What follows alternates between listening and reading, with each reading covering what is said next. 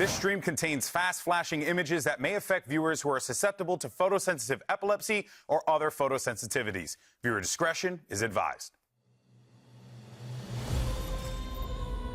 They don't know he's there. Is he going to be in there? He's done it again! It's just unreal!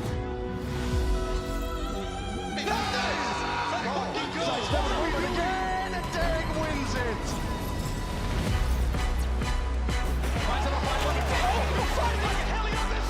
That is that, folks! Sam finds a gap in the smoke and the spray, it's just beautiful! Forcing the issue out wide!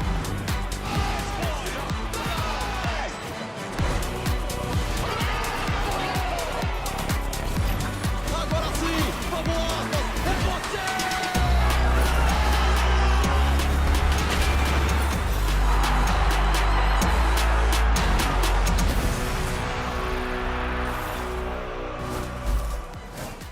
Today, 4 teams will take this stage, but only one of them can make it to Masters Toronto. Hello and welcome to Day 4 of the VCT Americas Stage 1 Playoffs, coming to you live from the Riot Games Arena here in Los Angeles, California. I am Zoe, and on the desk with me today are Ender, Mimi, and Bren. What year is it? I'm back on a desk with Bren. It's not 2018. Yeah. Or 19, unfortunately. Some of us have aged really gracefully, though. Yeah. Not me. Not me.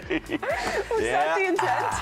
That was definitely the intent. It feels like it was That the was intent. 100% And the that's a intent. messed up way to start. Yeah. Or was it just setting the right tone for the day? Because it's elimination day, you know, it's a lot And on you the line. eliminated Bren first. That's right, that's right. Survival of the fittest. Bren is out. Glad to have the two of you staying with us, just You're not as making our it to the end of the teams. show. This is my city. You are All right, they will battle it out, just like our teams. What if I just Transition number permanently 2, left? because we get there eventually. Let's talk about the teams that we got to see taking the stage yesterday in the upper bracket. They set the stage for today, and we had some good matches. Yeah, and this first one, I think people thought it would be a little bit closer, but this was just dominance from MIBR, going to 2 maps that have been really strong for Crew in the past and sitting them down. This Icebox in particular was just a masterclass from MIBR. They were incredible on the defense side. They seemingly won every retake. Osbus was back in peak form. This is an MIBR showing that they are one of the best in Americas. Yeah, absolutely agree, I think, as well. And this Sen G2 match as well. I think a lot of expectations across the board from us as analysts as well, expecting that G2 would potentially take this. And guess what? Didn't happen. There was an attempt towards the end, I suppose, rallying by G2, the fakest comeback of all time. But Seriously. the series was phenomenal, genuinely. Just to watch that one live, and Sen keep iterating, keep improving every single time they play. They don't stop. And Chrissy, we saw it go to halftime. It was like 10-2, and you called it. You said it's going to be 11-13, the fakest comeback ever. And it was, well, I said 13-10. 13-10. 13-10. Yeah, so- I'm a bit of a fun, it was but it close. was a fake comeback. And what this has effectively done is it's destroyed our lower bracket, right? Because now G2, they're the team that everyone has to beat. And you have to know, like, 100 Thieves, EG, and Crew, they're all just sitting here like, what is going on? Now we have to get through not only these other teams, but also a G2, because there's only one spot left from Americas to go to Toronto. That's right, yeah. So Sentinels then punched their ticket to Toronto already. And that's not the only thing that happened. You know, they got a ticket, but they also, one of the players anyway, got themselves a very, very special award that we like to hand out. Emmy? It's a big honor, so we'd like to talk about the Employee of the Month. And this one will be going to one of the players from this phenomenal Sentinel squad. It is, of course, Narrate. Why are you staring at it so hard? Our doing like April a Employee of the reveal. Month is Narrate. At the start of the year, we saw him struggle a little bit, but Get rid of that glare in April, somehow. I mean, No, there's always it brought it back. making it worse.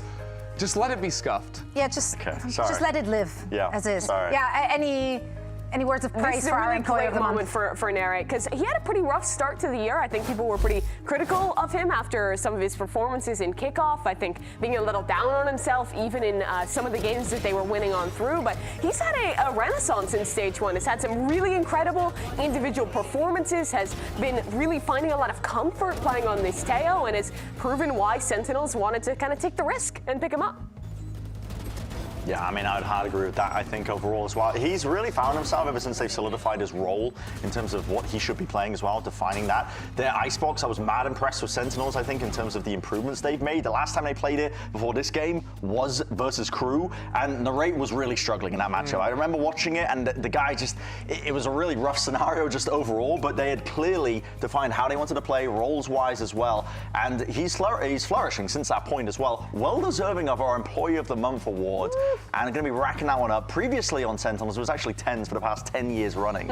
So it's the first time it's been someone different for Sentinels, which is really, really amazing. You'd still think that, like, with the co-streams and stuff, 10s might be able to, you know, keep the awards coming. Ben Affleck actually wanted this. Ben Affleck won it. He's Actually, Employee of the Month. Well, here's the thing, though. Like, one of the positives and the negatives we highlighted about Narrate was that he's a very emotional player. He's wearing his heart on the sleeve, and I very much hope that this is showing in his acceptance speech for Employee of the Month award. Let's hear what he had to say. Hey, what's up? I was just informed that I won the VCT Americas Employee of the Month award for April. Such a prestigious award, so happy to receive it. I just want to give a quick shout out to a few of the people I met along the way. First, my little brother, mibr Verno, chill guy. I'd also like to thank Sen Affleck for pulling up for the 2G game. Next time we'll get LeBron though. And I would also like to thank Senbank for putting on an IGL masterclass the past few games. We got G2 next, so we'll see what he can cook. See ya. He understood the assignment. I'm sorry, send bang for the IGL? Curious? Curious? I'm not exactly sure about that, but I look, I would support Bang winning Employee of the Month. I'm not gonna lie, I think it's a bit of a robbery. So you're already trying to take this prestigious award away. I am. I'm not gonna. It's made of real money. April is almost over, right? May everyone can turn up again and get this prestigious Bang did not award. hit his So I will KPIs in see. time. Bang Thank hit you. all of his Yeah, we're done KPIs. with this segment. Yeah, we're done. Put that away. We're done with this one. We're not done with the day, though. We only just got started. Let's kick things off by taking a look at our current bracket, because only 6 teams remain in the competition here. mibr, of course, has already qualified. G2 have also already Sen has already made their way through as well and punched their tickets. But today we're in the lower bracket, so there's one spot left up for grabs to make it to the global event. Sentinels has been running 100 Thieves for the last 2 years. There's a rivalry there, which is just Sen wins every single game. They didn't get another match against 100 Thieves, but somehow they've still destroyed 100 Thieves fans' hopes by giving them G2 in the lower bracket game. That is going to be a real tough one for the Thieves if they want to try and run back last year's Stage 1 and win another title, make it to another international. I agree. I don't really have much else to follow up on that, to be honest. No. I mean, you were both staring at me so expectantly. I didn't really He's know about what to say something really insightful. You're supposed to like convince us the 100 Thieves are going to lose somehow. I said they were going to lose yesterday, and they didn't. I don't think you need much convincing. I might just keep that one going. It's G2. Sorry, I meant to say G2, but my brain is just hardwired. Oh, man. Well, we have a lot to get into, though, because I think a lot of people didn't expect the pairings that we're about to see today. So let's talk about this first matchup. It's going to be a rematch. Crew going up against EG. There's a lot to unpack here. There's so much to unpack here. Of course, Crew, they went up against mibr. We thought, like, you know, they're the kings of Icebox, and there was, like, so much hype, but then they went down. And it was a rough series. We were expecting this to be a very even matchup with a lot of similarities between the two teams. Both of the teams really enjoy playing that Icebox, for example. So it was kind of shocking to see the fashion in which mibr actually took down Crew. I think hard anti-strategy on their part as well in terms of really trying to dissect the pistol rounds that Crew were cooking up. And Crew are finding it difficult, I think, to get their footing in this. Normally, tournament systems, tournament structures, they get their momentum behind them with some early wins, and they can keep it flowing and going. But so far, hasn't really been the case, honestly. This is a stumble, and now, unfortunately, they have to go up against EG, who they had the misfortune of losing to earlier on as well in Stage 1. It only gets really just rougher for them, I think, overall. And I want to talk about this first meeting of those two teams, because this was a bit of a shocker, right? Crew came into this as the favorite. They were so good in their group, and then they didn't just lose this one. They barely showed up in the server. And I don't want to lie, I was one of the people who was calling this kind of a fluke, because Crew underperformed in a way we had not seen from them before. But I still think what EG did in this match needs to be celebrated, especially their attack sides. I think they're very slow, methodical style, especially on Lotus, where they're really putting a lot into getting lurks proactive up B, where they're punishing those C anchors late into these rounds, was so well put together by Potter and the gang at EG. EG, and they went and they did the same thing the last time they played Lotus as well.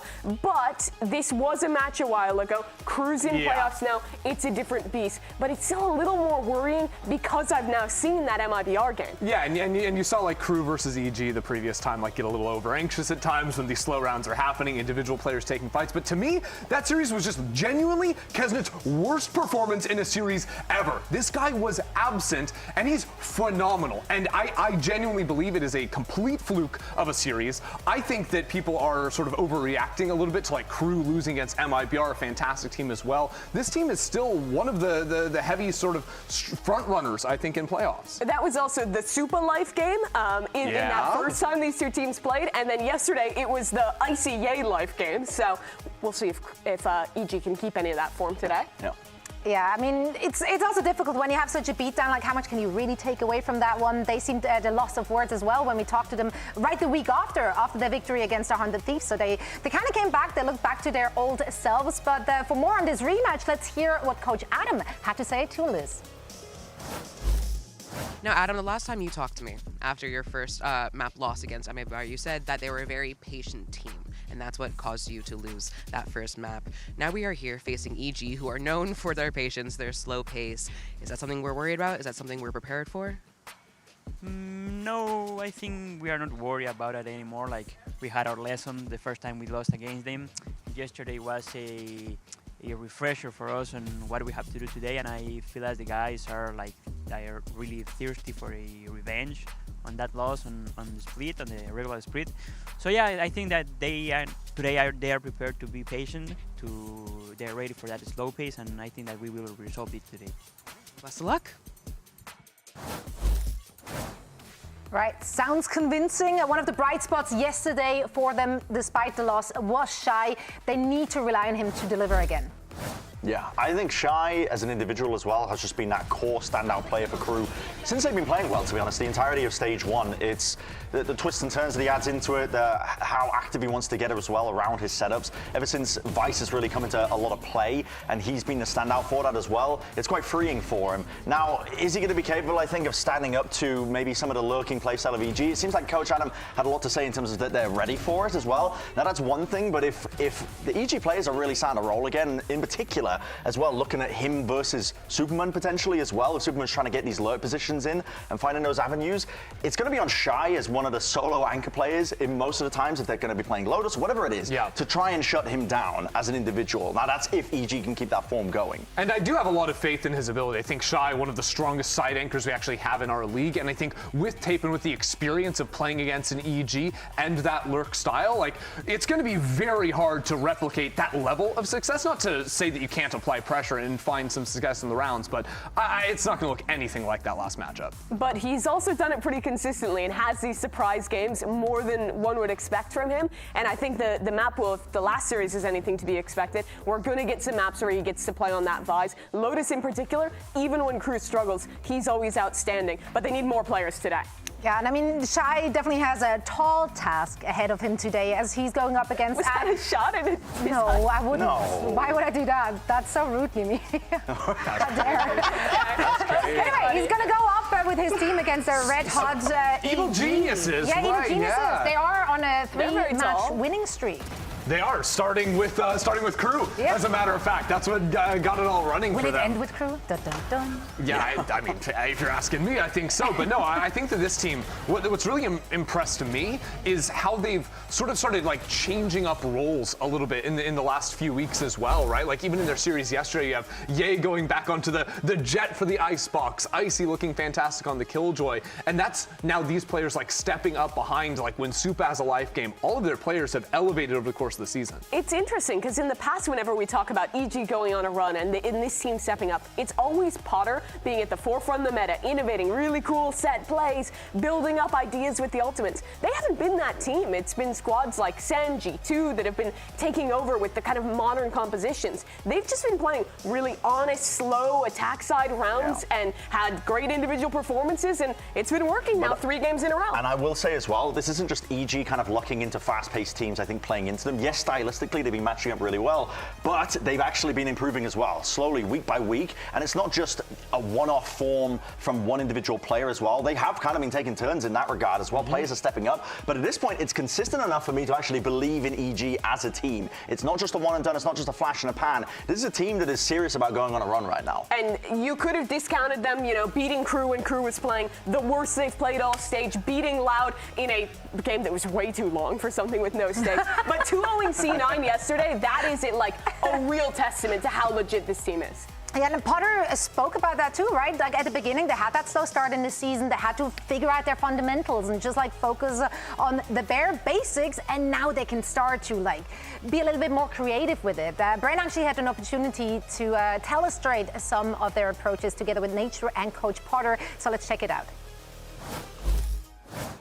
Welcome back, everybody. Hello, welcome to Match Point. I'm here with Potter and Nature. They were yapping about the game, bro. They're ready to break it all down on us in this round. Because I put this, Nature, not intentionally, okay, but you do end up dying first in this round here. I didn't, but it's all good. Yeah, it's all good. It's all good because I'll play it out anyway. You're getting ran down by 3 players. There's not much you can do. You're trying to time in the drone here. You're getting ran down. But in this moment, okay, so you end up dying, but that's all good. Your team makes a bit of a reaction here. Is this you calling, like, guys, react, go into B? I think I probably did call it, but to be honest, we know that we're going to make this type of reaction off the pushers. Okay. That's just kind of like how we've implemented Fracture in general. Yeah. What I like though about it is that you guys don't just go straight into like a normal B hit. You start taking space into like CT, into their spawn a little bit.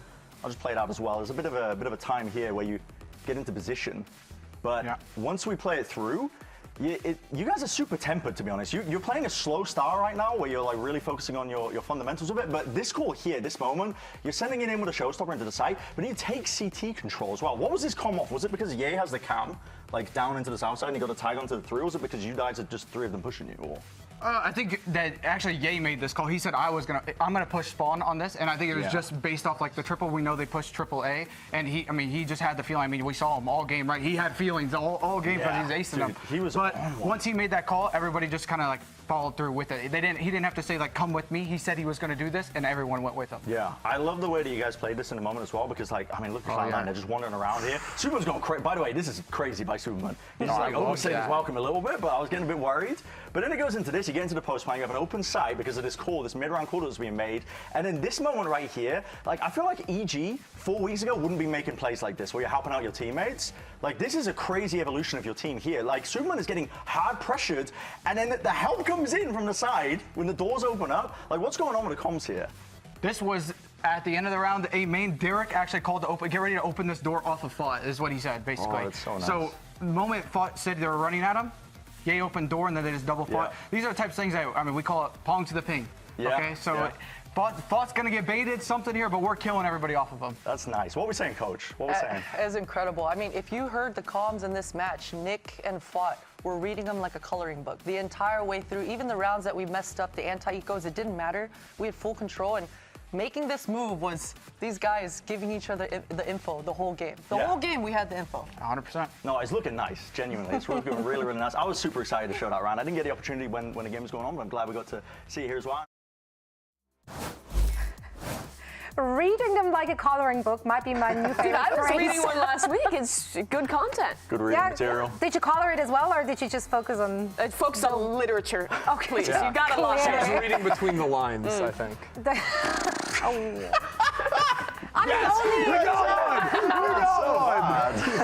Yikes. The delayed laugh is. I need you to explain that one to me so I can laugh as well. So there's lines on the coloring book you draw between them. Yeah. So there's nothing between them when Jokes you're are reading. just so much funnier when someone explains something. them. Yeah, I think that really. You really made that joke, Zoe. Thanks for asking. Yeah, you're very welcome. You're very welcome. No, big surprise. We learned a lot about the coloring books and about EG's strategies. Honestly, I love hearing them talk about like how many different people were adding ideas in and then following off of it super quickly. It's something I actually hope we can listen in on throughout the day. Yeah, I mean, what they're shouting out is the insane comps, and that was clearly there. But this is also like a ridiculous individual game from EG and some of their players. You look at guys like Icy and like Ye, and this was literally, I think, I went back through and looked at all the games these two have been playing. This was probably the best game Icy has had as a Tier 1 pro, and this was the best individual performance for Ye in a match he won since he was on Optic. It is insane, the step up from these two players when it mattered most. Yeah, I will say though, from EG,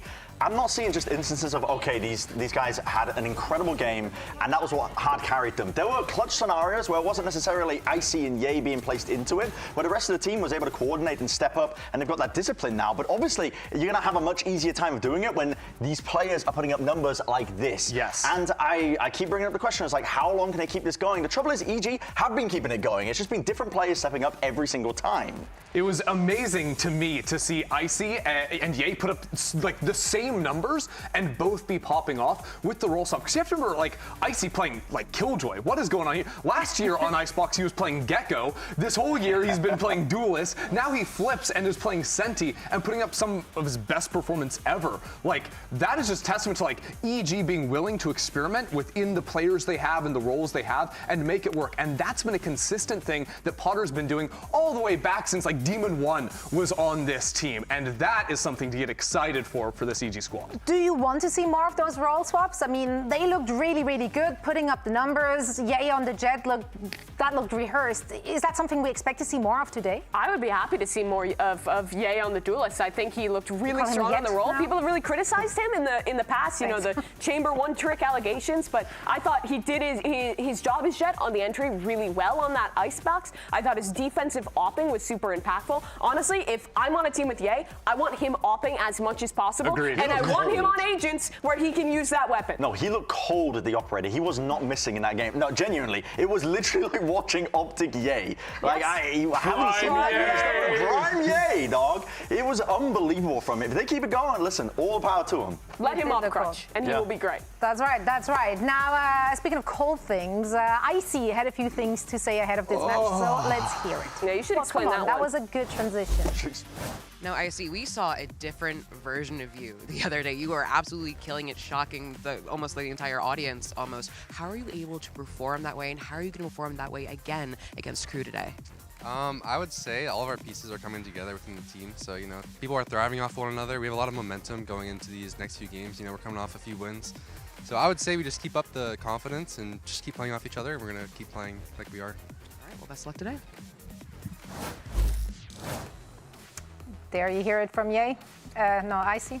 One of them. They're like the same You know guy. what? They would have all given us the same answer because we're going to keep on playing our game. You know, just going to have confidence. Stay confidence in each other. The PR. Okay, for real, I am so happy to see Icy having like a confident takeover game like that because there were so few of them when he was playing on G2. I've been one of the peak Icy criticizers. #1 but Icy hater. If he's playing like this, I am so happy to root for this player because he was outstanding. He looked comfortable on the Killjoy. He was taking timings and being confident without overdoing it. It was a chef's kiss game from Icy, and I want to see more. Absolutely, and it's just the right time to turn it up as we are now in the playoffs and they're fighting for their playoff lives. Of course, both of these rosters are full of superstars who have traveled from around the world to compete on this very stage. So we ask our pros what they miss from home in this installment of Profiles. Potter's going to say fishing.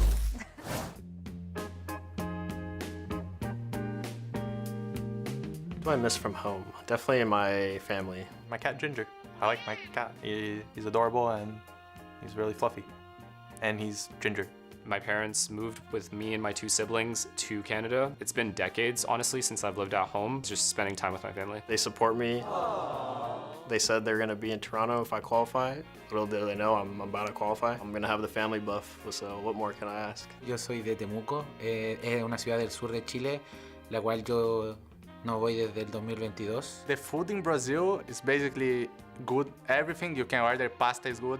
You can order a pizza is good. You can order a hamburger is good. You can order any type of food and it's gonna be good. I think I just miss walking into a house that has like that smell, that home cozy feeling. I think that's like the biggest thing I miss the most. So I'm originally from Florida and I definitely miss the beaches. I moved to Minnesota a couple years ago and I've been living in Minnesota and I actually miss the snow, so I'm like all over the place. La verdad extraño mucho mi ciudad y me gustaría mucho volver ahí porque es difícil saber que un temuquense esté hasta en estas ligas. Y la verdad, poner a la ciudad en el mundo me llena de orgullo y saber que salí de un barrio muy pequeño a estar jugando en esta liga grande.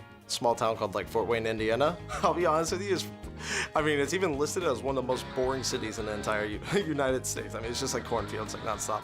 I'm from Minas Gerais. It's a state. We have one thing that is known even outside of Brazil that is called pão de queijo. They even have here in America, and it's really good here as well. But in Brazil, it's better. Less traffic.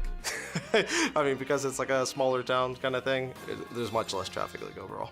I also miss playing from home in my underwear in the online matches, so if we could bring those back, that would be great. Oh, Temuco.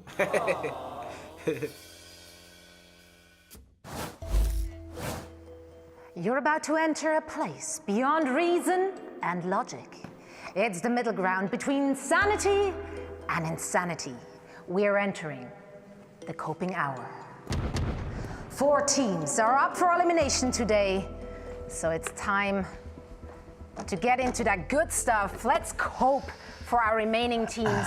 Bren, I hear you got EG's back. Yeah, I've been glazing EG all the entirety of this segment, the entire pre-show apparently, but I'll keep it going. This team is good right now. Genuinely, I'm impressed with them. I think they've been able to speed up at some of the right times. They've been learning it. They're still a little bit too slow all the time for my liking, and they're good makings, I think, of the very best teams, genuinely. They're going to be winning events, is knowing when the right times are to speed up, but they've been earning that, I think, and they've been showing that, at least in their recent games overall. And as well, if we keep seeing that form continue, it doesn't have to be ICOA every single time, but Superman, the last time he played Crew, he took over. These players are really believing, I think, in themselves that they actually can win these fights. They look cold. There's none of that nervousness. There's none of that aura of redemption that's hanging over their heads. Like this is the last opportunity they're going to have to play. This is an EG, I think, that they genuinely believe in themselves, and I believe in them too. It's not cope. So you're saying faith and recency bias. Yes, that sounds a little copy to me. I'm not going to lie. And they've been learning and improving based on their other games that they've been playing. Learning narrative. Yeah, they've been coloring in the losing is learning. It's a great time out there, but they have been winning. So maybe they haven't been learning. So they've been doing both, perhaps. Mimi, who are you coping for today? 100 Thieves. This is going to sound deranged. But look back to last year. Don't laugh at me. Remember, Christy, look at me. Remember what happened last year. G2 plays against 100 Thieves 3 times, every single time. Bucio owns Valen. They beat them every day. They win the Stage 1 finals last year. It's the same story. A tough kickoff, going 3-2 out of the groups with the same exact losses. And now they're here again to win another Stage 1. Asana's looking great on the Neon. His teammates are trading off him. The Initiator utility has been on point. And Cryo was the best player of the group stage. G2 have just lost their first game since the Bangkok final. Their first game in Americas. It's going to happen. All right, so we have recency bias. We have history books. Mine's not recency bias. Grandeur, yeah. Well, no, she's basing it on previous facts. It's history. I've been reading. Oh yeah, 100 Thieves won first strike. I'm sure they're going to win Masters Toronto. Well, in that case, who do you got? Well, okay, this isn't even Cope. This is Crew. And I know, all of you are Crew haters. Crew get disrespected here, so bear with me for a second. Just hold the colors up. I don't want to hold the colors up. Yeah, because you're biased. It's black and white. You're biased and you hate Crew. It's black and white. This is a black and white segment. My fellow analysts hate Crew. They hate Crew, and they never give them the respect they deserve. And now, because of one ridiculous, out of nowhere loss to EG a couple weeks ago, that isn't real. Where they looked awful. They looked awful. Kezineta's worst series ever, but that was just one game. And then losing to one of our best teams in Americas, in MIBR. We've just decided that Crew are bad. We didn't all of a sudden. We've just agreed on this. Everyone's voting against them. Doesn't make any sense. No, this is always a team that gets underrepresented, that isn't believed, underhyped. And we finally need to give them the hype they deserve. We were doing it 3 weeks ago, and we all just seemingly changed our minds, started believing in these fairy tales of EG coming back, of 100 Thieves being relevant. Calm down. It's silly.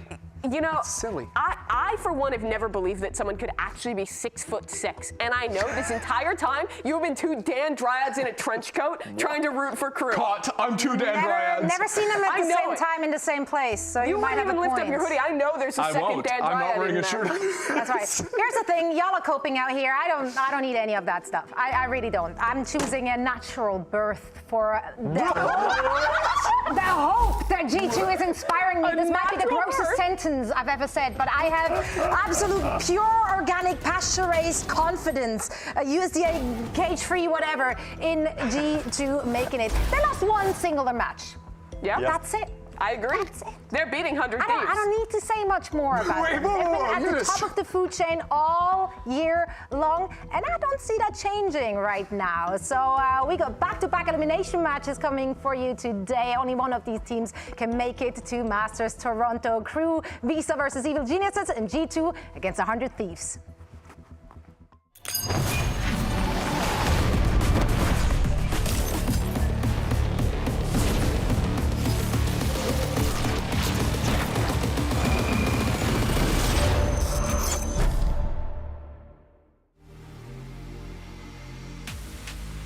Evil Genius, they have a synergy, they have team play. That's a really important thing because that's how you win maps on the stage. You just got the better momentum always. They're going to need more than that. Icy gets 2. Spike has been taken for a little while here. Can the rookie deliver again? Vic's going to stick it. Stops at half. On the swing! Icy gets his 4th. The Red Bull clutch. You know, we did 2-0 them last time we played them. That was actually my first time beating Crew. I think that kind of loss for a team like that definitely woke them up a little bit. Just the lack of fear, and they do not hesitate. I feel like their firepower is just like insane. Comienza a comer algo de la del veneno adverso. Sigue Roya de Verno a construir desde lo que se tenga. Cuidado con esa. Messi se lleva la primera cortesía. Busca romper el domo, pero adverso le pone una. It's gonna be a banger for sure. Riot Games Arena, let's get this day of elimination matches started. First, let's bring out your Evil Geniuses! They had a slow start, but found their footing and are on an upward trajectory. They took down Crew once already. Can they do it again when it matters the most? 3 matches won in a row. They've got the momentum. Icy and Ye had their best match that we have seen on this VCT Americas stage in their last game. If they can keep any of that form, they've got a hell of a chance. And I genuinely do believe in this team. I think the iterative improvements have been showcased for me at least. I think, yes, the slow play, it was too slow at the beginning, but they have been building upon it. They've been spotting the weaknesses and they've been jumping on them. That got them the win versus C9. This is a team that has the ability right now, I think, to go the distance, and they're ready to show it. And right now, let's bring their opponents, nuestros representantes de LATAM, Crew Visa! Crew Visa, the top dog of Group Alpha, has dropped only 1 match during Stage 1 against DG in Week 4. Yeah, but honestly, like people I feel like have been doubting them a little bit, losing to mibr, even coming in as number 1 out of Group Alpha. But this team is very strong. Once they have the momentum on their side, they've taken DG down here today. This team is going to be fearsome for the rest of playoffs. Yeah, and I need to see more proactivity from Crew, I think, off the rip as well from them as a team, because you can't be waiting around trying to at least trigger these trap plays when EG are going to be playing the slow game. You know that they're going to be going at that kind of pace and tempo. I think Crew just need to honestly speed it up and take map control before EG really even know what's going on. The pace that they've been going at right now has been expecting something a bit faster when they've been playing against their opponents. Yeah. Crew need to take control. They know they've got the firepower. They know they're good aimers. Just what do they have to be scared of? And from speaking with Coach Adam, he seems very calm about this series. Feels like he's really learned from the mistakes of playing against EG, against that loss from mibr yesterday too. Okay, here's the map set though. Lotus, the pick for EG, Icebox for Crew, and I'm not gonna lie, I'm a little bit worried. Like, we saw the domination on Lotus between those two teams, and EG came out on top. Yeah, Crew picked Lotus last time these two teams played, and they got kind of rolled. EG's slow attack side that you're talking about ripped them to pieces, and it was the same when they played against mibr. In particular, Melzer anchoring the C site was getting ran over by the pivot to the Neon comp. But the common thread of both those games was Kesnet really underperforming on this map. For sure. He's got to be a lot better today if they want to take EG's pick. Yeah, and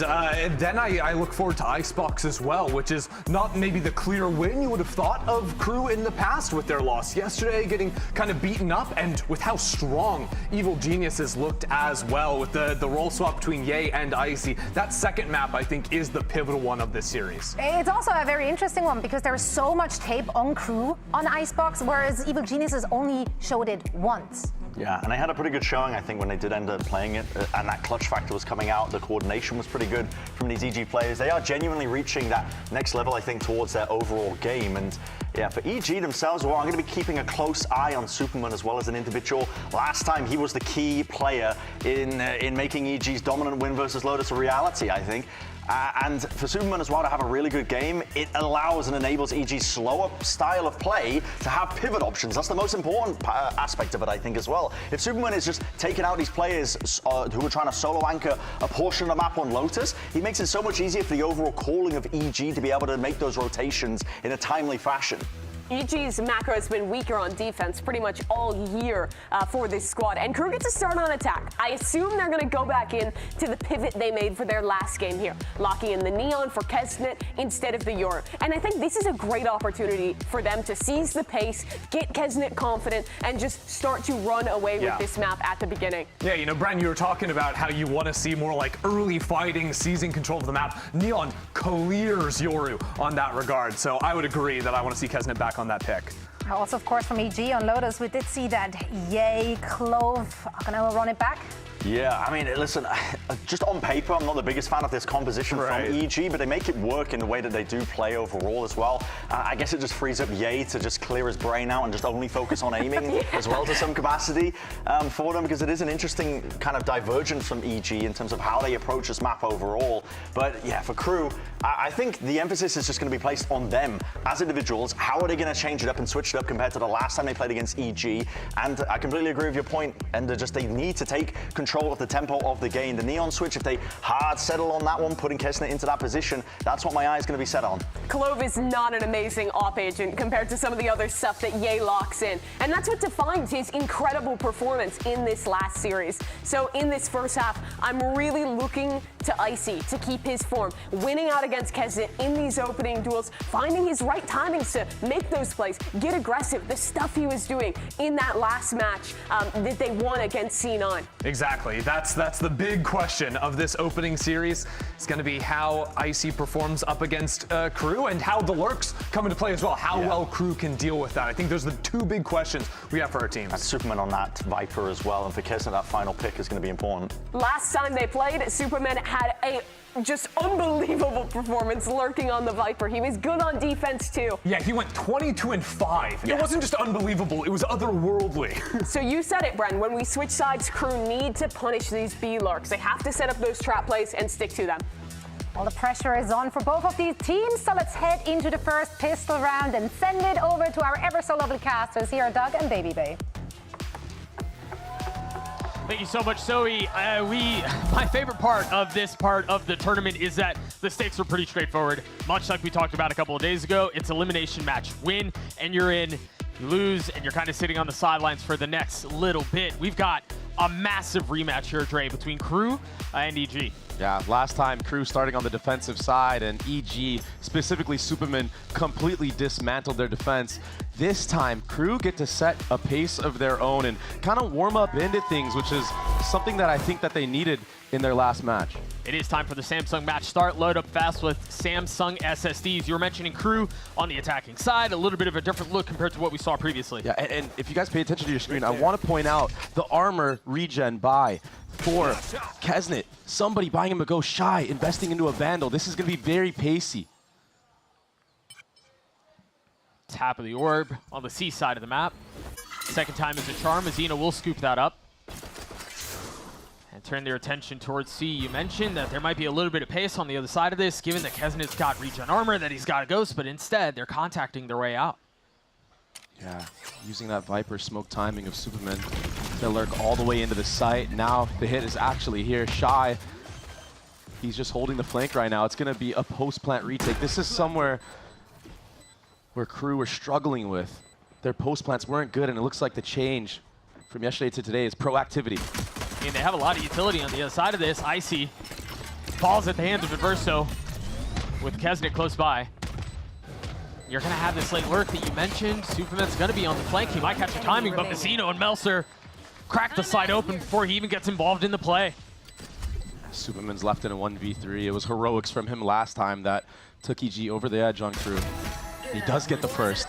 Still plenty of work to be done, though. Swinging out into the second. He dinks him, but it does not clean him up. And that armor was the difference maker. Exactly, the power of the regen. So strong, and he brings that into this next round as well.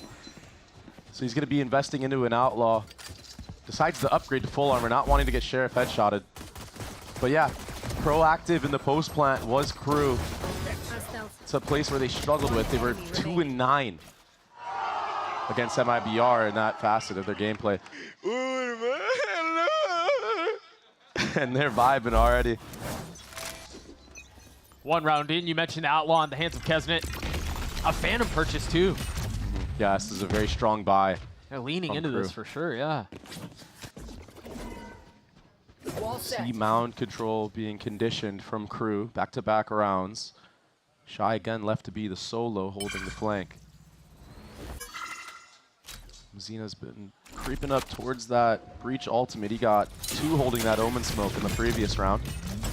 They're going to try to push this middle of the map in A flank again. Tap of the door, and Ye takes a step back.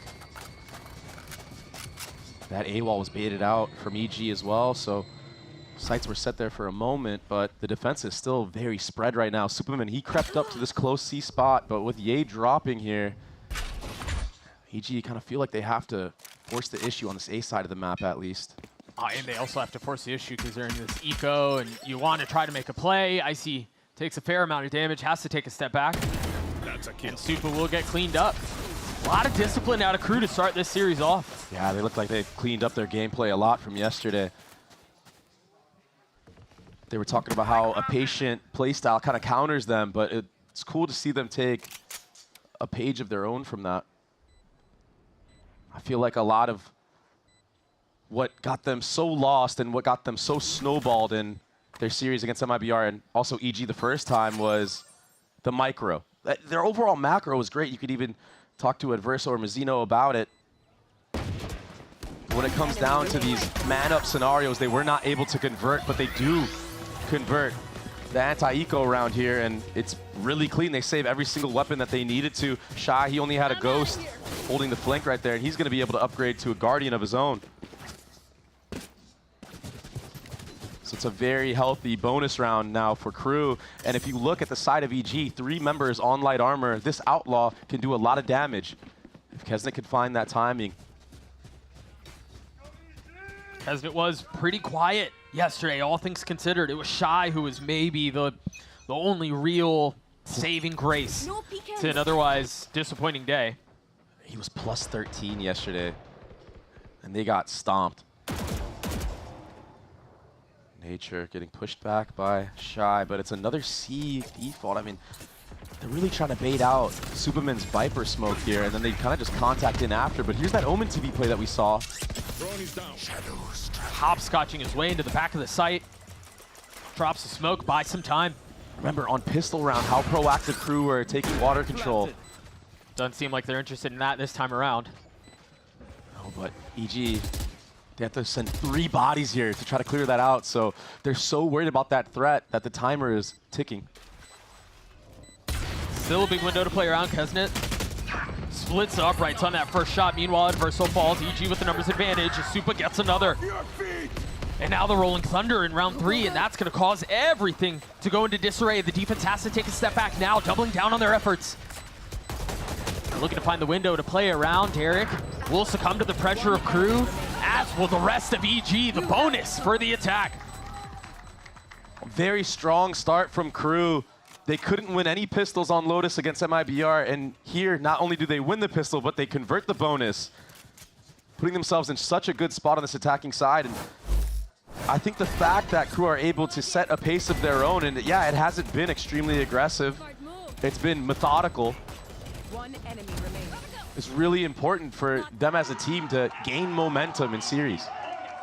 Most of their losses, their 2 losses in stage 1, right, including playoffs, have been stomps.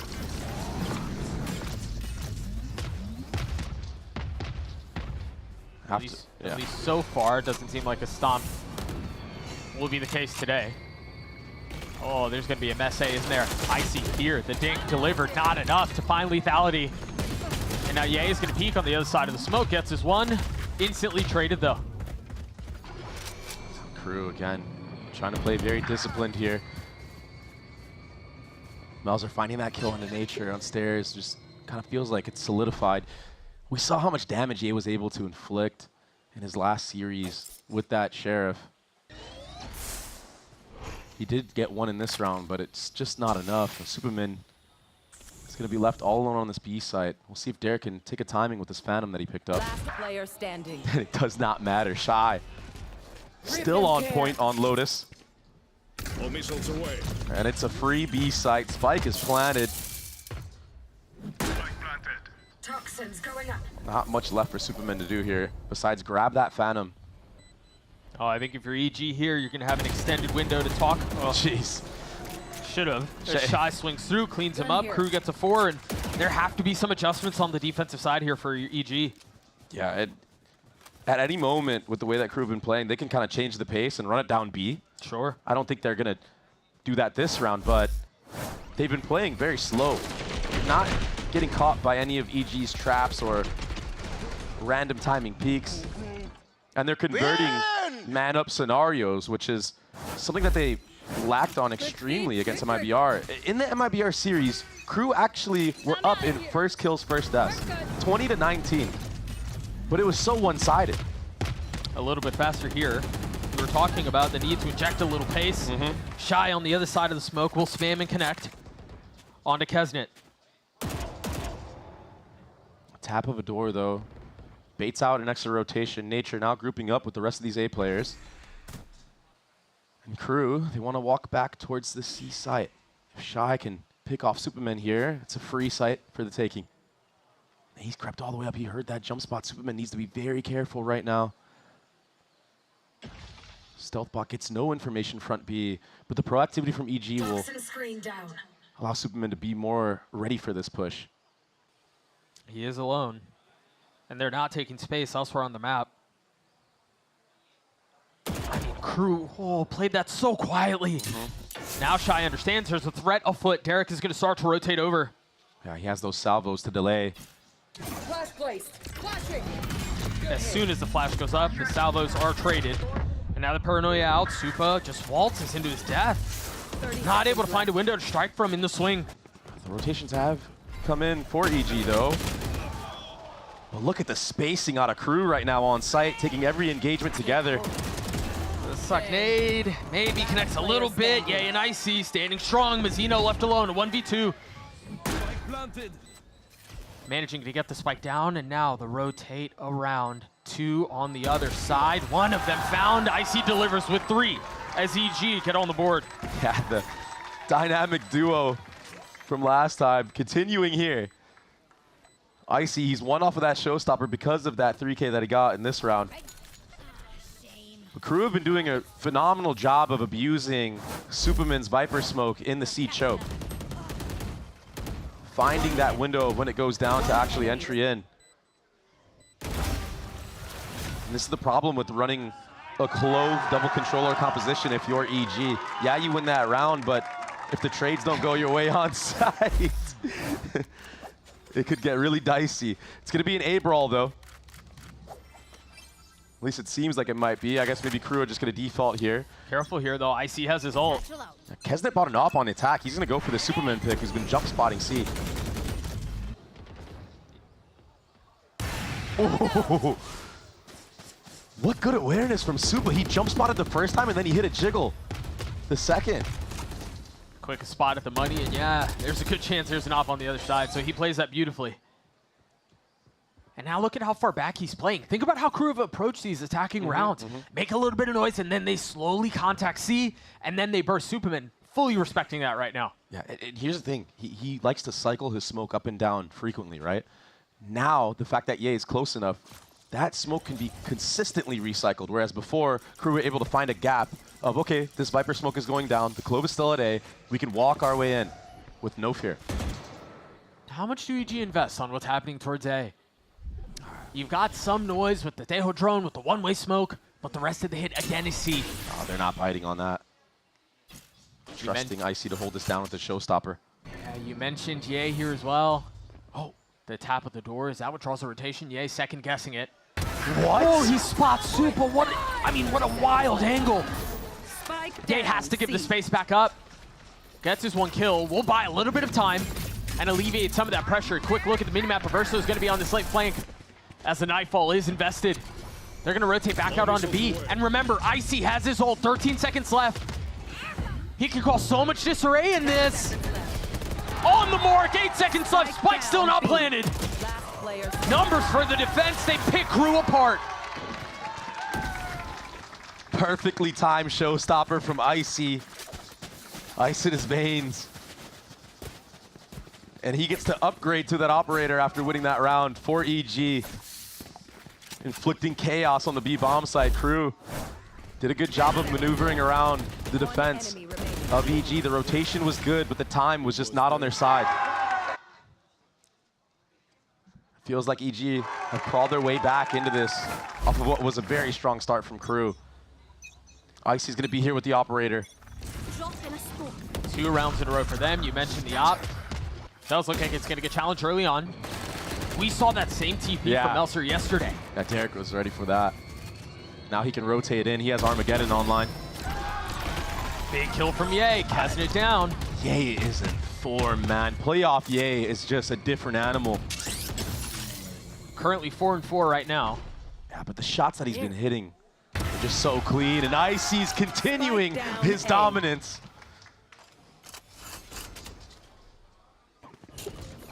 See how much longer they can keep that off the play. Thorns activated. A speed up towards B. Adverso does have his ult. EG are so willing to give all this space. Armageddon That's used. a problem. Oh, that's a massive problem. He TPs through it. Stays alive into the swing, but Melser falls. And now Ye's gonna pop his ult. A 4v2 Adverso left alone, tagged up, 30 HP. Has to throw it in reverse.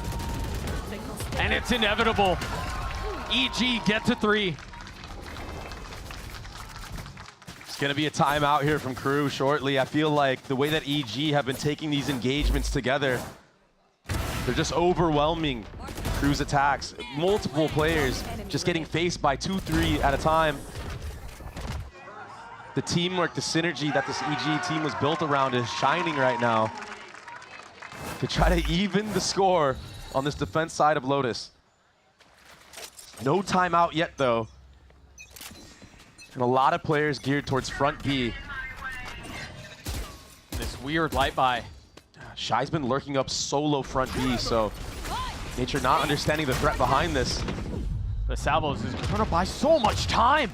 I mean, they decide that they want to try to accelerate B, instantly run into a brick wall. 4 players facing Kesnet. And then they invest Adverso's ult too on this weird buy when they're down in numbers. And what, you're going to open the door and run into Superman's Viper Pit? No way. You're going to have to walk all the way back to A now. It's the only weak spot of the map. But the way that EG have played this, the fact that they have 3B, it's a quick rotation either way. Note here, Mazzino's 1 pip off of having his Rolling Thunder. And we did not catch if the orb had been grabbed A so far. And it is still up in play. Yeah. So Nature takes a step back. Mazzino might have a shot at this. I mean, they've got 2 rifles. With that self-bot being used, though, you're going to assume there should be a rotation coming through to help Nature on this A site. That smoke should confirm it as well. There still could be a pivot front B, though. That's why you're seeing 30 seconds left. some pings from the attackers. Tree being opened up. Now you look at the mini-map. EG understand what is going on. Melzer's going to have to come up huge here. The solo stair player. Full arsenal of utility back sight. Icy not connecting on the op. There's the breach ult that you were talking about. Oh, and it's going to be aggressive. 3 members are going to get hit by this, but he doesn't pull the trigger. Hesitation in this situation, and now the Rolling Thunder sends Nature sky high. But there's no punish on the other side of it. They can't scale. I talked about Melzer earlier. Icy getting a little bit of high ground, turning the flash, connecting onto Mazzino. And having a shot at more. EG again come out on top, and that was a heavy investment from Crew. So many ultimates used. Breach ult, Teho ult. No conversion from it. The spacing that EG have on these retakes, they're so confident in giving all this space up because of it. They trust in one another. They trust that the trades are going to go their way. And Icy, those 2 op shots were sick, man. He has outperformed everyone's expectations in playoffs. There's that timeout I was talking about. So what's different for Crew here? Because they were down 0-4, weren't really able to get anything together, but they rattle off 4 of their own. What changed for the defense? It's the fact that Ye has been playing a lot closer to Superman. And there's been just more backup at that C site in general, stuffing the lurks of Crew. I mean, let's be honest, they were just putting a one-way up on site, walking out for free with no fight, nothing. So EG making that one change. Also, Icy's up. It's been looking very good on these first bloods. He's able to isolate a lot of the players in Crew's post plants as well. So right now, EG are just ahead on the info game, understanding where Crew are leaning towards in the beginning of the round, and then in the late round, they're willing to play retake on the other side. 7-4 for Icy, still has that up. And you take a look at the financial situation for the defense. I mean, they've got enough to invest in case things do go a little sideways. Keep track of Ye here, starting at this A site. If it's a fast speed up at C, you only have Viper smokes. No wall over there either. It's just Derek who's close by. And he's going to push off the angle immediately. Yeah, those salvos being used. Full C default. Shai trying to find that timing, but the fade eye from front B, that lineup sniffs him out. They've given this look a couple of times. They speed up to get the C orb. It goes into Mazzino's hands, and then they play the rest of the map. And again, just understanding what's going on at C is so important for EG. That's why Icy comes back here with the operator. He gets another pick onto Kesnet. Derek, when that one-way smoke was being used to lurk in from Melzer on C site, used his stealth bot and got the info that the pack isn't there. To tap of the door, and again, it's a fake. EG are reading into these fakes, though. They're willing to play the C retake from the start of the round. That was the whole setup. It is still Derek who's close by. Shai, there's a lot on the other side of this. Spotted and dropped by Supa. Nature baiting on purpose for Supa in front B, waiting for that lurk, and now you can just play retake on C. Everyone rotating in. 30 seconds left. You're in a 5v3 here. The money's not great. You gotta push. You gotta push and try to catch EG off guard, but look at how much utility EG still have because of those free picks. Everything in the kitchen sink thrown their way. Melzer falls, Averso on the trade. He's gonna get another, but Mazzino in a 1v3 is just too much to ask for. EG will take the lead. It's so dangerous playing against a team that's confident in playing like retake and actually converting them. Because now in your head, it's like, okay, yeah, we get the site for free, but they've just been dominating us on the actual site itself. Makes you feel like you can't really do anything. Yeah, you're manipulating the rotations and you're getting that free site, but when it doesn't convert into round wins, it's all for naught. 5 in a row for EG. Momentum completely taking out of Crew. And Icy is coming up to another showstopper, 2 away. 8-4, meanwhile, it's a weird buy for Crew again. Look, it's the same setup, back-to-back EG. They don't need to change up anything. I think Crew, they need to take this C site fast. And they need to get proactive in their post plants. It worked so well for them on the pistol round. The eye again tagging Shai. Yeah, he hasn't really been able to get much value on these lurks. No, not at all. Meanwhile, the drone is going to spot a couple. Doesn't get the tag, but you get the info. Nature tried to use the Prowler to clear out this front B lurk. Shai is allowed to take that timing, but there's a lot of emphasis of EG on shutting down Shai in this defensive side. I feel like we've seen this round before. Yep. But this time, look at how aggressive EG are on the A side of the map. They've taken all of main. Yeah. And so they're going to deposit Icy. Ye's going to rotate off. Another Prowler to sniff out a lurk. And another lurk found. Superman trying to get a pick through these smokes, opening the door. Should be a free spike planted. And let's see if Crew can win a post plant. Looks like they do want to get active here, or at least threaten it. No ults to speak of. No ults to play around. They're going to have to frag their way through this. Remember the lighter weaponry. It's a Stinger, a Vandal, a Sheriff. But Averso so far delivering for Crew. Much to be done, though. EG and Supa trying to find some space. There are just too many targets to deal with here. Instantly traded out. Nicely done by Crew. The thrifty round win to tie us up at 5. Yeah, great adaptation from Crew to disrupt the retake of EG, not let them set up all that utility that they have. They finally stopped the bleeding. They evened the half up. In Crew's only win on Lotus this stage against Sen, they won their attack, or their attack was 6-6. Looks like that might be what's going on here again. First time out for EG, trying to stop all the momentum from Crew. And yeah, it's very interesting because Crew have only won 1 round, right? Like, you clearly still have the momentum, but the fact that Potter is trying to ice Crew this early on, after they've only won 1 round, is pretty impressive. Yeah, I wonder what the conversation is here, because you're right. I mean, it doesn't feel like a momentum swing at all. And so you imagine this is more of a strategic conversation than anything else. Yeah, she wants EG to close out this half, 7-5 at least.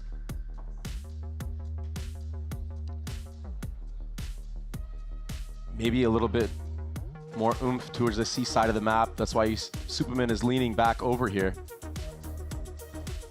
They've been leaving Derek alone on that C site for quite some time. He's going to be able to delay with a Viper Molly.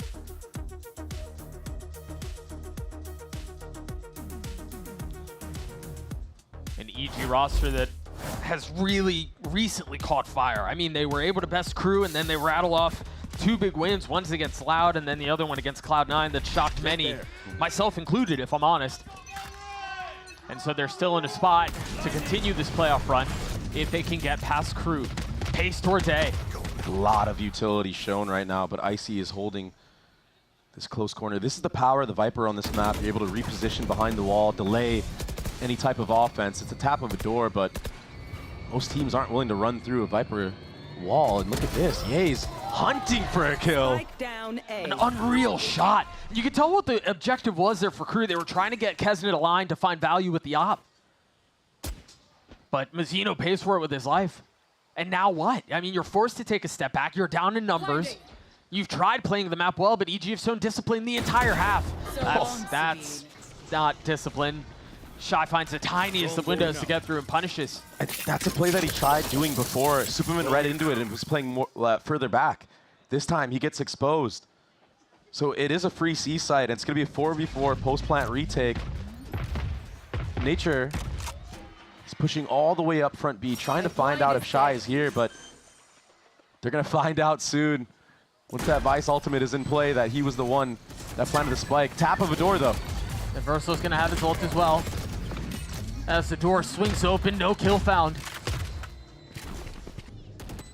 And the swing back B, meanwhile, Crew planting their flag in C Mound. They're going to wait out the other side of it. It's just Ye who's ahead of it. So that ult should not have tagged anyone else. And now the flood starts. Now they try to funnel back in. Ye trying to jump out on the other side of the smoke. But they can't find any value. Crew have been so successful up until this point, but it drops into a 2v2. Remember, at Verso's ult, he's playing far back. That is the safety valve. That is the insurance policy. That is the lead for Crew. Masterful lurk from Shai. He's been getting stuffed on the A lurk, stuffed on the B lurk. So Adam, in that timeout that Potter took, was able to say, hey, Shai, you haven't been getting much value towards A or B. At least I think that's what was said. And he finally finds that gap, that window of opportunity to take out Superman alone here. Really opening up the whole map.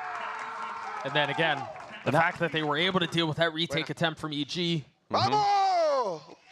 At worst, means a 6-6 half for Crew. And keeping the Armageddon. But if you look at the ultimates from EG, it's so much firepower behind this. Showstopper Armageddon of their own.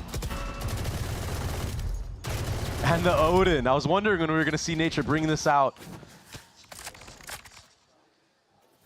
Gets so many spam kills on this A site. Threatens any type of walk-up.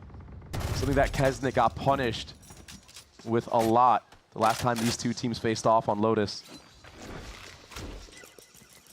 There's so many good ultimates for EG to retake with. They're going to be willing to play retake on this A site. Retrieving flash. I think part of the question for EG is, when do you pop some of these, right? Because if you're a crew, you're trying to bait this out. The A falls. Remember, they do have that double controller comp, but they're deciding to play around where he can still impact the round. And now an Armageddon of their own. A little bit ahead of it. Icy's ult finds no value. Now they're rolling Thunder, invested 2. Crew in a really nice spot to close out this half on top. Kesnit's behind them. And they have no idea. They're all turning around, playing in the smoke. Derek tries to challenge. Nature takes care of him, but that's just a start. He's gotten it down to a 1v1. Adverso salvos back up. All missiles away. And instantly popped. Nature 7 bullets. He's gonna have to wait it out. You have got to be kidding me. He's gotta at least get to half here, right? He can play off, but it's not enough. Adverso challenges and Crew with the 2-round lead at half. IGL versus IGL. He just jumps into the smoke and clutches it for his team. But it should not have been that close. Crew dealt with the flood of EG honestly perfectly. That kill from Kesnit onto Icy Showstopper was crucial in winning this post plan, or at least being comfortable in it for the time being. Nature gave it a run, but it was not enough. Yeah, that's a smirk of a guy who knew he was close. But again, not enough. A 7-5 half the way of Crew. We've got Elizabeth standing by with 2 very special guests. It's Aspas and Verno on the stage behind us right now. Elizabeth, take it away.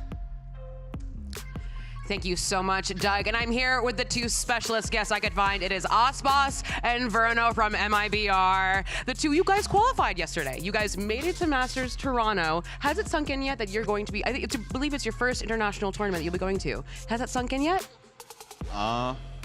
Yeah, I mean, like last night, yeah, definitely. I mean, in the moment, because you're not thinking about like going or like what it means. You're just thinking about like winning. But like after, yeah, it sunk in. I mean, it's a really nice opportunity to get. So Something I want to ask you, Aspas, is that when Fraud was talking to us during the post-match interview, he talked about your leadership and how you kind of really stepped into this role leading younger rookies like Bruno. How do you see yourself in that leadership role?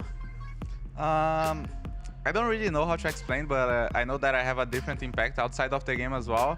But basically, if I would say something like, I don't know how to explain this, but something that I want to say is that I'm very proud of my team. Does that mean a lot to you? Yeah, I mean.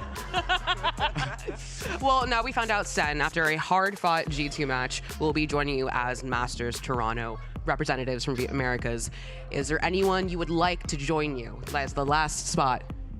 I want to see G2 win. Okay. I want to play them again in Toronto or in the Grand Final, so I want to see them win. What about you, Aspas? I like G2.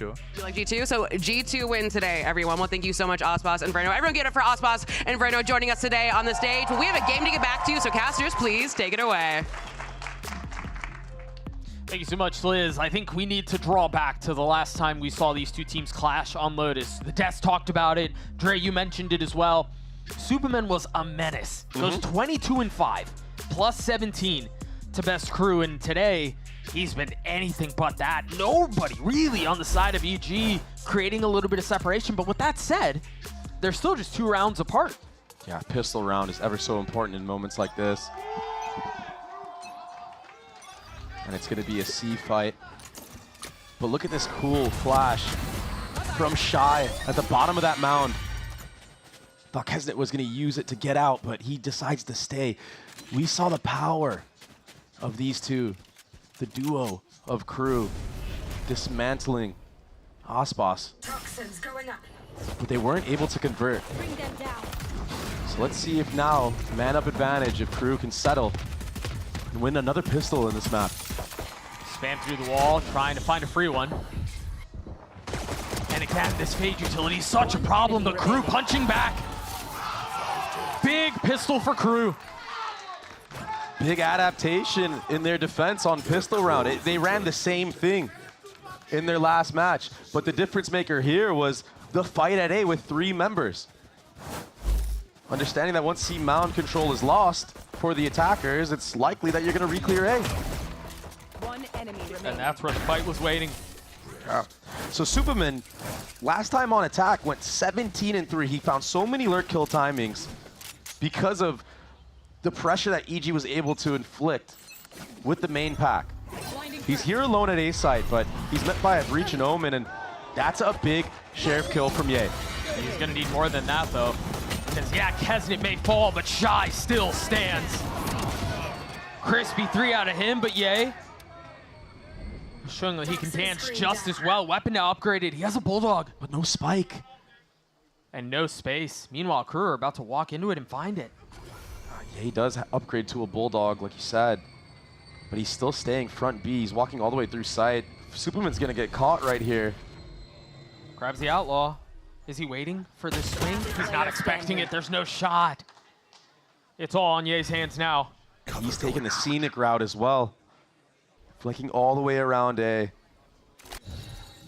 And as time ticks, you imagine, or you assume by process of elimination that they may be behind you, but that smoke might just provide the window that he needs. Oh my goodness. He's gonna find one, but they turn at just the right time. Melser cleans it up. Crew avoid disaster. Melzer's the one that sees him? That must have been such a quick shot. I don't even think Ye saw him on his screen. Just gets deleted, but that was a good eco round from EG. Ye getting a lot of those trades on C Mount. That flick onto Adverso was just sickening. How did he? Oh my gosh, just perfect timing for Melzer. Maybe a little fortunate, man. That was close. So C Mount has been in full control of Crew in these first 2 rounds. But Melzer gets completely punished. EG do not care. This time, more firepower behind it. It's a big difference from what we saw in the first half. Remember, Crew were able to convert that bonus. They were able to really create a gap. And yes, EG punched back, but if you're the attack side here, you don't want to have to deal with that again. Not at all. And after that pick from EG, it's a lot of taps of the door. Trying to see if anyone else from Crew is going to try to even the score. Crew are willing to just hold. Mazzino forced to use his fault line, but with no smoke coming up here on the C side of the map, it kind of makes it a little bit free for EG to isolate these fights and bombard the site with utility. Oh, I think the salvos bought just enough time. It was delay upon delay, and now they can fight a little bit stronger. Kesnet has also joined the fold. He's got an Outlaw. Superman found the gap. Very nicely done. And now B is theirs for the taking, a 4v2. Very controlled approach from EG. Spike planted. Kesnet and Shai are left to just do damage right now. Whoop. You saw him.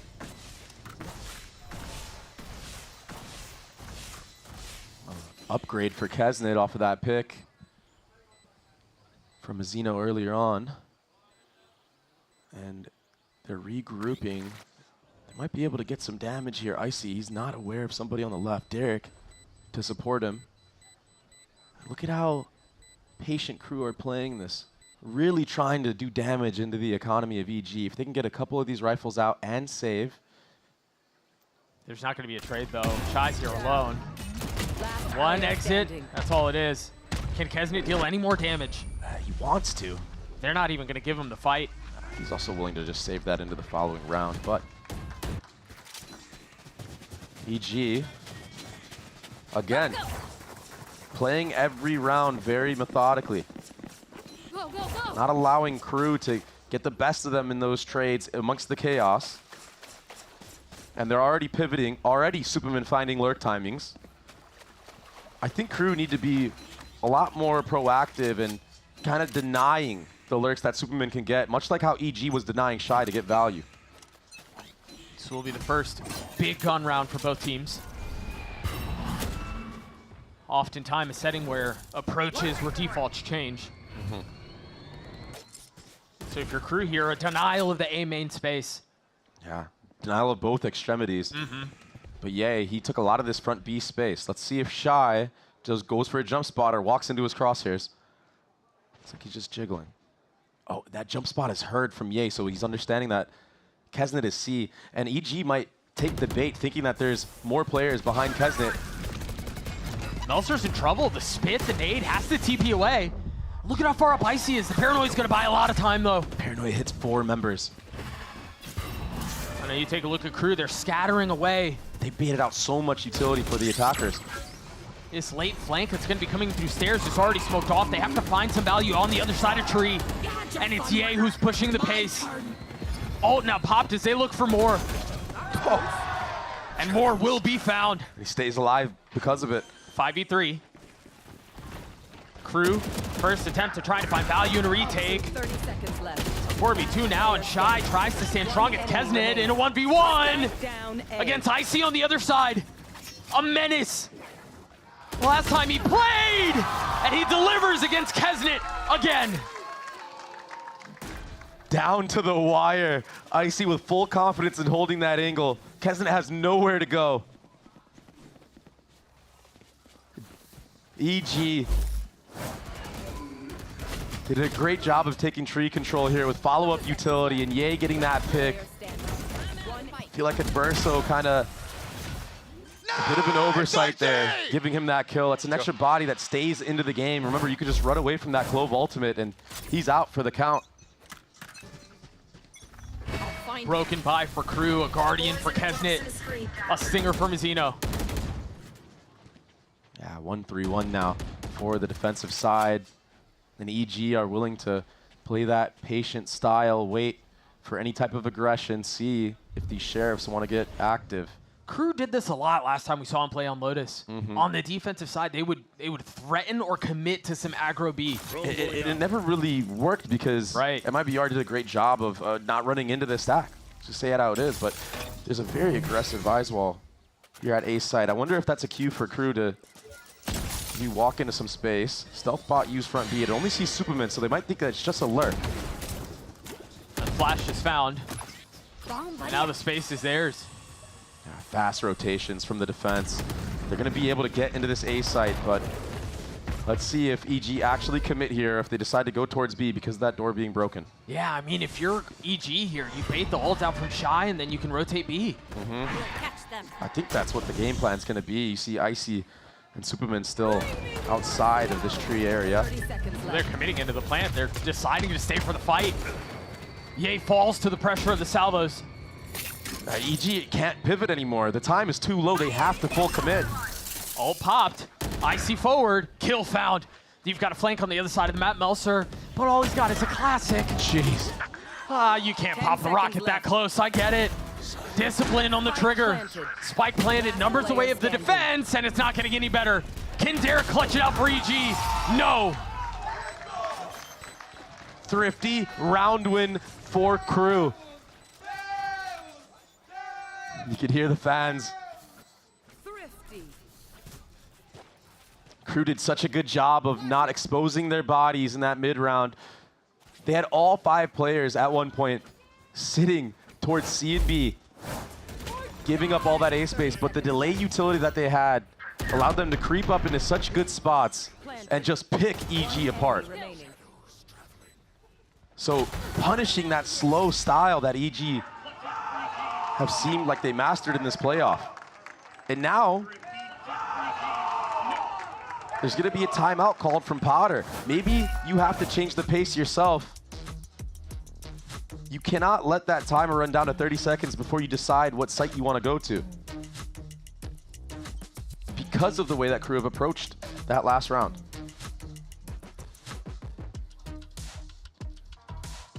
The economy is going to be broken as well for EG. You have to settle here. Remember, that attack side from Crew was the best that they've had all stage. 7 rounds. It's the defense where they shine. It's the defense where Kesnet and Shai are able to turn up.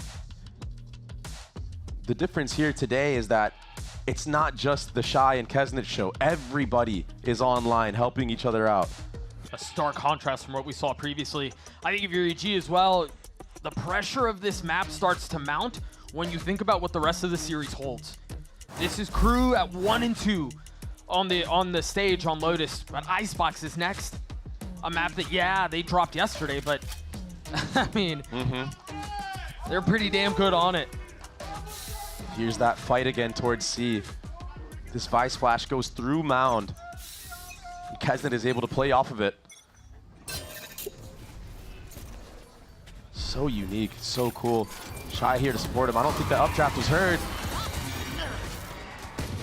Icy besting Kesnet. And now maybe a mad dash towards C. The Prowler's going to be the tip of the spear, finding one. The Armageddon in exchange, though, and instead of pushing forward, they have to take a step back. Omen ult was used as well, so maybe EG understand that he could be here. It was canceled, though. EG do not care. Looks like they still want to approach the C site. With that Omen smoke, though, it's going to cause further delay. And I don't think that EG are ready for Melzer to still be here at this A site. If they decide to go back, it looks like that's not going to be the case. And right now for Crew, the defense is really, really spread thin. I mean, 2 players in ones and only 2 players to anchor the C site. No smoke up yet at C. They do have the gun advantage, though, and that might be the difference maker. Shai, with but a sliver of HP, takes a step back. And now they're rolling Thunder 2, and again, they're going to try to flood him behind it. Take a look at Melzer's position. Look at Reversos 2. Oh, but he's stunned. Yay. Still finding value. Still finding a kill. Still keeping EG in this fight. It was a scrappy buy that they brought into this, but they're making it work. 2v2 now, 15 seconds left. The spike's still not planted. They've got to get a move on. What can Melzer do? 10 seconds left. Outnumbered, and now the problem has gotten significantly more difficult to solve. Cover going out. 15 bullets. Trying to buy as much time as he can. It's a thrifty round win for EG. They're not done yet. Gotta point out that satchel that was used early on from Icy. Kesnet was scoped in. He didn't hear it, so he wasn't aware of the drop. But Ye again, stepping up massively. He's so clutch when it matters, and he couldn't settle when he was stunned in the beginning. I mean, happens to the best of us, but the work that he was able to put in after that with the Phantom was disastrous for Crew. A must-win round for EG to build back their economy and break the economy of Crew. It's aggressive C. Kesnet popping his ult. The salvos will delay, and it's a crunch from the B side of the map as well. EG looking like they want to try to take their heels in, but it's a slaughter! 3 for Kesnet. Yeah, Supa gets his 1, but good luck. Crew get to 11. EG just not ready for the pure aggression from Kesnet. All that front B pressure was a distraction. I don't think a single player from EG was looking at him in this moment. Look at this. A quick answer back to force EG. I will rip the light from into a bad economy again. And now EG have to worry about more aggressiveness from Crew. You have to play even slower. Different wall from Shai. Ross B here. We haven't seen that much. Meanwhile, EG choosing not to even explore that area of the map for now. Superman's trying to act like he's a solo lurk here. He put that Viper wall up, that smoke up. Some shots of a Vandal should make it obvious that there's more behind this. That's danger. He gets a pick on a Mazino who's trying to run away from Tree, but look at the flood. There has to be pace behind this. They don't really have the guns to pick their fights out. Yay, and Icy. Are they gonna do this again? This back and forth affair. Icy gets his 3, Melzer's alone, all weapons upgraded. EG in a position to steal another round away. So clean. It's the power of the Viper on the attacking side. When that Viper wall goes up A, if you don't try to push through it, take control of that space, you're not able to understand what's behind it, and the threat was looming. Mazino got completely overwhelmed in Tree. We've kind of seen him get punished there more than once as well. Tap of the door. This time it's Icy that just runs through main, catches him in rotation. I think both of them were massive to that round. And it was the two guys, it was the two problem makers, the stars that we talked about the last time EG were on the stage. Icy and Ye. Unreal performances. Icy had, Mimi talked about it on the desk, Icy had a life game. I mean, yeah, it very well may have been his best performance ever. And Ye looked like he was rolling back the years, back to his prime Ye days on Optic. And those two are the ones who stand. Those two are the ones who keep EG in this fight. And they're going to have to keep it up as well because they're still down 2 rounds here. Final timeout in regulation for Crew. They will have a full buy into this. But with that lurk play that EG put into effect, you kind of have to worry about that. And maybe you compensate, maybe you put a little bit more firepower there, try to deny that space early on. And the thing is for EG, because of what they just showed, because of the extra layers behind Superman, if Crew decide to not check that because they think that there's more of a threat behind it, that can open up alert timing for him towards that A side of the map. And we have to keep in mind, right? Last time Superman was plus 13 against Crew. He basically, in a way, you could say he 1v5'd. Obviously, it's still a team game, but performance-wise, he was the star. He was a problem, He's sitting at the bottom right now. If he can tap back into that, if he can find those gaps in the defense, EG could bring this one back. They have ultimates right now, too, that can go in their favor. So I don't think Superman's going to try to lurk this round for too much, because if you use the showstopper to get into any site you want, you can get that Viper's Pit down, put Crew in a very rough spot. This could easily be an 11-11 game. This is the similar defensive look we saw from Crew. Look at all the focus across B. Yeah, 1-3-1. One way use that C, and EG are willing to wait that one out. If they walk into this trap, it would be probably the first time it's ever worked. And so the drone is supposed to catch contact first, and then if you confirm there are people there, the stun hits, and the swing is waiting. Prowler, though, and Crew deciding not to spring the trap into action. Icy's going to have to use the showstopper reactively once this fault line comes out, unless EG can get ahead of it. Both on the other side. The rocket pop, the rocket connects onto Kesnet.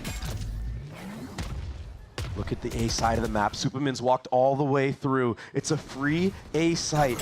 EG don't know that yet, though. It looks like they're rotating to the other side of the map, and that means Supa's going to be in a position to cause problems. These late lurks, these picks that he was able to find previously. Icy's alone, Doug. And Melser, realizing it, snaps onto him. They are going to rotate back to Supa, or at least attempt to. You still have all this Vice utility you have to navigate. Yeah, Supa's waiting for his team to get here so they can all make it through the wall. But the spike is so far away. Oh, he triggers it too early. I guess it doesn't matter because you could just run through tree. How are Crew going to navigate through this Viper's Pit that's going to be put down? 13 seconds left, no contest on the site. Oh, those salvos are a problem. Oh, just off barely off the mark. And now, Superman's going to be able to sit comfortably in the back. I don't know that comfortable's a word I would use. He's not going to get spammed, at least. All of his pressure coming in from Crew. Mazzino is going to test it first. The tap of the spike is just a threat. It's just a warning sign. That's the only thing in between those two members right now. Adverso waiting for the challenge backside. Now he's going to fill his way back into Super Falls. The pit joins him. Salvos. Mazzino's gotten it 3/4 of the way. The salvos might be a little bit too late. They've got to swing behind it, and it's not in time. Crew get to map point. Superman was in such a good spot to close out that round. All he needed to do was allow his players in front of him to take first, but he gets spam killed, and that opens up Crew's retake. They have the confidence to actually go for it. It's a bit of a blunder for Supa. Oh, Nature and Derek should have been the ones taking contact first, and Supa should have been the win condition if all else fails, right? But I understand, Derek wants to play with the salvos. EG now on the ropes here, and Crew are pushing A into Supa. And they're applying pressure where it hurts. He's got a shorty in this, in the face of 4. Toxin screen down. take out the Vandal, but this stealth bot is gonna catch him. Oh He's so my cooked. goodness. I mean, he was stunned, he was blind, he was deafened. And now EG, instead of accelerating to the other side of the map, want to fill in the space that Super previously had. Melzer is still here though in rubble. He's got Omen TPs to get himself out. If he gets in danger, he might get timing. Crew tried getting ahead of this. As soon as it got the kill, thought the rotation would be fast C, so they all send that way. But it's Melzer, as you were saying, who's left alone, and now EG can take A, can take all of this space. The Prowler will be first, and now EG gonna try to funnel behind it. Derek has his ult, and it's preemptively used. They're gonna force Kevin into this fight. He still gets his one, but that's gonna push all of them back. Shai and Adversa, we're gonna have to solve a 2v3 to take the map, to take us to Icebox. Look at how far Shai is though, and they both have Guardians. Two of the members are one shot to the body though, Icy and Ye. This could be possible, but look at the setup from EG in the post plant. So many angles that you have to be aware of. And you're just gonna walk into Icy. That's his one. Job's not done. The buy is not great for Crew. They're gonna save the Guardian.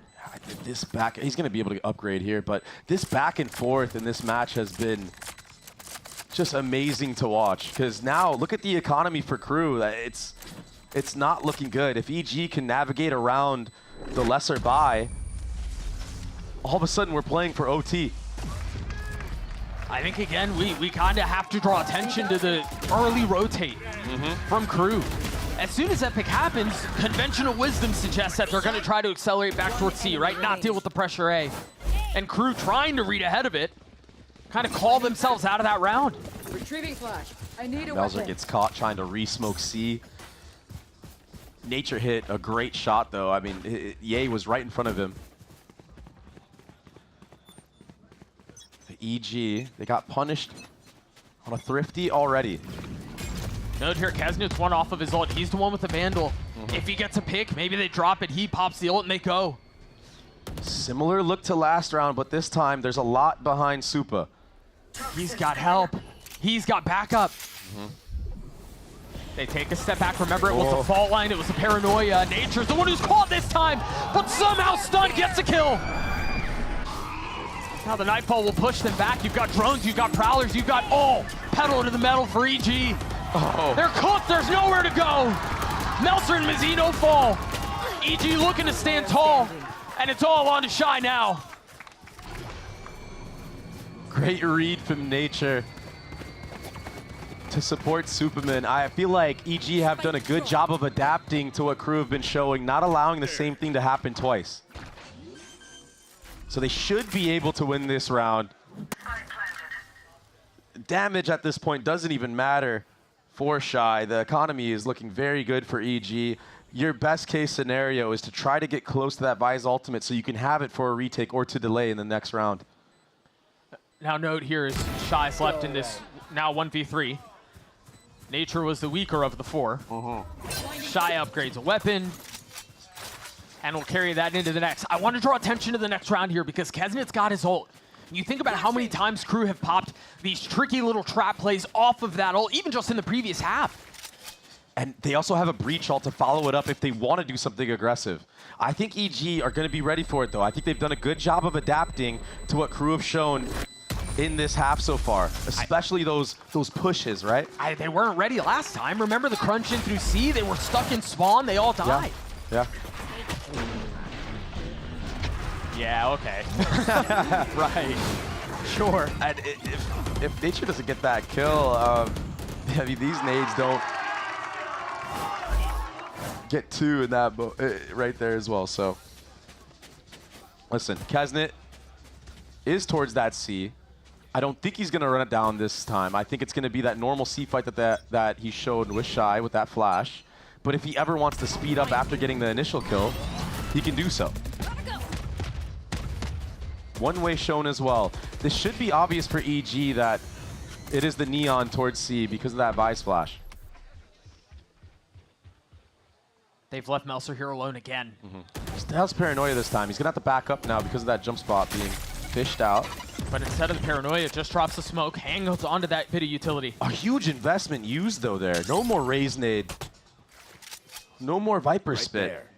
You do have all A control because of it, though. This Breach ult, Right there. if EG wait too long, is going to delay the plant on wherever they go. A tap of the door A, but it's not enough to manipulate rotations. They're trying to string them along into thinking that that's where the hit's headed. But it's going to be layered utility. EG are trying to bait out some of it, so salvos are gone. But now you have the Breach ult. Kesnet can flood with this. Do you? Oh my gosh, look at the read. They got it out. They're going to try to funnel in behind it. Kesnet with the ult popped, finds Icy, finds Ye. 30 seconds And those left. were the two big ones. EG call a freeze into the round, trying to wait that out. Playing on a knife's edge. The wall goes through, Supa finds one, Derek finds another. That candle's not out yet. But it is Kesnet who's still in play. Derek finding his one, Shai's gonna trade it. It's gonna be a 1v1 Shai with the ult, but he jump spots the smoke, waiting for it. Now invested. He fumbled this last time, but this time playing on the other side of the smoke. And the classic is enough. OT in play. What a clutch from the IGL. I mean, ridiculous. And you're right. I was just flabbergasted that Shai was jump spotting that and not using the ult right away. Maybe expecting Nature to push into that smoke himself. This is where crew fall apart, is when they're up numbers. Mizzino said it himself. Crew have a hard time closing out rounds. And you just cannot be doing that when you put yourself in such a good spot to close out EG's map pick. Yeah, I talked about it earlier. If you're EG, you cannot afford to go into Icebox down a map. You just can't. If they have any shot at this series, they have to win Lotus. They're on defense this time. Icy is alone at A site, hiding in stairs. So EG are already willing to play retake on A, full retake. Shai, this time breaking that fade lineup. Look at the proactivity from EG, trying to get info, paint the picture of what's going on in the map. So many members towards the C site. I feel like Shai's gonna really have to sell this A, unless it's all a pump fake of crew. Yeah, they often insert Shai as a lurker to try to catch any late rotations or anything like that. Tap of a door delays any type of C aggression from crew. But again, the defense stalwart, not moving an inch. Shai's trying to find that opening. And he very well may. He might catch a timing on Icy. This is such an awkward spot to clear, though. Tap at the door again, and this time the Prowler swinging on the other side. Icy! That one got away from him! But Nature equalizes, at least for a moment. Do they try to flood out onto the speed? 13 seconds left. They try to delay the plan, and so far, so good. 10 seconds They have left. to continue to double down. Again, the spike on the ground. Shai's got a 1v2, and I don't think he has time. He doesn't. EG take the lead. How do EG clutch these moments? They just make magic happen when they're down numbers, when their backs are against the wall. We saw them do it against Cloud9, and we're seeing them do it again here against Crew.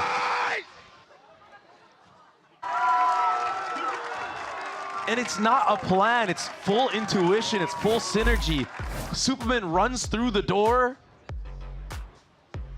ends up making a crossfire on the player running through spawn. It's just ridiculous.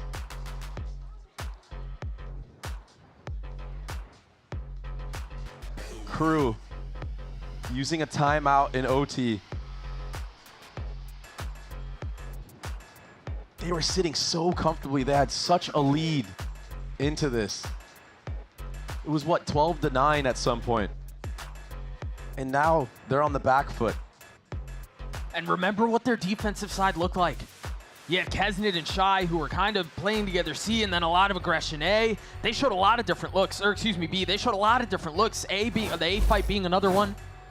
And so you wonder here on the other side of this timeout, given that they're in OT, given that they know Icebox is next, do they draw up something different? What can you even throw at EG that you haven't already? You've shown a lot of aggression everywhere in these rounds. It kind of feels like your trump card has been used already.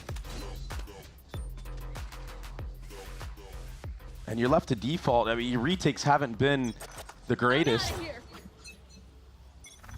BG can get onto site. They can put Crew in a retake scenario. They can take this map. Evil Geniuses understanding that Mound is not theirs. Crew have moved the line of scrimmage up just a bit on both sides. This Viper Molly we've seen EG throw to push off Melzer, but there's a lot behind this. Melzer might get punished on the TP. Mazzino has to be a great support. But he doesn't have stun. So the drill will buy a little bit of time. Melzer catching some damage. He's so low. But staying alive for now. Icy's up really far. He's tucking again. What? Is he gonna get the kill? Yes, he is. Mazzino down. Crew on their last leg. And who else but Kesnit and Shai, but they cannot stand to EG here. They cannot stand to EG now. Lotus goes to Evil Geniuses. So clutch. When it matters the most, EG again. Bringing it back in OT. The resilience that is shown. Icy, 7 first blood sitting at the top of the scoreboard. 23 and 16. He hasn't slowed down a single step. They won 6 rounds in a row to close this game. It was something ridiculous. They started off the map 0-4, right? Yeah. Win 5 in a row. The constant back and forth. I mean, what a great map of VALORANT that we just witnessed. I think they got a really good read on what Crew were trying to do on defense. Fine to not double down on the C-Mount fight, that Kesnit and Shai were trying to take. And the adjustments that they made on the A main fight, those were the difference maker. I mean, that and just heroics in the micro. It's something that Crew has been saying that they struggle with. I feel like Crew didn't call a bad game in terms of macro. They didn't really run into many stacks. But now it's their playground that's up. Icebox on the other side of the break. We'll see you guys soon.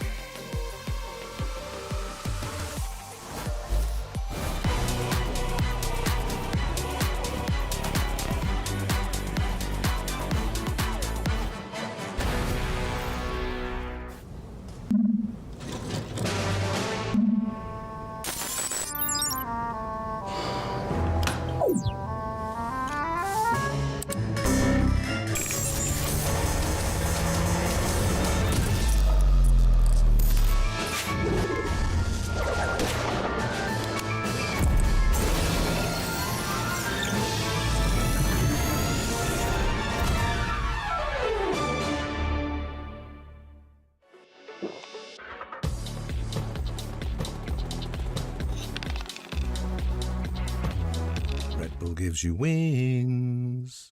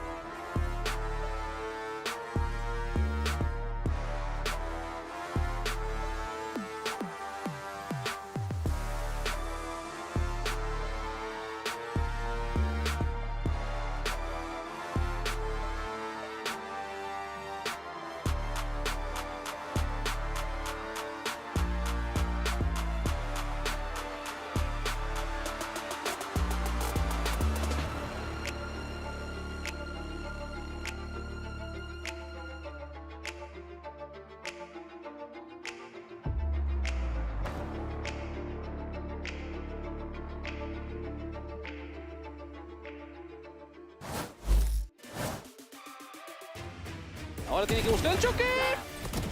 La triple para shai. Classic play. Did he think the omen Hold on, the super is generational.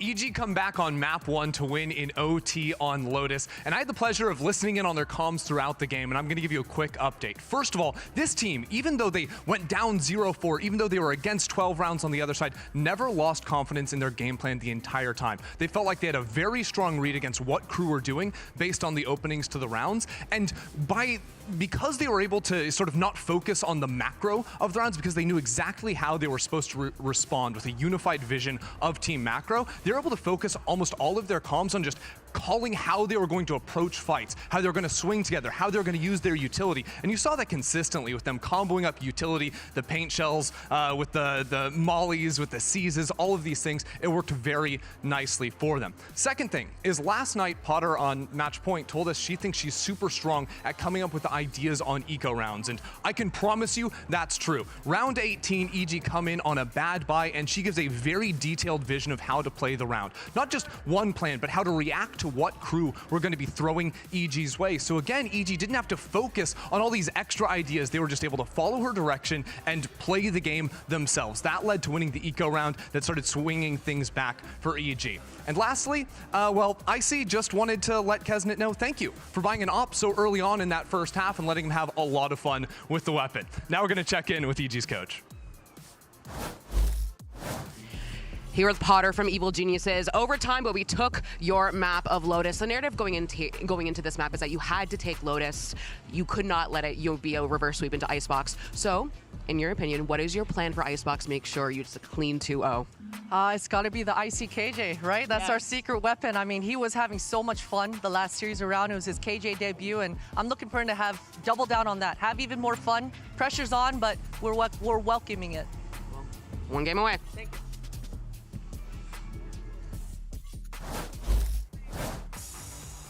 You love to hear it. Welcome back, everyone. Zoe here, joined by Mimi and Bren. Let's talk about what just went down on Lotus. We went all the way into OT.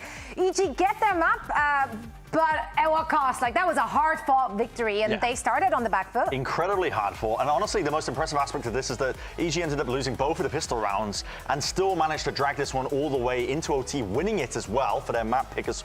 I think EG were in danger, honestly, of a bit of a trap here because the same game plan wasn't really going to be working the first time they beat Crew, yet they still persevered.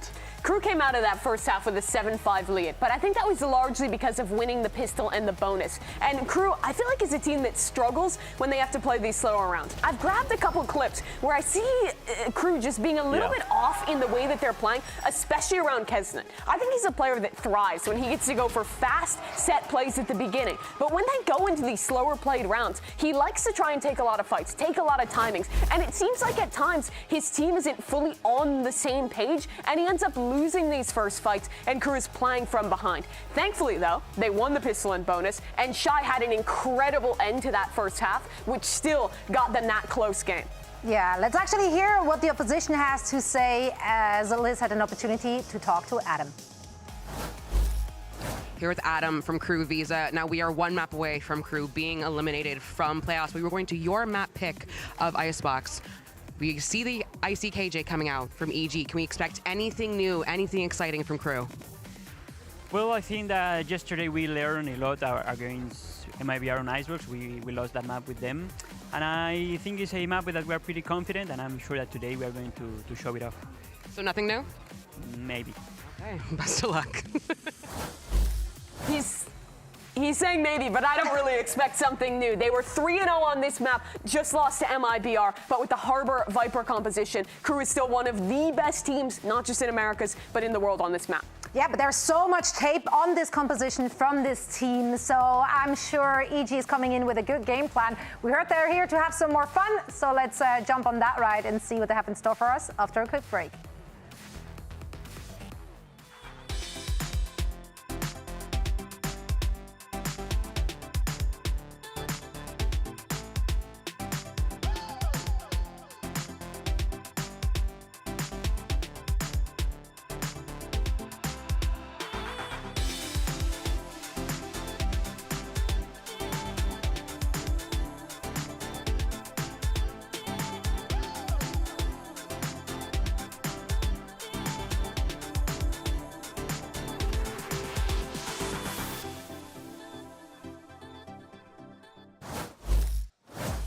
Evil Geniuses draw first blood as they take their map, but now we're headed to, as the Des was talking about, as we touched on prior to the break, Crew's Playground, a spotless record on Icebox prior to yesterday. And Dre, I mean, that was against mibr, one of the best teams in the world.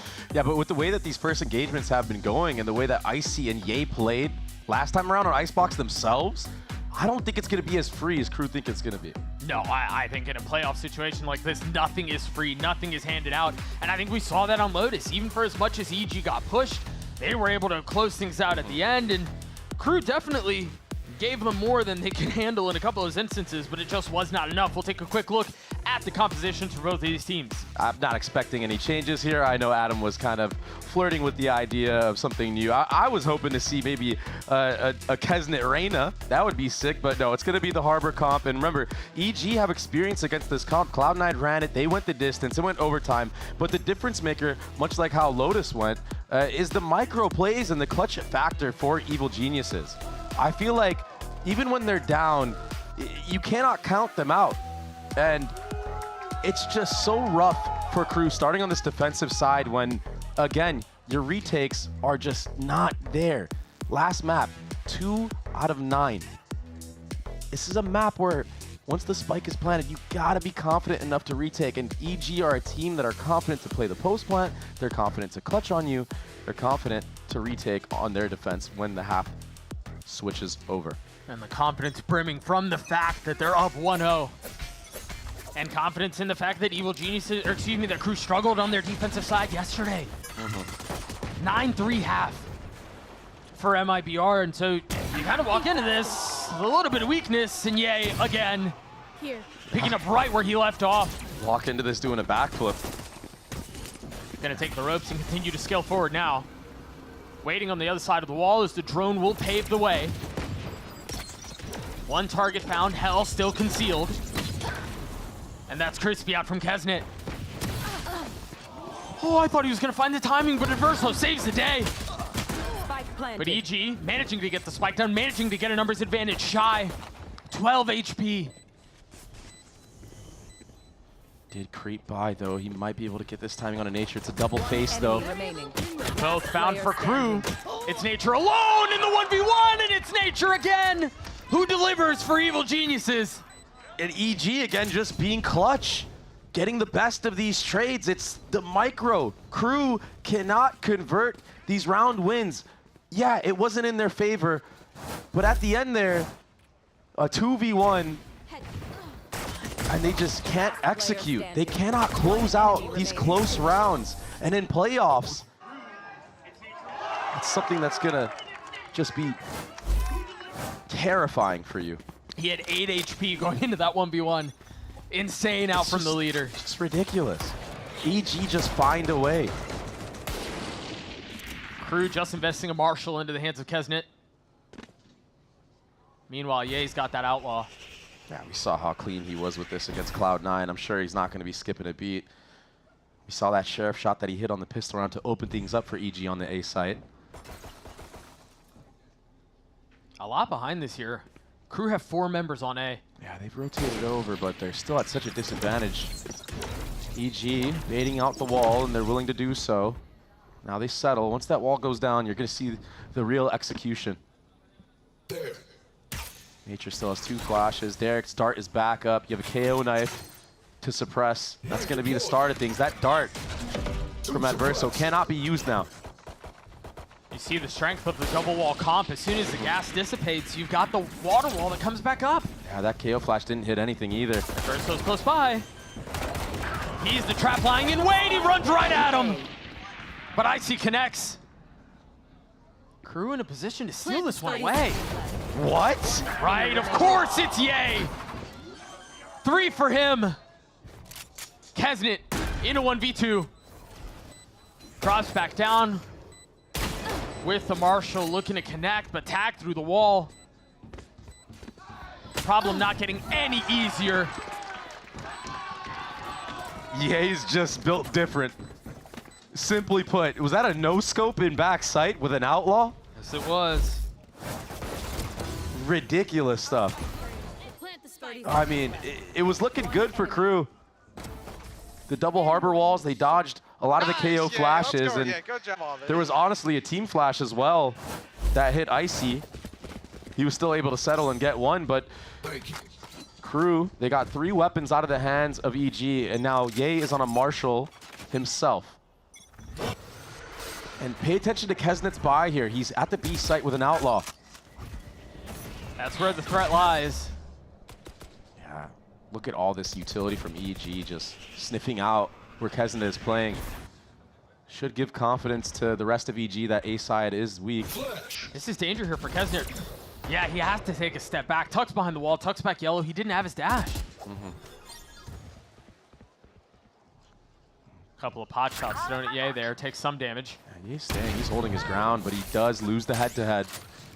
It's gonna be a speed up on A side. Superman's gonna try to find a lurk timing, but there's so much Killjoy utility up here.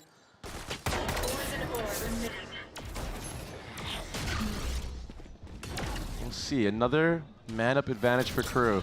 This is where things go south for them, Doug. They got bonused against mibr yesterday. Spike planted. Gotta avoid that here. Shock spit, not connecting. And so now Crew are gonna have to attempt this retake. They have an Outlaw, they have plenty of rifles, they have the firepower, but can they convert the kills? Trade's working out when you're up numbers. Derek having the jet dash right by his face. And Shai is on the flank. Superman down. Can Derek do this? A 1v2, he's waiting for the other flank, knows where it is. Tab's not connecting, Melser cleans it up.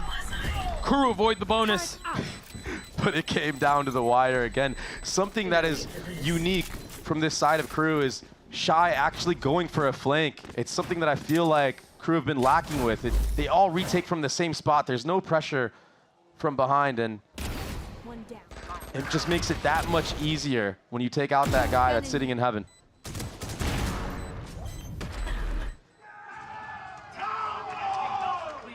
So B was shut down very early on from Crew, but there's a lot more firepower behind EG's B default this time.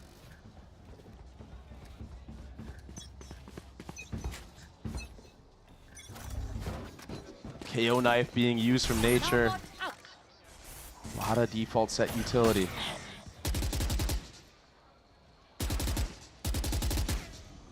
With that harbor wall going up, EG want nothing to do with that. They're gonna walk back towards that A space, not being threatened from anybody close. The only one here is Melzer. He's got that spit and a Killjoy Molly with him to deny the plant. See how EG navigate this site. Adverso's in a position where if there's confirmation that the hit is A, he can pop his ult. I imagine with little to no hesitation. Drone from up top instantly cleared out. The knife not gonna tag him. So that is still in play. Look at Ye. Oh, he's gonna catch him! My ult's ready. And he tries to double down, take that fight again. But Mazzino's the one who walks away on top.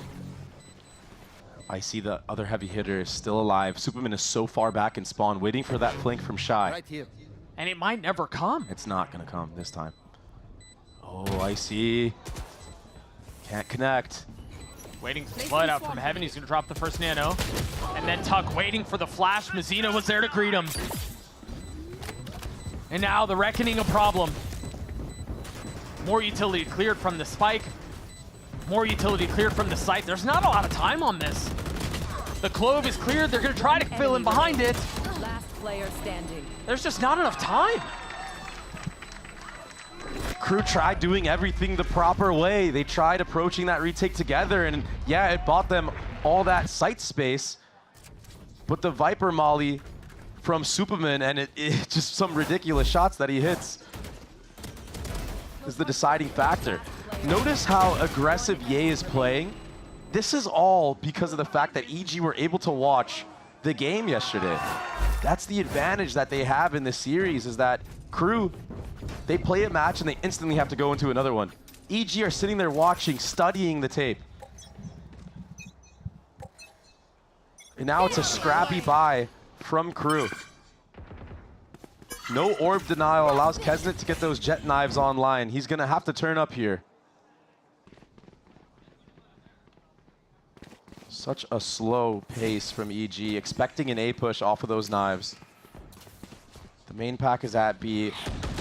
Every time the Harbor has been here so far, they've fallen back. Oh. There are the blades. Ye continues to push the pace. He gets up top. Kesnet on the other side. Dashes back as well. Verso's still sitting on that Hunter's Fury. Keep a close eye on the Jets. Kesnet was looking for that fight, and now the Hunter's Fury that you mentioned invested. Or excuse me, that was Derek's. Huh. Turret spots somebody under 2, but Melzer gets out wisely so. Superman and Icy in mid. Starting to alleviate some of that pressure and take some of the control of the map out of the hands of Crew. Are you expecting the double lurk though? The Blades not finding their mark. And EG should be able to coast their way through the rest of this round. So much mid pressure was used, and Icy's still here. Melzer, not much he can do. EG doing a great job finessing around mid. I like that Icy takes contact on that turret, and Superman is ready and dialed for this shot. Good reactions from him. And we're clear. Yo, they are pissed. Yeah, it feels miserable when you start losing rounds like that. And that's what we saw happen to them against MIBR. It was really the downfall. At some point, it felt like they were in the walls, right? Just getting killed from so many different angles. And another early timeout. Last time against MIBR, it was at, what, 4-0? Yeah, something like this. I mean, history is repeating itself so far. Yeah, Crew, they did survive the bonus, but it was very costly. And now EG, they're the ones that start off hot on this map of Icebox. And they really haven't had to do anything too crazy. I mean, that mid lurk was probably as good as it gets. Everything else has just been down to the wire. Clutches are in favor for EG today. Crew need to clean things up if they want to keep their playoff dreams alive. Quick check-in on the 2 stars. Yay, 8-3. I mean, completely dominating so far. And then you take a look on the other side of the map, you take a look at Kesnet, and it's lackluster. For a team that has had complete control on Icebox the entire stage.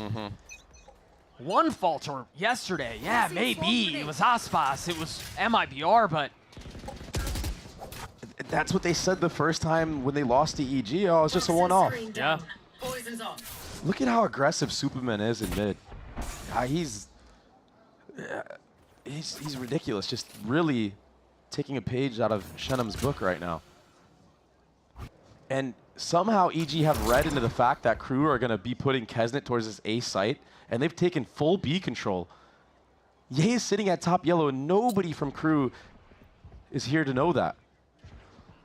I don't think Shai heard that dash. The alarm bot's still up, so Ye might get a free pick here because of that. You might see Mizzino just walk into the crosshairs of Ye. The spike is here, though.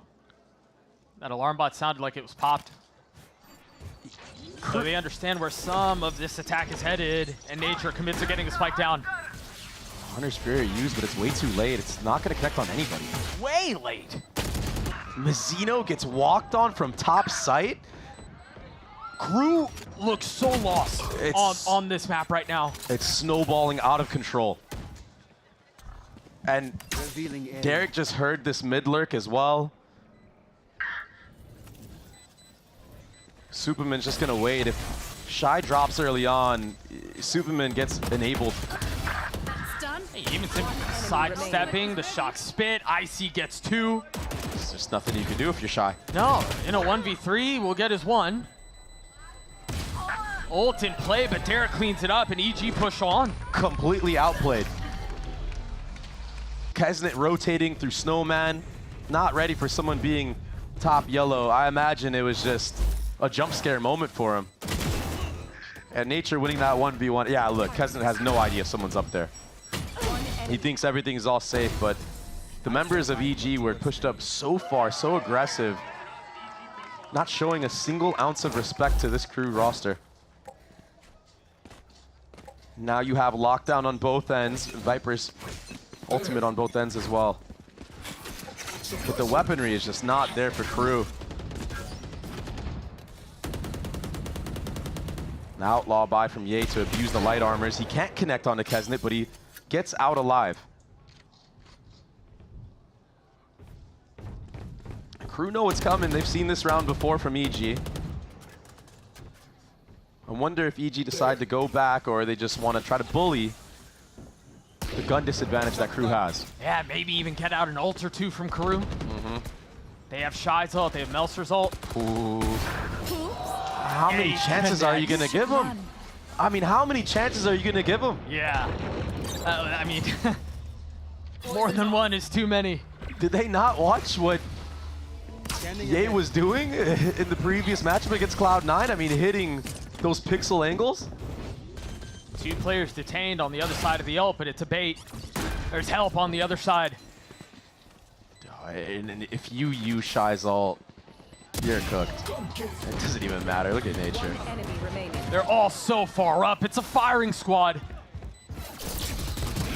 As Crew try to take space, try to get into the site. And they're met by an Arsenal. Nature was someone who was really quiet in their last series win against Cloud9, and he even stated so. He was like, I'm glad my stars were able to shine. For him to be stepping up like this on the initiator, securing his second KO ultimate, it's just gonna further the snowball, and Crew are just on the back foot again. Oh no, not the gap. They're struggling against retakes. They can't hold sites. The fights aren't coming through together. And yeah, part of that is because of EG's utility that they're using on site, but it's a timeout, the last timeout for Crew. Adam's last chance, last hope to try to get through to these guys. And you can see the struggle on the faces of Crew right now.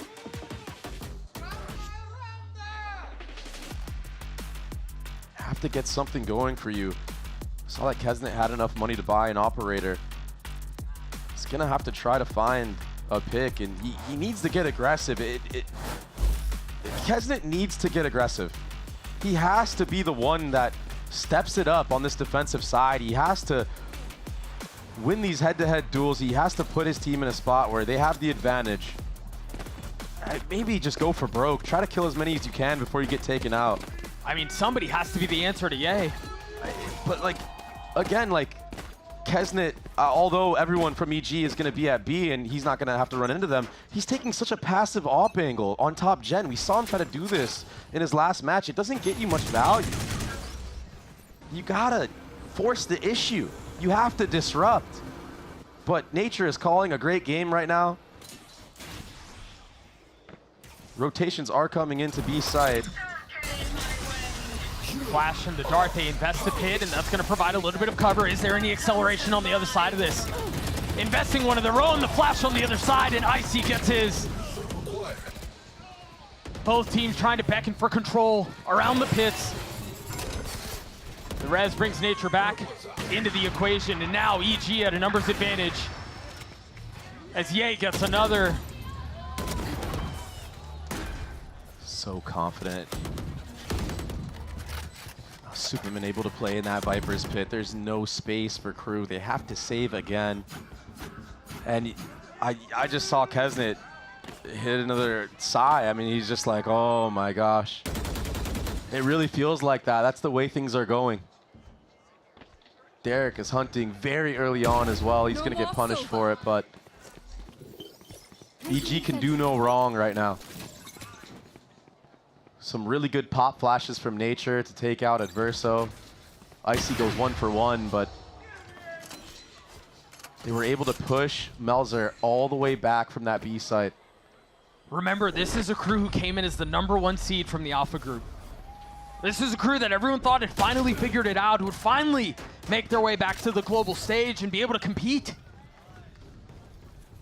When EG defeated them the first time, their bounce back was great. They took out 100 Thieves.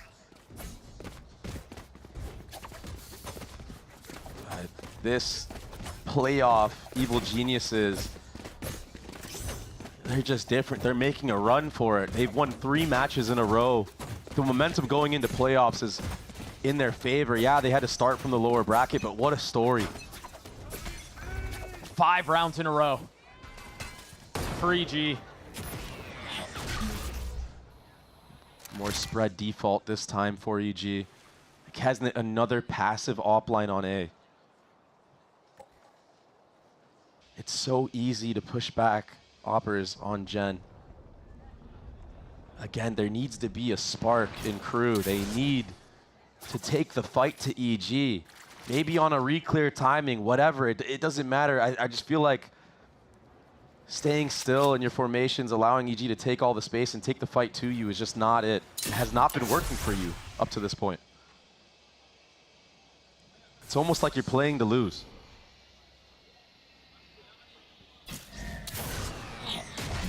Knife not tagging anyone close to flash on the other side, and Ye swings out. Kesnet finally leaves that A line, doubles back. It's just a deposit of Ye right now towards yellow. And yeah, it's not far off. Yeah, it's a fake right now for EG. They're trying to sell that it's going to be an A hit with that drone. 30 seconds Kesnet left. gets sniffed out, and now this leads confidence for Ye to try to find a pick, understanding that the operator's not holding a passive line. He's slowly creeping up. He might get a pop flash through Snowman here.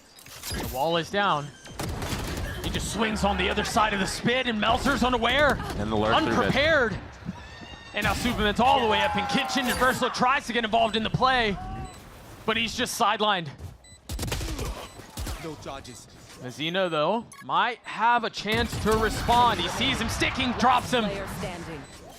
Can Super win the 1v1? What can Kesnet do? Proxa Dash gets up on high, has the shorty. As Supa's dancing around, flashes forward! Kesnet gets a 3K! Aw, at least it's so. That was a ridiculous 1v1, to say the least. I've never seen a guy more disappointed to win a 1v1. Yeah. I mean, that was insane. Yeah, the spit from Melzer not being aware that somebody could creep up. It just feels like crew have been being caught off guard just time and time again in this map. And 70! 70! I mean, it's such a stark contrast for both sides. Yeah, I think Kesnet's reaction there is a testament to the fact that even he understands that win was ugly. It was sloppy. It wasn't pretty. And so, yeah, maybe they got away with one there. But there's much work to be done. Yay. Popping the blades. Already. Past tube. Already applying so much pressure B. And yeah, you can dump all the harbor utility you want. But Meltzer's on an island. Gets his kills. Takes a step back. And now there's help. And it's desperately needed. Toxins going up. Shai was holding that, Doug. He was ready for that swing, just couldn't connect the shots. And look at Superman, he's already all the way through kitchen. This mid pressure from Evil Geniuses has basically cut off any type of rotation crew want to do if EG decide to double back. Yeah, just picking crew apart. A good answer back from Mazzino, but the double lurk? As Icy tries to find a little sliver of space to operate in, and he will find it. Kesnet gets picked apart as well. The map has to feel really small for crew right now. And it's because they're not willing to use their bodies as a unit to re-clear some of this space. They're so afraid of walking into the crosshairs of EG when they take control of kitchen or bottom mid, and you just simply cannot do that on Icebox. It's not like you don't have info utility as well or cascades that you can use to isolate certain angles. You have to be willing to take the fight to EG. Do it as a team if you're scared to duel alone if the duels aren't going your way. But you cannot just stand still. Unfortunately, that does seem to be the call for crew again. Kesnet has his blades. Spot a couple members, Proxa Dash. But no fight. Reinforcements here, though. 4 rotated A. Yeah, they've lost this A fight almost every single time with the stack here. A-side is so hard to defend. The Killjoy ult's gonna make it even harder. You have nothing to answer back. Adverso's not using his Hunter's Fury to counter that. But maybe you can delay the plant for long enough. Maybe you can find a way in. Hunter's Fury invested. Kesnet finding at least one with the blades. Down A. Mizzino 2, and all of a sudden, EG find themselves in a 3v5. With the spike still not planted and well out of reach. This is where Crew drop the ball, Doug. And they're up numbers. They make it so hard on themselves to close out the rounds. 30 seconds left. They're just waiting for anyone to swing in and try to get a little over aggro, try to get a little messy with it, and all of a sudden, EG find themselves in 1v3. Supa was a monster the last time they played, but he sat down this time. A thrifty round for Crew as they get to 3. Yeah, Crew fighting together, using the man advantage to their benefit, and they convert the round. That allows Mizzino to get the Reckoning online.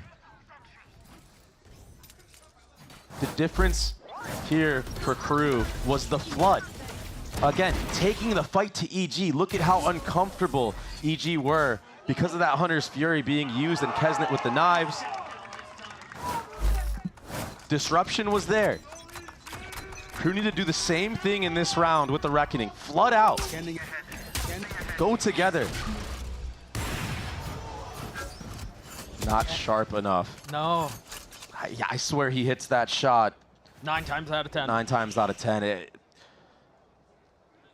Something that he's been good at in the stage 1 was his operator play, and that was the improvement that Kesnet had. I feel like it was something that over the years he's kind of gotten better and better at. It felt like this was the year that his op was going to get immense value, but I thought they connected that for a second. I was going to be like, oh, this is rough for Crew. Quick sidestep from Reverso, and he stays alive. The Reckoning is still in play, too. Yeah, they have to flood with it. And you can look at how they're postured on the minimap. That's exactly what they want to do. Rotating over. Ye is up top. Ye's in his face. Ye gets a kill. And now the Reckoning dropped. As you see him try to navigate and fight around it. Refusing to relent. Melser in a 1v3. EG knocking on the door of 9. And it's Supa who will clean it up. We need a counter of how many times EG have shot Crew members in the back. Switching sides. But Crew had the right idea in that round. They used the Reckoning. They tried to flood. The difference is they didn't take the fights together. It was ones. Well, and I think it was also EG took the fight to them, too. You talk about disruption and how desperately that's needed from the side of Crew. It was EG who took the fight to their doorstep. Instead of waiting for the flood, they caused the flood of their own. A massive lead for Evil Genius's Crew on the ropes. That's an understatement. We'll see you guys on the other side of the break.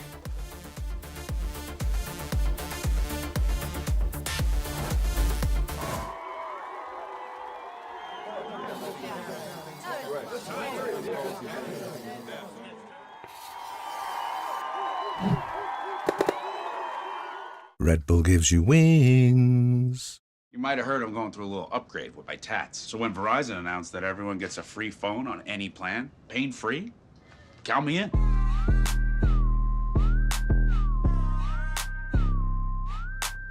Try and beat it. I'll give you a sec.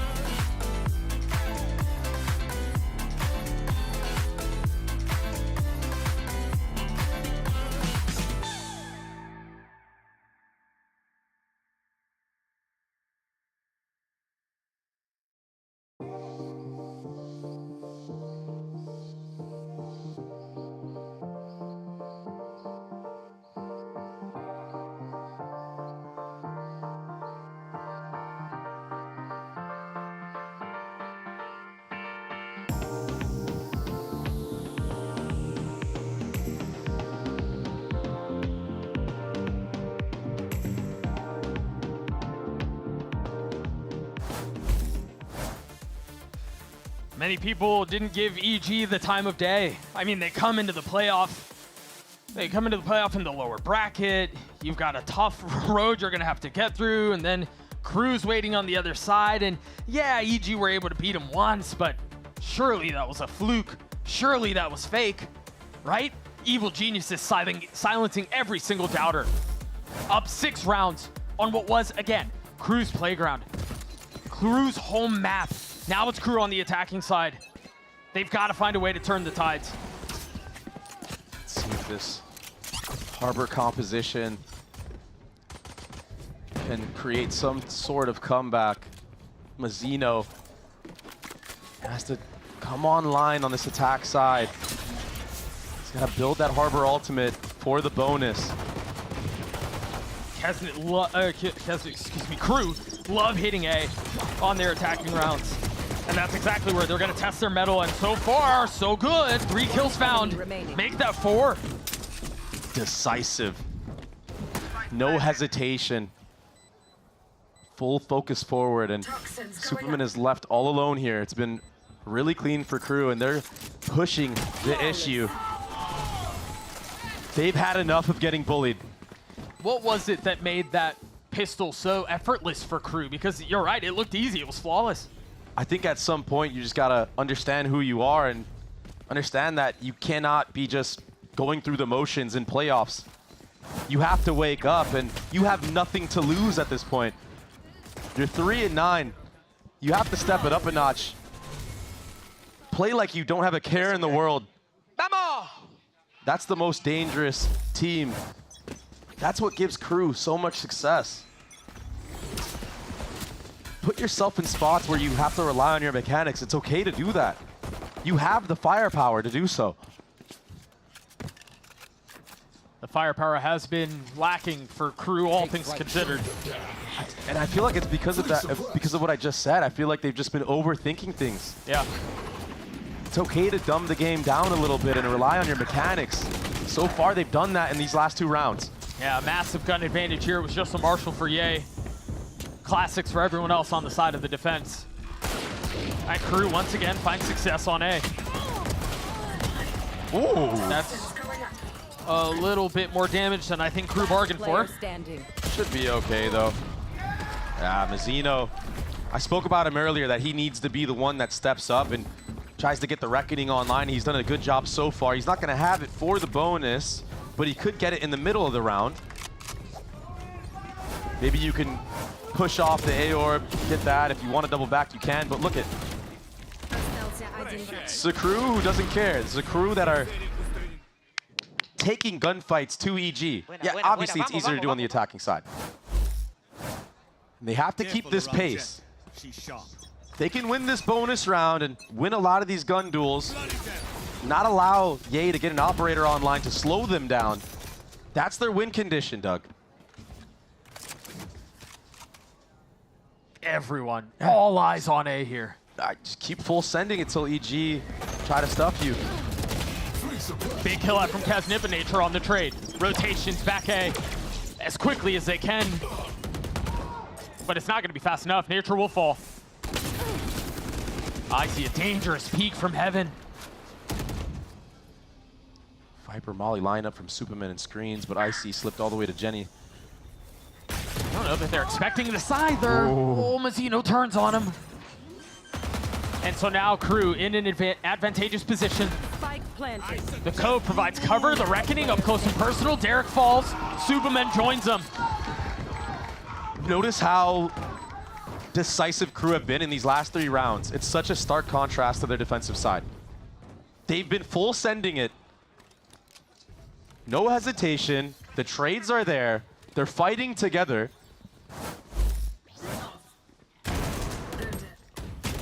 A real wake-up call.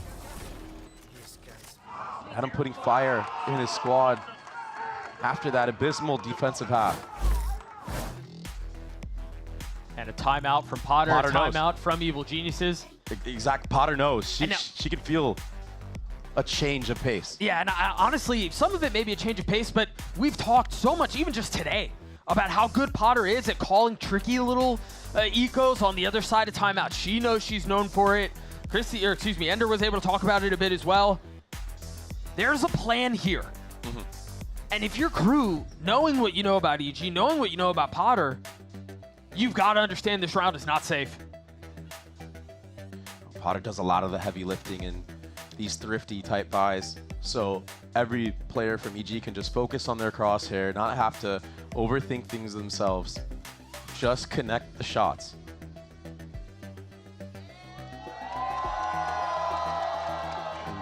Right now for Crew, you've shown everything towards A. Work the map a little bit and find out if there's a stack. Use your info utility, your rechargeables, to sniff out if there's anything crazy going on from the defense. No shot. You already know who we're blaming though, Doug. We get a shot of some of these signs in the crowd. Unbelievable. You see the empty seats on the stage and being told it is a player issue, so you imagine that'll be quick, and we'll get back into the action here in just a moment. A quick tech pause and just, you know, just to build a little bit more suspense into the situation. Quick check-in again as to where we're at right now. EG up 1-0 in this elimination best of 3 against Crew, a team that almost seemed like a shoo-in to be competing for that final spot, to be competing for a seat at Toronto, and Evil Geniuses have pushed them every single step of the way, besting them in OT on Lotus, and now hanging on to, but potentially slipping, a 3-round lead on Icebox. The thing is now for Crew, after the timeout from Potter and the player issue, does this actually stop your momentum? These are very micro details that matter in a series like this, in playoffs. Everything was working for you. Do you let it slip away? The comeback is in effect. You have a lot of ults building up. If you can work around the defensive setup of EG, not get thriftied, your ultimates are going to start coming online. We already saw Mazzino invest a Reckoning early on. He's been popping off. I am being told, I believe we're close, at least closer, to getting back into the action. I'm going to give them just a few more minutes before we can join things up. I think the one matchup that we talked about a little bit that we've got to check in on again is this Ye versus Kesnet matchup. Ye was Ye. Ye was prime Ye for that entire first half. And Kesnet has been able to put some stuff back together in this second half. You imagine he's going to carry an Outlaw into this next round from the previous. But I think that's the spark here. That's the matchup that I have my eyes set on. Can Kesnet continue to cause problems for Evil Geniuses? Because the guy, I mean, it's Kesnet. When he takes over a game, there's nobody that can stop him. And that has not been the case for them so far, at least today. He has to step up for Crew. Has to step up big time. Like I said, once Ye gets an operator online, it's so hard to entry. Now, the good thing is you're running that double controller comp, but the way that Ye was playing last time against Cloud9, the disrespect for the Harbor utility that he was showing, even finding kills when there's commotion around him with Reckonings in his face, it's not an easy thing to do. So even though your comp is supposed to counter those operator lines, Ye still somehow finds a way to make it work. So you're absolutely right. Kesnet's going to have to be the one that goes for those peaks, and he cannot be afraid. And remember the discussion we were having around how good EG are out of the timeout on eco rounds. Ye has a Guardian. That dart not being broken at A allows EG to creep all the way up. A lot of teams are doing this B take on anti-ecos. This drone might find Shai. I don't think doesn't look to the left. No, Derek didn't look to the left with it. So Shai's literally in spawn.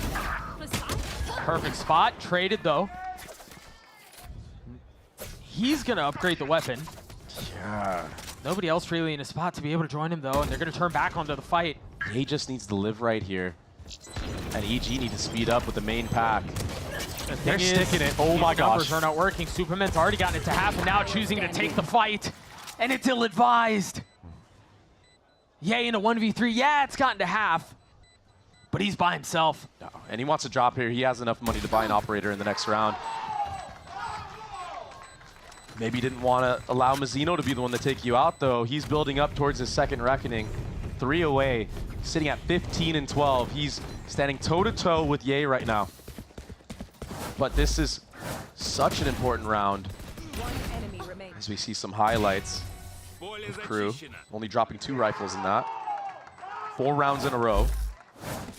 This is such an important round to deal with Ye's operator.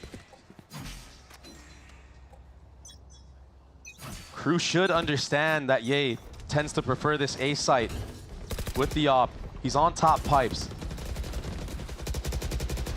That challenge is close. You see it, Verso tucked up, the drone cleared. And now the knife on the other side. Crew knocking on the door, 410, waiting for the right moment to strike. Ye repositioning though. No regress on the other side of the flash. It was just to make sure the dark got a tag, and it does.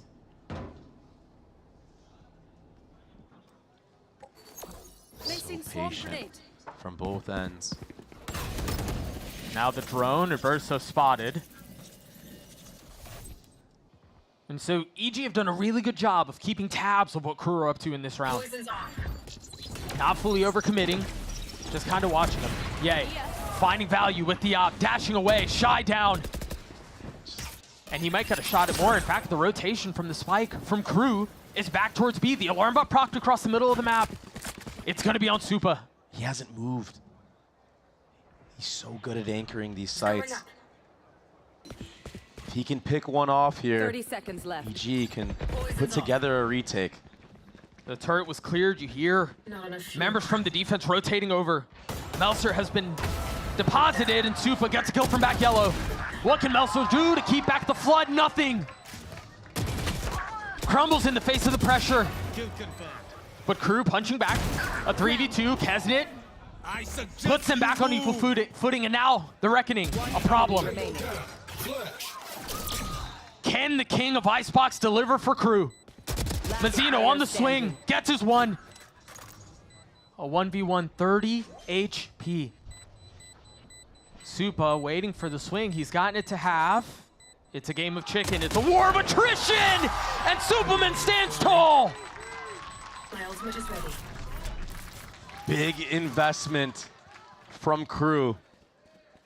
But in a way that was just a little halt of momentum. Great damage done. I don't know how Icy gets that kill bunny hopping through kitchen. That's crazy. Jumping killed Melzer, bro.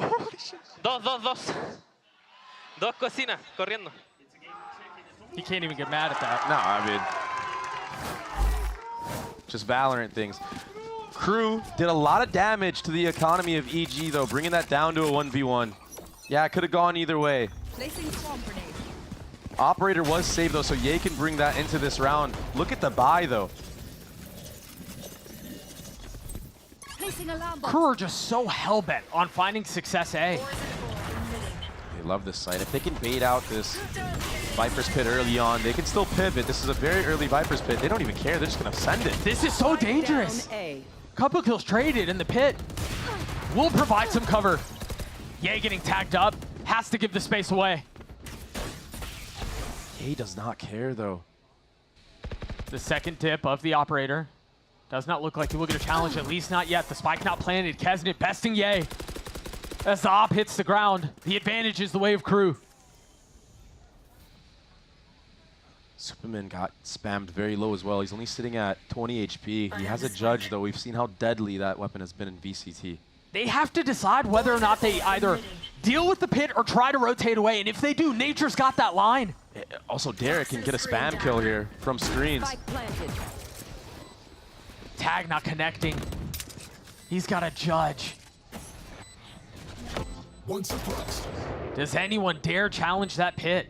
I don't think they have to at this point. Just play the spike. Fight together if you're Crew. Such an unconventional plant spot. Oh. The wall's up. Derek swinging ahead of it, trying to provide some cover as Nature gets it to half, gets his kill. Job's halfway down to 2v2 as the spike continues to tick away. He's got to find the value in this fight, and he cannot. Shai gets 3, his crew get 8. We were talking about the head-to-head of Kesnet and Ye. Kesnet had no fear. He took that fight, understanding that, yeah, you can get taken out by Ye's operator, but he abused it this time. Now, all of a sudden, Ye's going to have to show a little bit more respect to the A scaling of crew. He can't get away with stuff like that. And because of how close the round was won by EG, their economy is now broken. There's no loss bonus money. It's another eco play, and Ye has blades. Whoa. Giving Kesnet a haircut. Not finding its mark, though. And Inverso puts that fire out. You could just hear the crew members screaming after every kill. Something has changed. Crew are back to their old ways, stage 1 ways. One enemy remaining. The Sheriff's denied whimper in the face of this aggressive crew look. A flawless round comes through. A couple of members aren't even going to have to buy up armor. And look at the ultimates, Doug. 5 online for crew. They have put themselves in such a good spot to snowball this EG defense. Ye can't even afford an operator. Last timeout is used from Potter. You have to think that EG are going to try to go for something crazy here, because if you give all the space to crew towards that A site, the Reckoning is going to get value. You have so many ways to close out the round if you're crew. Coach gets the chance to contribute in the conversation. As you're right, I imagine a large part of that is figuring out how you deal with the 5 ults for crew. And yeah, they have a couple of their own. But that's the last time out on both sides. We're hands off the wheel for the rest of this thing. You have to disrupt if you're EG. And crew are going to play for that, but it doesn't have to be pretty. If you're EG, even if you lose this round, if you can bait out some of these ults, maybe you can make a comeback like you did against Cloud9, but you feel like crew are just taking this one and running away with it.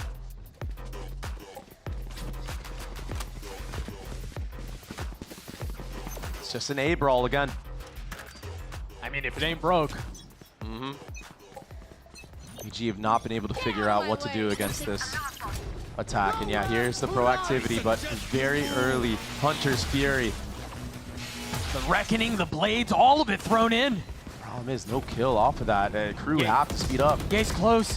Gets caught by the ulto, and now they know exactly where he is. Nature's not able to get out either. Crew have all the space in the world.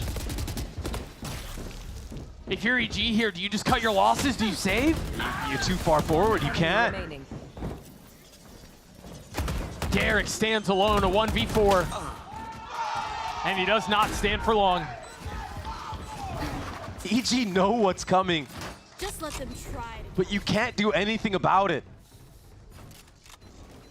Crew have woken up. They've started to hit every single shot. Every peak is also backed by utility.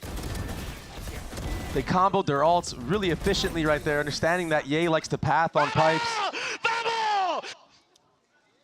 The Hunter's Fury was used specifically for that. Now crew have a chance to put themselves in the lead for the first time on Icebox. They're investing a little bit here. A Marshall for Ye, a Stinger for Nature.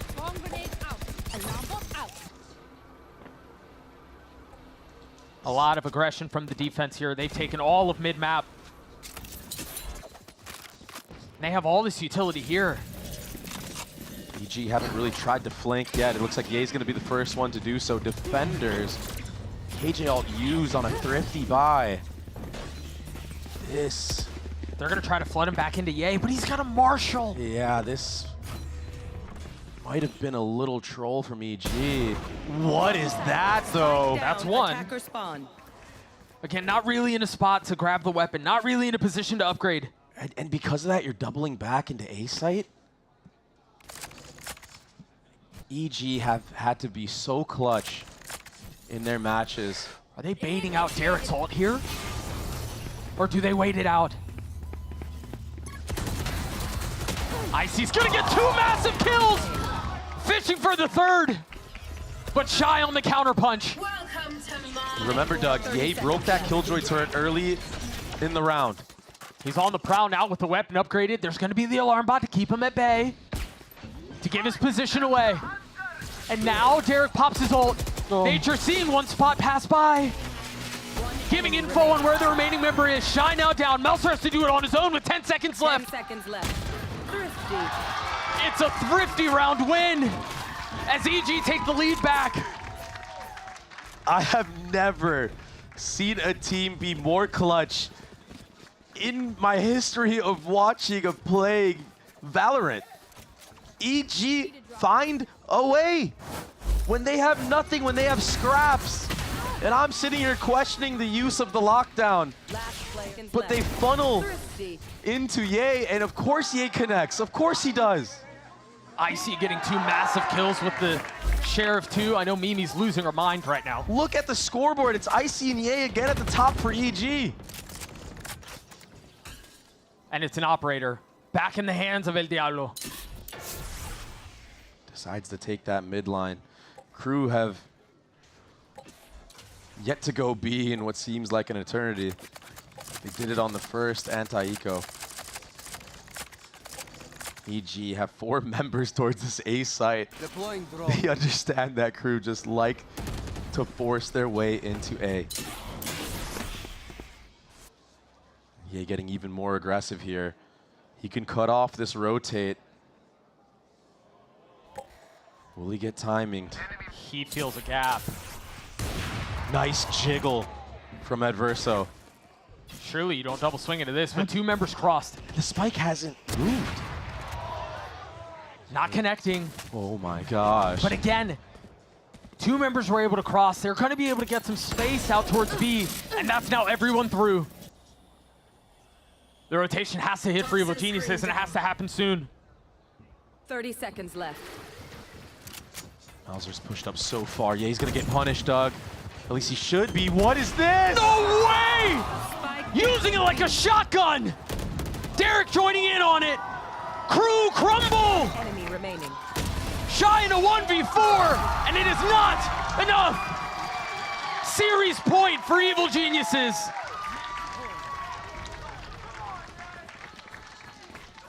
EA pushes through sight by himself.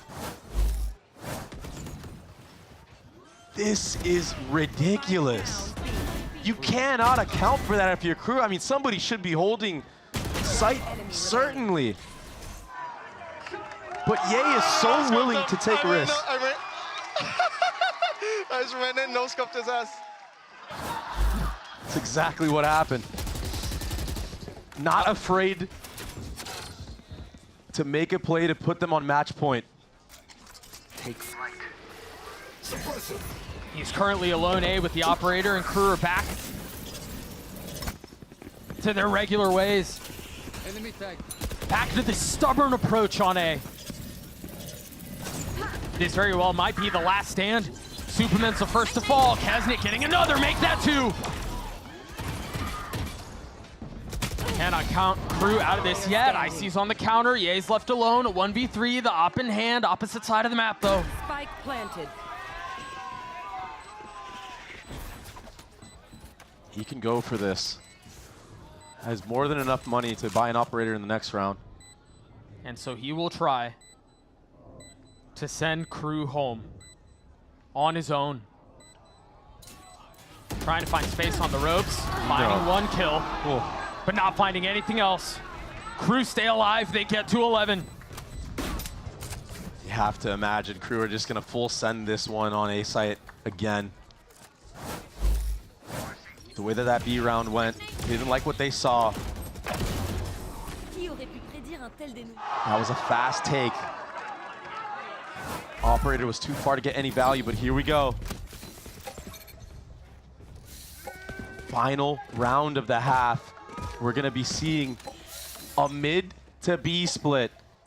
Icy has been huge in the defense for EG.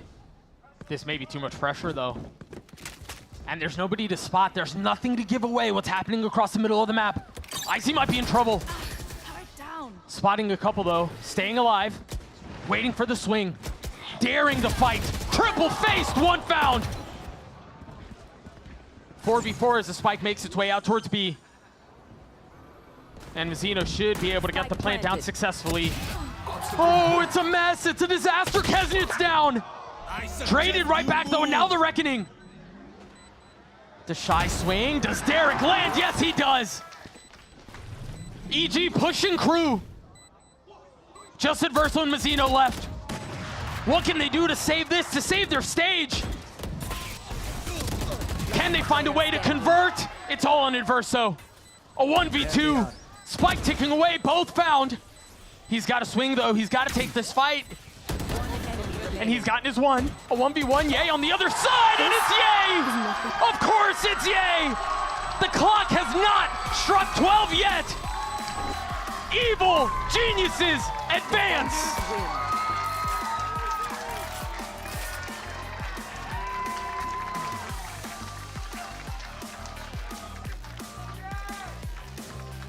The clutch factor in full effect. Everyone had their moment on Evil Geniuses today, and crew, they put up a great comeback on that attacking half, but their defense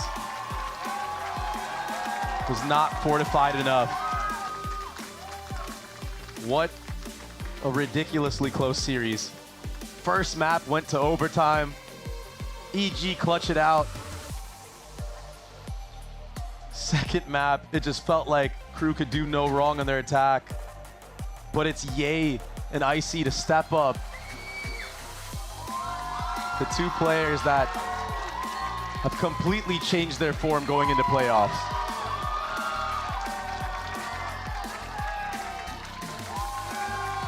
One game away from Toronto.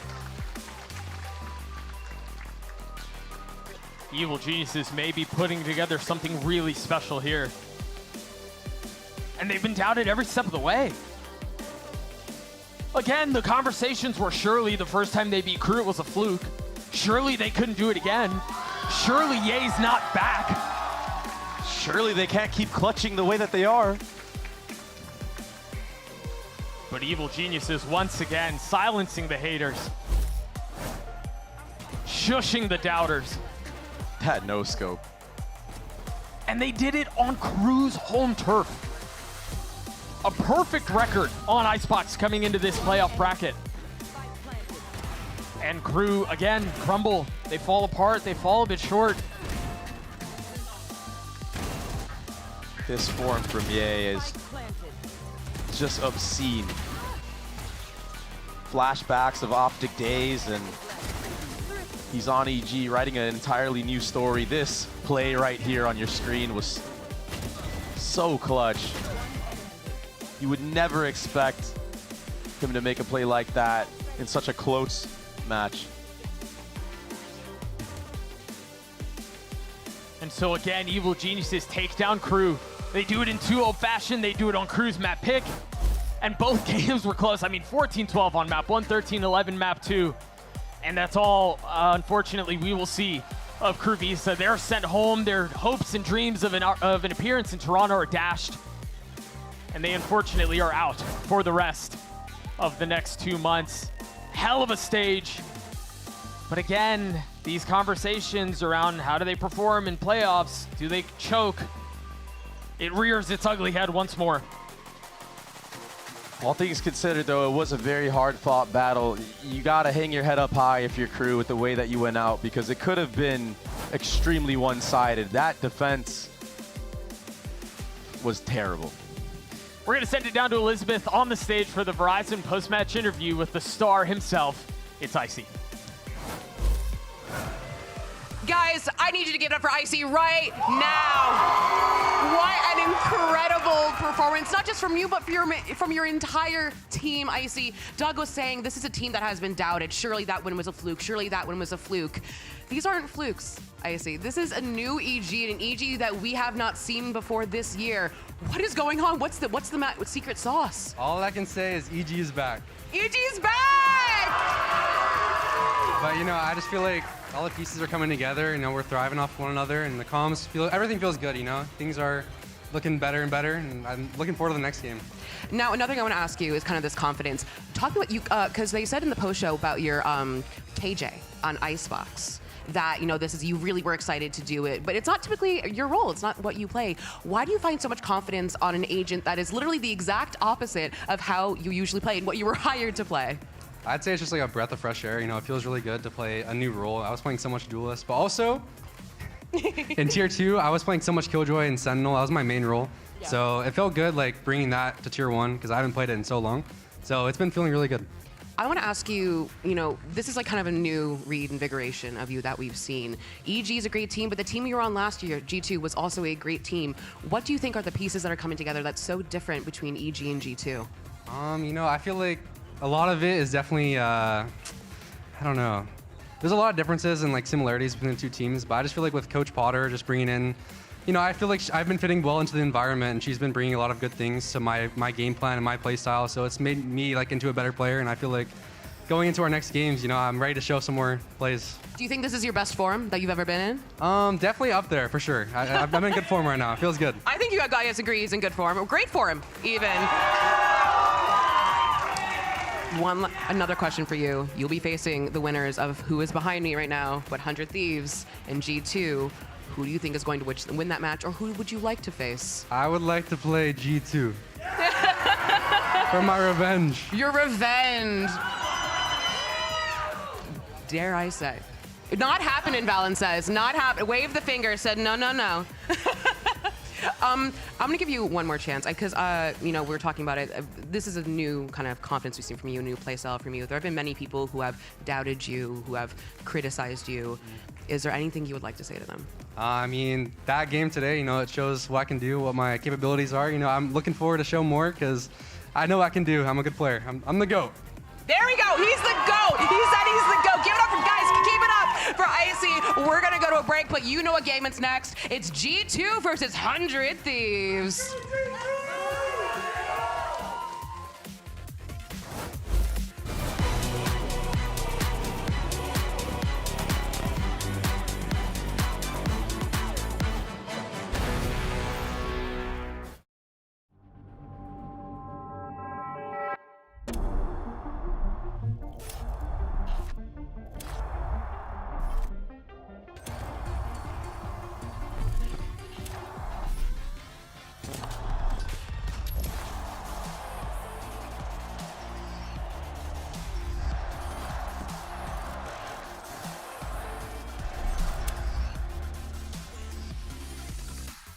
The human body was built to move.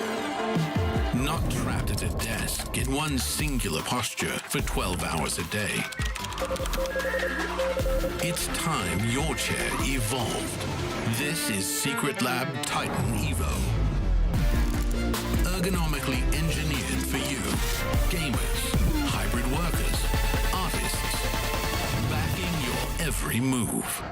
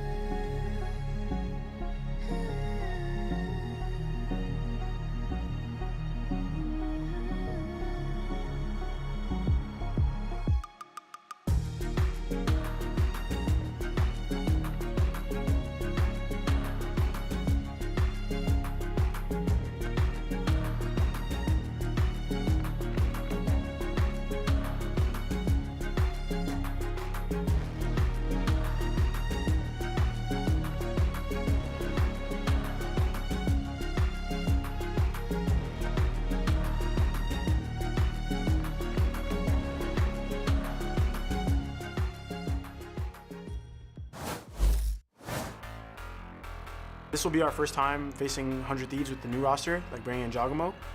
They kind of had our number last year. Honestly, the confidence I have is just from the experience that I have playing against the guard core and the G2 core. Stunts going every which way. It's chaos on the side, but Xander! 4 kills! Shuts it down! When you watch them, it just comes down to hitting shots, honestly. I'm not really impressed. To me, their progression has just been like Cryo stepping up big time or Xander stepping up big time and, you know, being clutch for their team in those big moments. I sort of know how they'll play. The only problem is they play like near perfect VALORANT, so it's hard to counter. Now okay, gonna mention a flawless, but it's valid in a 1v5. Down, Bragging IGL. For 100 Thieves, I feel like most of the pressure's on you guys. I mean, you guys chirp a lot about G2, especially you, Boostio, so let's see if you're really that good or if it's just all talk.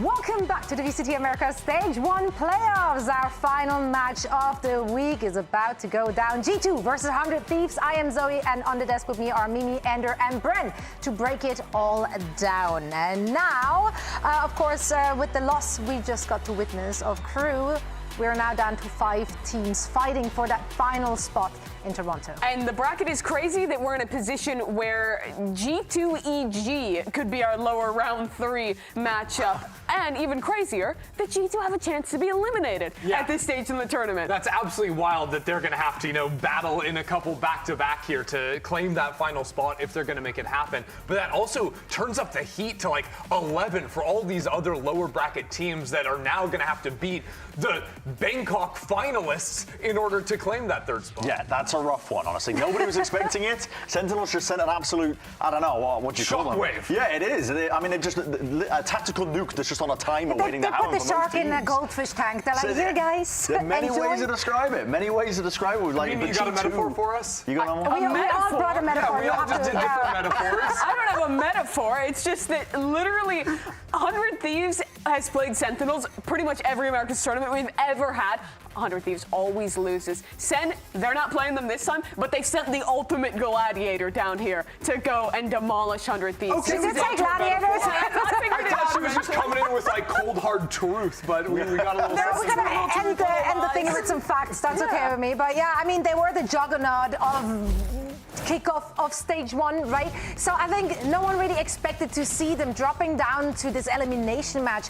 But are we pushing any panic buttons here? Like, what should we take away from this loss? It's just one loss. Yeah, one loss, exactly. And when you are the top dog, you have that target on your back. Everybody's watching your games. Even the teams that are going to be playing you in the coming weeks are going to be watching your games because you are the best team in your league. So everybody's watching to learn from you. Everybody knows your styles. And I think Kaplan came in with really clear ideas of how he wants to approach G2 in that matchup that worked for them. And they finally showed and proved that G2 can bleed. They are a mortal team. And they've left the tactical nuke in the lower bracket now for 100 Thieves to contest with. Yeah, Sen's defense on Ascent in particular, I thought was really good game planning from them. G2 played the same way like comp. They came in undefeated, but Sen was never getting caught off guard by any of the set plays G2 was doing. They had really good mid-round aggression. I loved their changeup on that map, and they really caught G2 off in that first half. Let's not forget, though, like Ascent, real map, it happened, but G2 very nearly came back in that, right? If a few rounds go differently on their attacking half, Icebox and Ascent. Exactly. It's like that could have been a 2. Like they're going to think of that series and say we could have won it at all of these different points, but now their backs are against the wall. Yeah, and a lot that made it so close were clutch moments from players like Trent. Let's hear what he had to say earlier today when he caught up with Liz. Now, Trent, we are heading into a elimination match for G2 today. Something I want to ask you is kind of about your clutch factor, right? You are someone who has been incredibly clutch. You have some amazing moments that, like, I think would have people think you're cheating. Is that sustainable going into an elimination match with such high stakes today? Yes. A man of simple words. Best of luck. Nice. Wow, yeah. Thank you, Trent. Yeah. He was giving F-150 profile picture in that. Very honest with his aerodynamic up He's there. so smooth. That's how he's feeling in the clutch. Homie in the back on the phone too. Like absolutely no cares in the world. I mean, they were such a dominant team, and Trent has been such a clutch player. What do you even do when a player like that pops off? What do you do other than die? Yeah, lose. Except if you're Sentinels and then you win 13-11 twice. He was less clutch on the set. Normally when we talk about G2, they are beating opponents by playing, like 100 Thieves players said in that bumper, by playing near perfect Valorant. Here they had to rely a lot more on the clutch plays, but Trent was winning it every time. The amount of 1v2, 1v3 post plants he was pulling off was just incredible. Yeah, and look, you can call him a post-plant Tejo cringer, and that is partially that is valid. I'm not saying that's a lie, but also this kid is shooting right now. Like the actual like game sense when he's taking those fights, even down in numbers in those clutch moments, is just beautiful to watch. I mean, you can say so much about every single player in that lineup, right? They have a wealth of riches with so many high-skilled individuals, and Jogamo added to that, like as if they didn't have a skilled enough roster. Jog came in there. How do the duelists for these two teams stack up? I think it's really interesting because, well, they play pretty different agents. Jaw's been playing onto the Waylay a lot more. You've seen on the other side a ton of Neon thus far this stage for Asuna. They are both guys who their number one thing is making space for the team and being super proactive on the way that they're playing the dive role. But I think they get rated in a really different way. People really lend credence to the pass for Jojimo, build up how good he's been on previous teams, and he's had those moments, and it's been great, especially in big matches for G2. Yeah. But for Asuna, I really think he's an underrated player. He's gotten a lot of hate as the longest standing member on this 100 Thieves roster, but I think he does his job as a dive duelist and has some of the best movement of any player in this league. I think as well the way that these two teams operate around their duelist players, Asuna is almost the one setting the tempo for his team to follow him in, whereas Jogamo he's more of just a cog in a machine that is G2, if you get what I mean. He's the one, Jogamo's going to be triggering plays for the rest of his team to follow up on, but Asuna is a very vocal voice. We know this, I think, from listening to the comms pieces that these teams have put out frequently, and at least almost this frantic play style that we get, at least the impression of from 100 Thieves when you're watching them play and try and fight over these different scenarios and situations that might occur. G2 are much more controlled overall. You can feel it just in the way that they play. So that's a major difference that I see really just manifested between these two teams. And what an incredible coincidence that you mentioning those comms, because we just so happen to have a little video ready which will give you some insights in how the comms work for each of those teams. We go tower. Peeking this. I'll go tower. You can stay in it. Yeah, heavy. Wait, we're gonna go peek. Go. Are you holding the cross or not? Go peek. Go. Keep going. Keep going. I'm gonna delay for them. Okay, let us go. Going tunnel heavy. Hold. One enemy remaining. Hold the fort. I flanked. Nice. Tree heavy. I'm bossing the door. Omen close to me. Omen on it. I can't. Oh, I'm playing paper. Close to me. Go get tree care. Do it. Break. Two. Fight. Breaker. Just chill. Just leave him. Front B. On Trent. 3, 2, 1. Ult's on in 4. Other guy in B. Break room. Flashing. Nice, Trent. Flashing. He's breaking blind Trent. On Trent. Nice. Yes, Trent. Yeah, I mean, you heard the differences there. It's actually crazy. Yeah, I mean, one's against an eco round 2, the other is in a more, again, it's like in the gun rounds itself, right? But 100 Thieves are just high tempo, frantic most of the time as well, being led by whoever's voice is the loudest, it feels like it sometimes, right? So it's a very different style. And for 100 Thieves, I think as well, as a team, stylistically, they had a game plan against NRG, and it was to play super fast tempo and make sure that they could try and punish, I think, the fact that NRG are kind of a newly formed team with newer pieces, and they weren't going to be able to contend too well in the team fights. You can't do that against G2, I think. If you try and play high tempo, G2 are going to absorb all of it with a slower play style and punish you with their discipline. It's really hard for them to find similar win conditions. Yeah, and that's why I think this matchup is really tough for 100 Thieves, because we've heard like Zix and the team like talk about it as a squad. It's like they love to go into those brawly styles. Like ever since they were playing and winning Stage 1 last year, right? This team has been playing comps with tons of utility, trying to fight around that, go very scrappy from the get-go, and that is not easy against G2 and their contact ways. It did get scrappy for G2 at the end of that last match against Sentinels, but I think that's going to be their biggest thing. That match has to be a wake-up call for G2. They're going to be locked in going into this game against 100 Thieves, and I think they have the style to beat them. Absolutely. I generally think that Sentinels poked the bear here, and they will come back with something to prove. So let's send it down to the stage and get our last elimination match of the day underway. Riot Games Arena, it's time for the last elimination match of the day. Let's bring out your first team. Give it up for 100 Thieves! I mean, 100 Thieves, they had the upper hand all of early 2024 in the head-to-head, only really losing one match to them at the very end of it. But haven't played since. We don't know how they stack up. Busio had the number of that 2024 team. Last time that they played off in that year was beating them 3-0 in the Stage 1 finals. That was the only Americas trophy that this 100 Thieves roster had. And people have said that this year it's a weaker team, that G2 has clearly been the favorite. They've been undefeated in Americas until their loss to Sen. This is Busio's chance to show that he still owns G2. Yeah, 100 Thieves are going to have to tap in and take some learnings from that series they saw G2 fall in yesterday if they're going to have a chance today up against the Kings. And now it's time to bring out their opponents fighting for their playoff lives. Make some noise for G2! The NA juggernaut, the team to beat, the target on their back getting bigger and bigger. But as of yesterday, we do know they can bleed.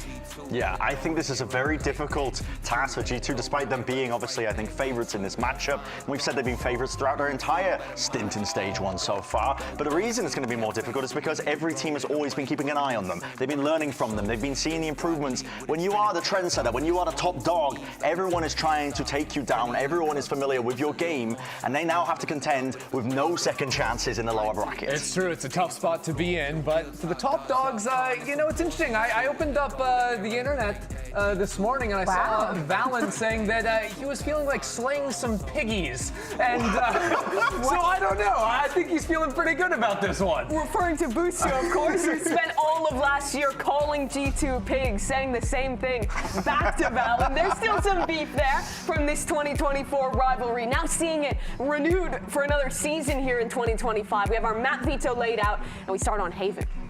Yeah, I think early on, for 100 Thieves, they're going to want to try and get some early wins under their belt with some set ideas. I imagine it's been a major strength for 100 Thieves is their ability to cook up really cool ideas, I think, for the pistol round. To get that early snowball advantage, you need every single element, I think, to try and take a win against a team like G2. Yeah, and don't forget that on Haven, this is where 100 Thieves play that double duelist comp, right? With Cryo on the ISO, Asuna on his signature Neon. I think if you're looking to sort of accelerate the tempo and sort of force win early fights, that ISO agent, especially when Cryo's frying on this map, is great for them.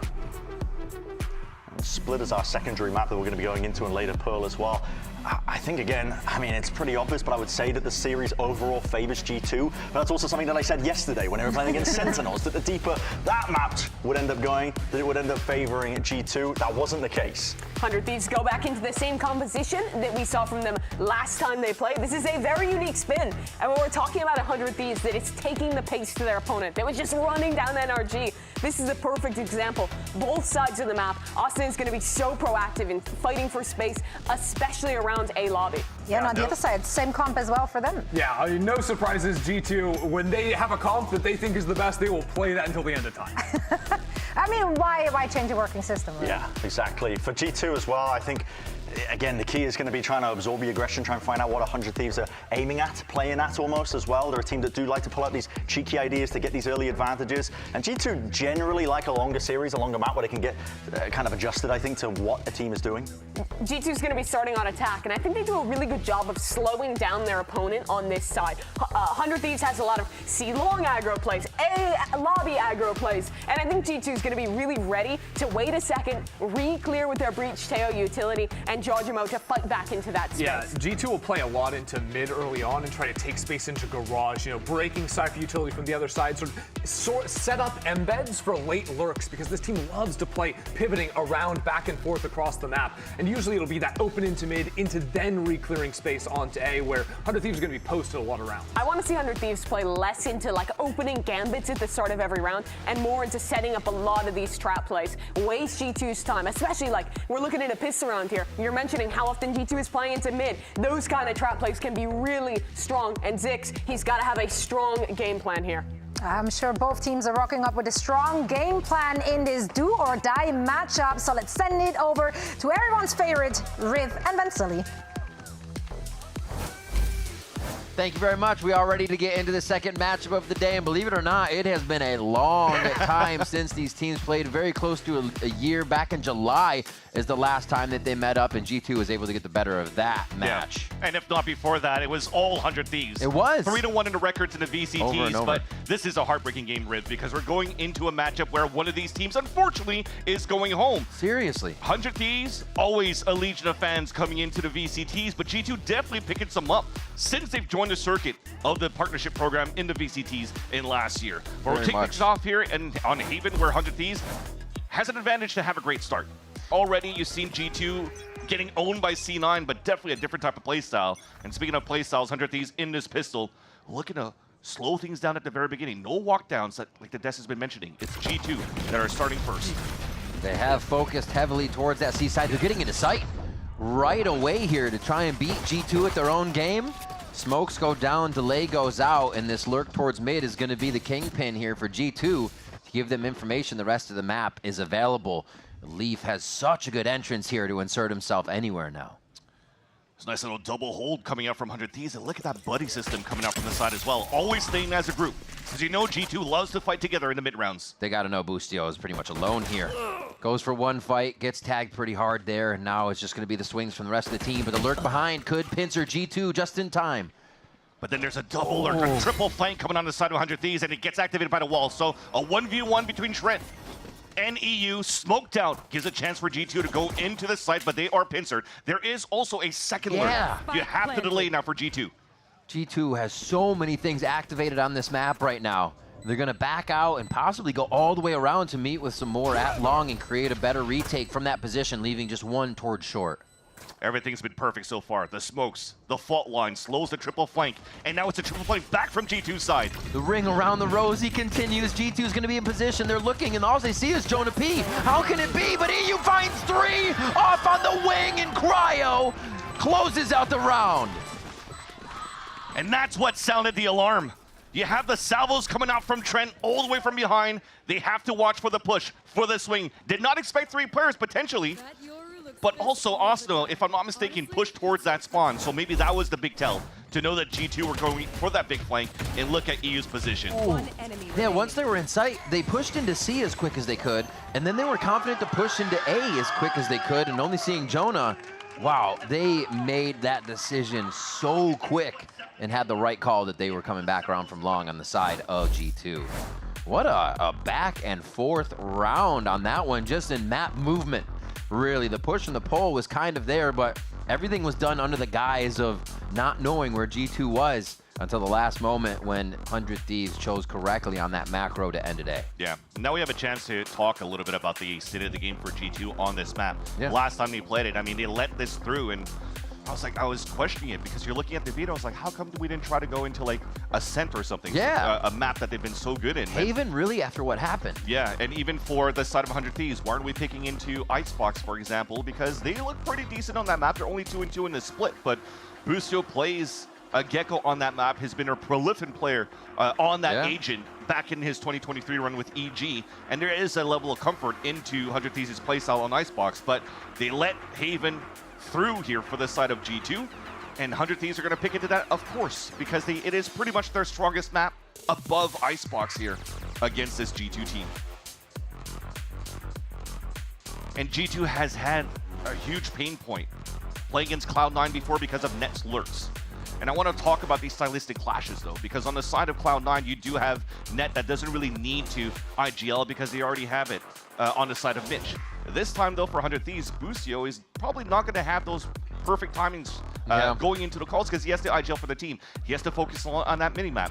Maybe it's not going to give him a chance to activate as much and be that pain point against G2, which is potentially why G2 lets this float. And Boostio has been vocal recently that he wants to get back to that kind of instinctive flow state in the game where he's kind of just playing through the motions and not really having to think of them step by step, where you're more so inside the head of your opponent in your plays rather than processing what you're going to do. And we're kind of seeing that here as the team comes up in this playoff form, if you will. But you're right. I do think G2 are going to be able to kind of have a breath of fresh air that they may not getting lurked on as much, but we'll have to see if 100 Thieves put that into action. The G2 Stinger buy, always present here if they're losing the round. And you have to be very afraid of what they can produce with this. And Asuna do the same thing, playing close range, able to escape with this Neon, playing the Stinger himself. Trying to find their early info as he's jumping around in and out through the Astra smoke. But he hasn't found any information yet. That flash maybe will be a tell that G2 has pivoted away from the A side to work towards the middle. But everything is a stalemate for now. They're trying to see how 100 Thieves is going to react to it. And they do so on the defensive side with this triple push. It's very passive except for this push. And if they can't protect each other, nobody's pushing. And this 3-ball here is going to be able to do enough damage. A little bit to Cryo, but he'll still try to push forward here with the Spectre for now. I think G2's done a good bit of damage with that, though. Yeah, the thing is, lots have been utilized on the side of 100 Thieves to hold that back. The best thing they have now is that Vandal. The walls are being used from Cryo as well. Gives a chance for G2 to walk back, holding that wall so they could double swing and take down Cryo. Interesting choice to solo that out. Look at how that pulls to rotate, and there's still 30 seconds left into the round. This insert that you currently have from Trent gives you a chance to get a little bit more information, especially with this wall coming up. They could punish Boostio and go for the quick hit into the C site, but instead, they know B's open, and they go for the plant into B and play the pulse plant. Do they leave it? Shock darts out. Almost gets the damage on that in the double bounce. Oh, quick push, but Jogamo actually grabs info on 2. Now they know they can play towards the BC side and watch the front side of B. It becomes a little bit easier, but that is easier said than done. Game of cat and mouse, everybody missing each other towards the ceiling, but end of the day, it gives more time here for Trent to get those salvos back up in the post plant. Oh, just off. It does take the headshot through as Boostio and EU come up strong on this one. Trent and the Stinger. Trent and a Stinger. Oh my gosh. It's going to be again. Salvos are up. He throws them out. Half is already there. It's going to be the push from Boostio here. They're both very low at health. And Trent's going to get the clutch. When does he not? A Red Bull clutch for Trent. Trent is back, baby. Not letting go from yesterday's game against Sentinel. Running through the Stinger, catching a play off guard, and somehow swinging it into 180 to get the second kill. Look at this right here. 6 bullets left in that clip when he got that second frag. Does the damage on the salvos. It's an easy right-click classic on a 1v1.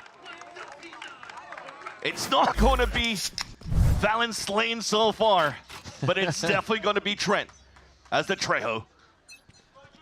They go down to the last person on that as well. Still money for G2 to get back in with this, and 100 Thieves want to try to fire back immediately. A quick push, a paranoia down C. And it looks like they're ready on the side of G2.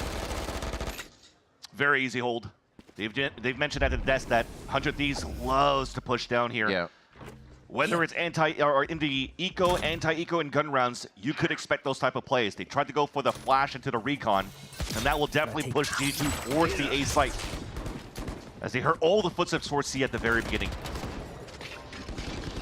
And with the trap play not working on the side of 100 Thieves, this should be a lot easier now for G2 to just gather their positions here in the post plant. Nice damage, setting up for one of these sheriffs up top at least, so they can drop a few of these weapons and make it costly for G2 at least. But they should be able to just wind this round down and use the util to stop them on the way in. Who's going to jump in first? It's going to be Xander actually up top. He's going to TP actually to the other box towards Shore. Is it enough for him? No, nope. They can't get in. Valen and Jogamo just racking up the ult points. EU does have an ult on the side of 100 Thieves, which is going to help here if they do get back into their buy round to stave some things off. But overall, the cleanup as Cosmic Divide comes online as well. And that's an important one. Remember, Valen somehow also in the game against Sentinels yesterday was able to get the from the shadows as the Omen on Ascent. This time has the Cosmic Divide. Yeah. And it's way more potent in their bonus round on a map like Haven here, where you could potentially maybe read on the side of 100 Thieves that they hit maybe heading towards the C site. Cosmic Divide on that spot, splitting the right side. You have great util from the double initiator from G2 to really smother towards the C site and force your opponents to play the post plant. Force them to play the retake, rather. All right. All right, off the bat, off the rip, they get Jonah P. The initiator utility's down. Asuna is going to be on top of the situation as Jogamo tries to get the swing. And these are the pushes you were mentioning here, Vans. These extremity lurks, all right at the beginning of the round. G2 is not expecting. It's actually on the side of 100 Thieves, yeah. With EU, the way that he's popped off since the pistol round, already brought up into the Hunter's Fury, not giving a chance for G2 to set up and snowball the amount of rounds on their side. And now at a 2-player disadvantage. Might be a little bit too late to use the wall. Just trying to catch some players out of position here for 100 Thieves. And also play the 3 versus 1 wherever they want to work the mid round. You will definitely have to commit towards a site here because it is the bonus round for G2. It's all up to 100 Thieves now if they read correctly of where the last hit is going to come from G2. And so far, it's looking pretty good for the attack side. Osno is going to be the only point of contact towards this A site, playing very passively. Soft side towards A. Oh, here they come. We'll give it a chance for G2 to plant, though. They're coming in fast. Smoke goes out towards A. It's been told across the map. It creates a bit of a one-way for a second, so he can see the feet. And Asuna is going to be able to make that call. Cryo shuts down Leaf to get into sight. And this is just trying to find the numbers here as the clock ticks down. 10 seconds left. Trent, there's just going to be too many this time. 100 Thieves bring it 2-2. Very patient rotations that round. Yeah, the first 2 stars being used here by Valen were actually towards the spawn and the right side corner of the A site with a Nova Pulse, with the stun, trying to see if they could catch somebody. Took a little bit more time for the second set of stars to come through towards the top of heaven before the smoke came up, which allowed here 100 Thieves to really be in a good position to flood back. Leaf tried to go for a hero play inside the spawn, wasn't good enough. And now 100 Thieves are able to tie up the game very early in this first map. Indeed. A pause. Coming through.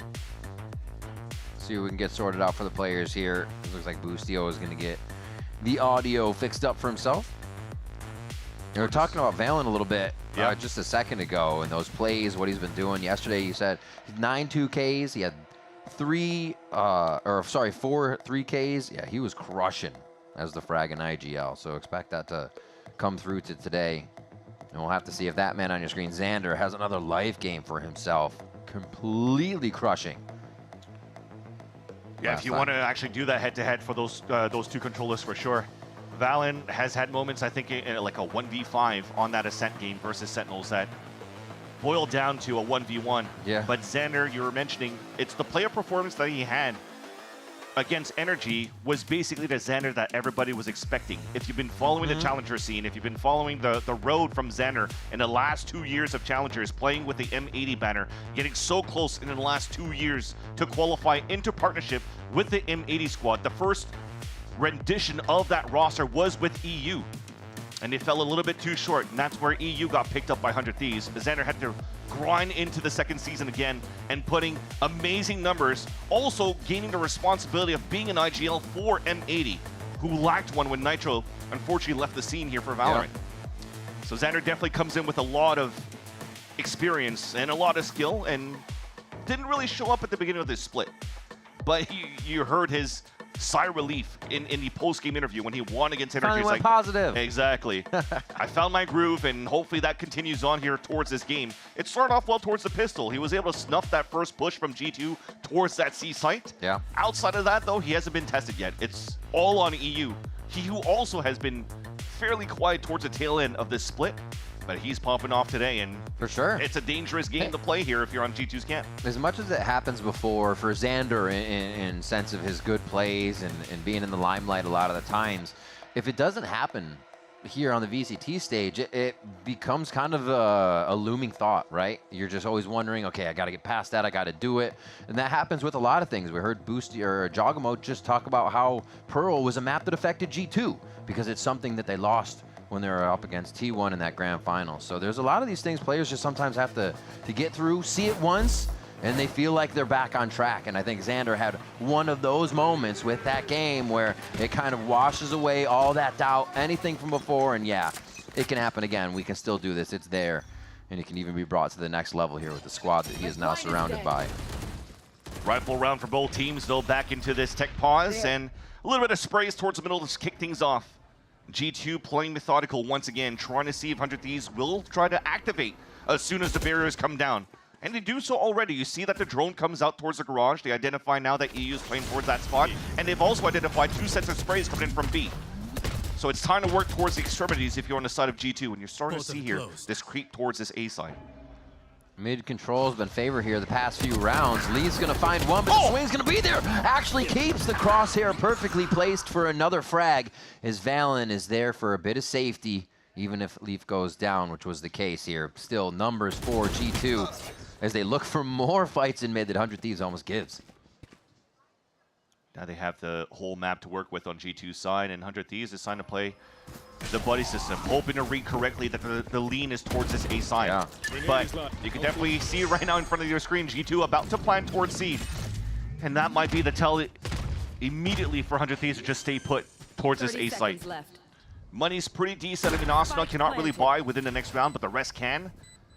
But on a 4 versus 2, when you have no information on middle, you have no information when you're going to try to re-clear towards the C site, it should be the wrong move if you're actually going to go for it. So they choose better, stay back towards the A site, and save these rifles going into the next round. Nice little push at the very beginning here from, or a nice little hold rather from G2, anticipating this push from 100 Thieves. Allowing Leaf to play a little bit of that solo mid, but with protection. We're kind of seeing this 3 stack for G2 move around, be in safety, but also from 100 Thieves. It's kind of whose party can win that fight as they search around the map in the beginning of the rounds here. G2 just going to mill about, get away from the spike for this one to end out as 100 Thieves save some weapons. They should have a decent amount of money to get some buys through here. If not, we see some Guardians, but these kind of plays that G2 does will take out your 3, will stop your entire mid-round protocol, and it's something you're just not ready for. And you saw how they assisted Leaf. As soon as Leaf dies, there's also the flash coming out from both the Breach and the Yoru. Jongmo and Jonah P. Yeah. Cross-firing flash, his triple swing.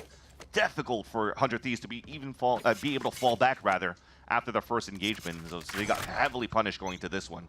State of the game, though, for round number 6, we do have 2 ults available for the attack side, and feels like they want to tempo up fairly quickly. They're reading it, and they play right into it. G2's very happy to get right into that aggressive spot of A lobby. It looks like 100 Thieves, they wanted to push a little bit more, but now they only have the garage control. They're kind of still stuck in anchoring A site. The double up on this garage side from 100 Thieves. You definitely have one that's trying to cover the body after you have the kill contract out from Cryo. But for G2's side, you saw that Leaf was a little bit scattered outside with G2, maybe looking for a late lurk back to try to fight into the garage, wherever the ult would be coming from, rather. But instead, as everything stays super quiet, it's up to G2 to play the contact play that just got spotted here towards the ceiling. Leaf instantly retakes mid to make sure they have this position for the spike plant. They're gonna fake it. Oh, they're gonna go for a fake. No way. They pull this out, and he actually still gets it. He knows that somebody was gonna be playing outside the site. They're trying to watch the body to get back in. That's gonna be a kill coming down onto Cryo, though, as they get back to safety. And they are protected on this ISO contract. When that kill, though, Armageddon is available for Trent. Steel Garden as well. Almost the last shot from EU as they get the room. It's gonna be a fake, though. Leaf still has to try and push through to give the time over to Trent as he's going to plant towards A. He has to make sure Trent's plant is safe, but now they don't know. Trent can buy only a bit of time here. Didn't see. No way he tries to go. 1 enemy remaining. 2 seconds left. Almost He's running away. Almost had it. He knows if he went for the plant, he would have found util in his face, and it would have been almost too hard to have. But yeah, Boostio's going to get in his face for that one. It makes sense. You're looking at it, he snuck through. You think that the plant's still going to come in towards this B site. And they'd be playing together, right? But the luckiest thing that happens here for Boostio and for 100 Thieves is that he decides to backpedal. And that small backpedal runs into Trent instead of grouping up with his team at EU. And Trent couldn't find that window for that double kill. What are you doing? What?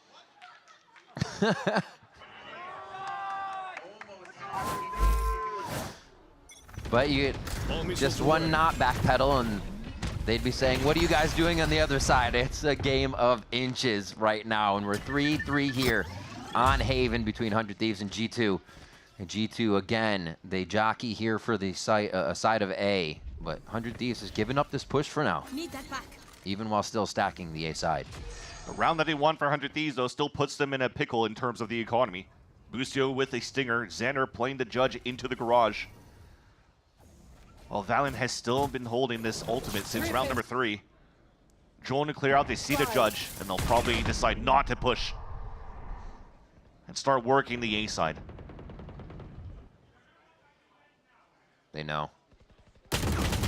They know, but the angle almost was not there in time. Jogamo, one away from dimensional drift here is Trent. Wants to open up the site for the team on the left side. Do they take this? They're gonna have to focus it. This is really just to displace the team that's in A for now. They know they're not gonna get too many kills on it, but 100 Thieves is staying right in the site, ready to fight. VALORANT forced back through, gets down EU as he tries to jump in. And yeah, they should have pretty good looks coming in from the side. 100 Thieves, but Trent's gonna be able to be the one to do it. The 3K again from him, and now having to get into the fights instead of going for that more of a post-plant position. EU's ballsy there going into that fight. He actually ate like, what, 1 pulse or 2 pulses of the salvos to run out and try to get a kill inside the smoke. Almost did, until he finally got sprayed out towards the end. That was a moment right there you just saw here that maybe they were looking at the minimap where they got caught off guard, but thankfully because they had the double stack, there was no surprises coming through from that sewers push. That said though, as all the fights engaged, it was a little bit of miscommunication. You kind of shot your own teammates on the side of G2. And then you close that gap for 100 Thieves' side where you thought that potentially that Judge and Stinger could have been able to be the solution here for 100 Thieves to be able to win those fights because they were playing close range. Same person. They want the Gecko. They want the, that's what I was mentioned before, man. Play the Icebox, bring the Gecko out. But so far, so good, though. You still have a timeout being called by Zix, and 100 Thieves have had a pretty decent defensive side so far. It's been going down the wire in terms of these fights whenever they have, even economy for both of these teams. Yeah. I feel like especially the way that G2 plays and can organize around the map. Both teams are in a situation of lower economy, rounds going back and forth. You almost give it to G2 at that point. But 100 Thieves trying to make a good case for themselves this timeout. To flip it back around, the Thrifties have been abundant between these teams. It's going to happen again. Thing is, right now, the timeouts, you look at the ults available for 100 Thieves, it's not really going to be a trap play setup. Probably just calling the timeout within the next round. G2, though, actually using the dimensional drift. Respecting the plays for 100 Thieves, trying to find if there's a stack somewhere, and he sees 2 of them. Oh, he gets behind. Still, Austin is going to be able to find it as the Rolling Thunder comes flying through in the eyes of VALORANT, trying to find one more. And Jonah P is going to get another one in the crossfires. VALORANT through the smoke. Absolutely drops 100 Thieves. Trent with the final one there as they know they shouldn't be giving respect on the low buy round. And you'll take it on the side of the Thieves. They baited out the Dimensional Drift and the Rolling Thunder from G2. When they were only on the low buy, they used the Overdrive instead from Asuna, but I'd take that trade any day. Yeah. Because you're going into the next rounds, Asuna could actually go for some very good Phantom slides, as we've seen him do in the past. But this round doesn't look like it's going to be something fairly quick. It might be the undercut throw at the very beginning to take control here towards the A choke point, but that's it on the side of 100 Thieves. Ooh, very early cage just on seeing one. So they know that's Boostio's cross. A little bit of a read on the C site now for G2. And they have really actually brought this round to a snail's pace here in round 9. Just that insert from VALORANT, and they wait.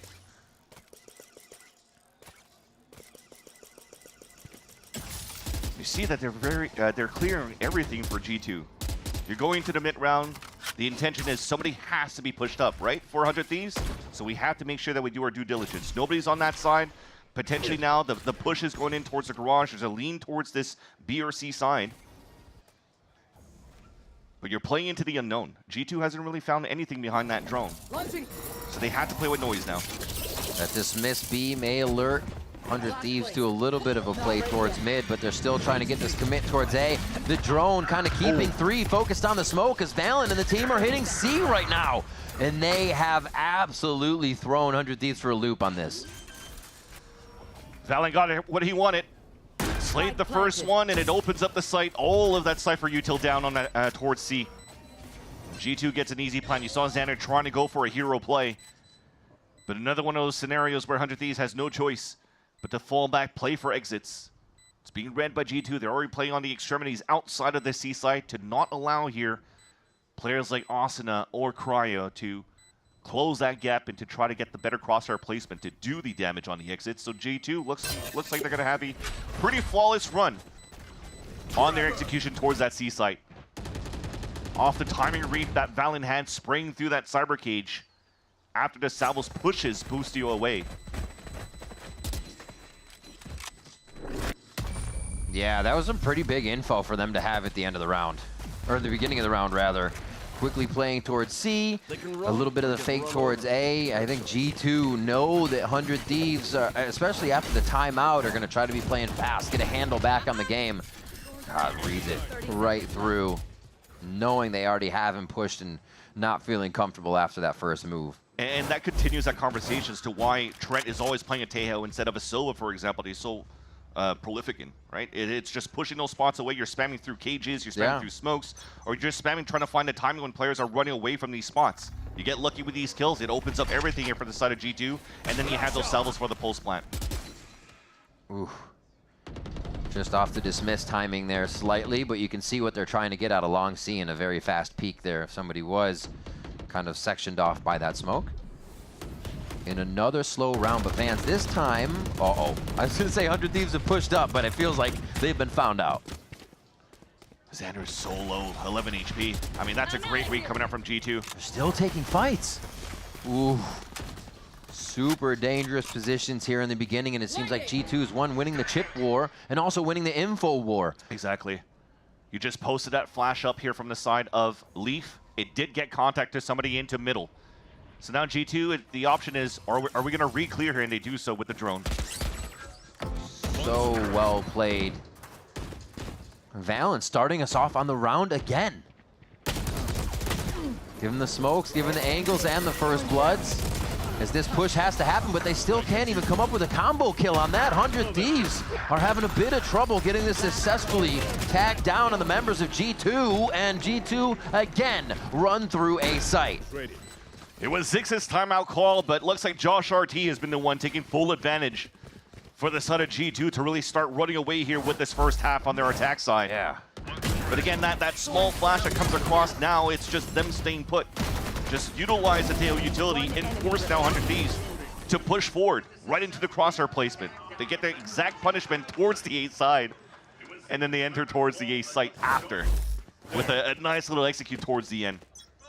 And you mentioned it before, the C9 with Net lurking against G2, the amount of utility they use behind them now to realize what's going on. Like you mentioned, the arc goes towards mid, then the drone. They are not allowing that lurk to be the pain point here in this series against 100 Thieves, and they've stopped it each time. It'll have to be the test as well once 100 Thieves takes the attack side. Yeah. We'll Boostio try to run that type of play here. That's been a pain point for G2's defense. That said, though, they still give so much respect to 100 Thieves' defense. They know the economy is very low, but look how long we wait towards the spawn. The minute mark is going to potentially be another drone. There we go. It looks out towards the A side. Activates a Hunter's Fury, though. That's too far to get some hits. Yeah.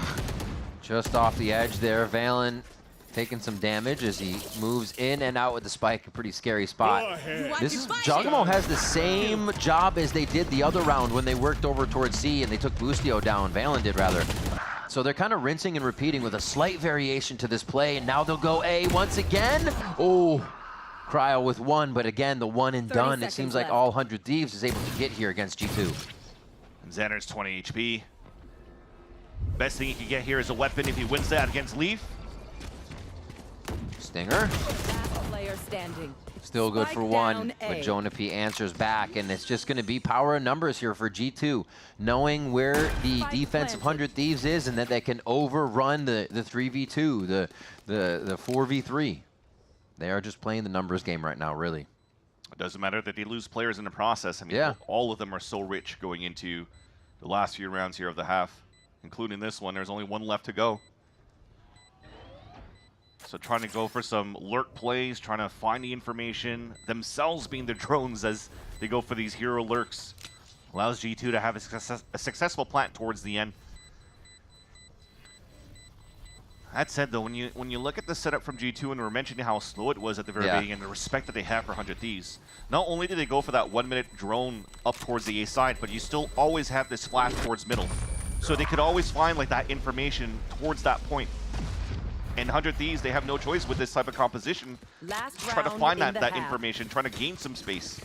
That's basically been the whole thing around for 100 Thieves when they started on Haven.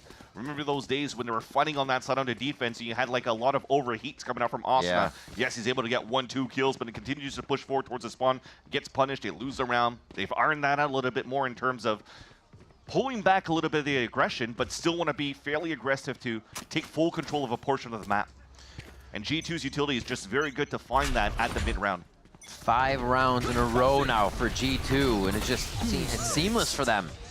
100 Thieves continue to lose the first one and then cannot convert the 4v5. Who will do it again? Valen with another first blood, but he gets traded out. And now they even up the numbers a little sooner on the round. Will it be enough as the hit continues still towards A? Cryo says yes. EU rings true with another shot onto Jonah P here as the kill contract. Who's gonna sign off on this one? And it is gonna be Leaf. Cryo's not having a day inside that, but EU with 4 capitalizes on the round, so 100 Thieves get just as many rounds here in the first half. Yeah, Trent had to win those 2 fights towards that A side. If not, it was GG for sure in that round, even if Leaf won that duel in the kill contract. Popping right up, EU greets him, and EU's now at the top of the charts, 16-6 for 100 Thieves. And it gives them a chance to work their attack side now. 100 Thieves down 4-8 as we head to the second half. We'll be right back with that.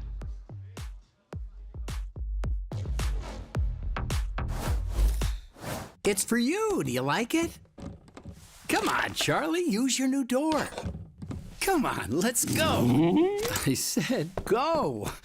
Let's go. Silly dog. I'm gonna trade you for a cat.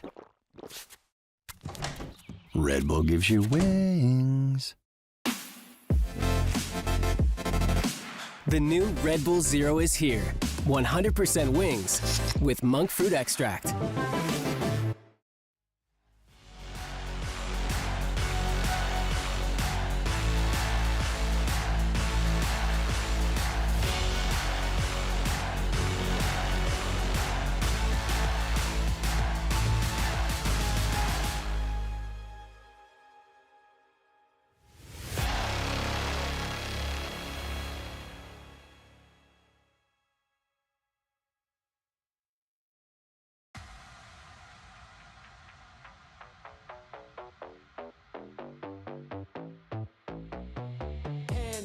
Up to the sky, cause we got enough to survive. Good times, man, we alive. That time I take is all mine. Top spot, taking control. Ain't no stopping me, I'm on a roll. New age prodigy, I got it all. Come for the ride, we bout to let it go. We going up, up. Yeah, look at us, us. We here for the rush, rush. Yeah, we going up, up. We going up, up. Yeah, look at us, us. We here for the rush, rush. Yeah, we going up, up.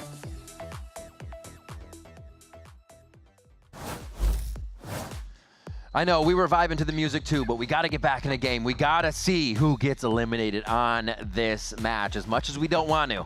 But let's get into the second half and see how first map goes. It is 8-4 with G2 in the lead here. They pulled away, Vans, at the end of that first half, with 100 Thieves being able to put a little cherry on top to get themselves a 4th round before we switched over. Yeah, going into this pistol round is going to be intriguing. If you look at this buy currently on Xander's side, usually on the pistol round you see a paranoia that could be very good here for the side of 100 Thieves, but he's going for a double TP.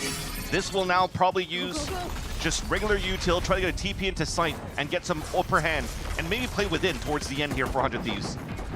Jogamo answers a ghost out of garage. They're going to try to take that mid space right away, and it's 100 Thieves is going to have to push forward now. They realize they've lost what's behind. Yes, they do. They're going AC side with, like you said, the TP in sight. Xander's high on the bookshelf, just on that left side. G2 is going to set up, give themselves protocol with this time. Dude, they just know. Oh, distraction, chaos. Crosshairs being broken, but really it's just the ankles of 100 Thieves as they try to get through. G2's tied their shoes together, and it's going to be another pistol round for G2. Yeah, G2 ties their shoes together while 100 Thieves trip. It was well read on the side of the defense. Look how passive they played. Towards the back of the spawn. Crossfire set up towards the A site, from the A site even. And when they go for the push, Garage back into the middle. They were so confident that there was nobody watching the flank. Immediately punished Xander into the B site. And 100 Thieves could not get. Nate, you like that play?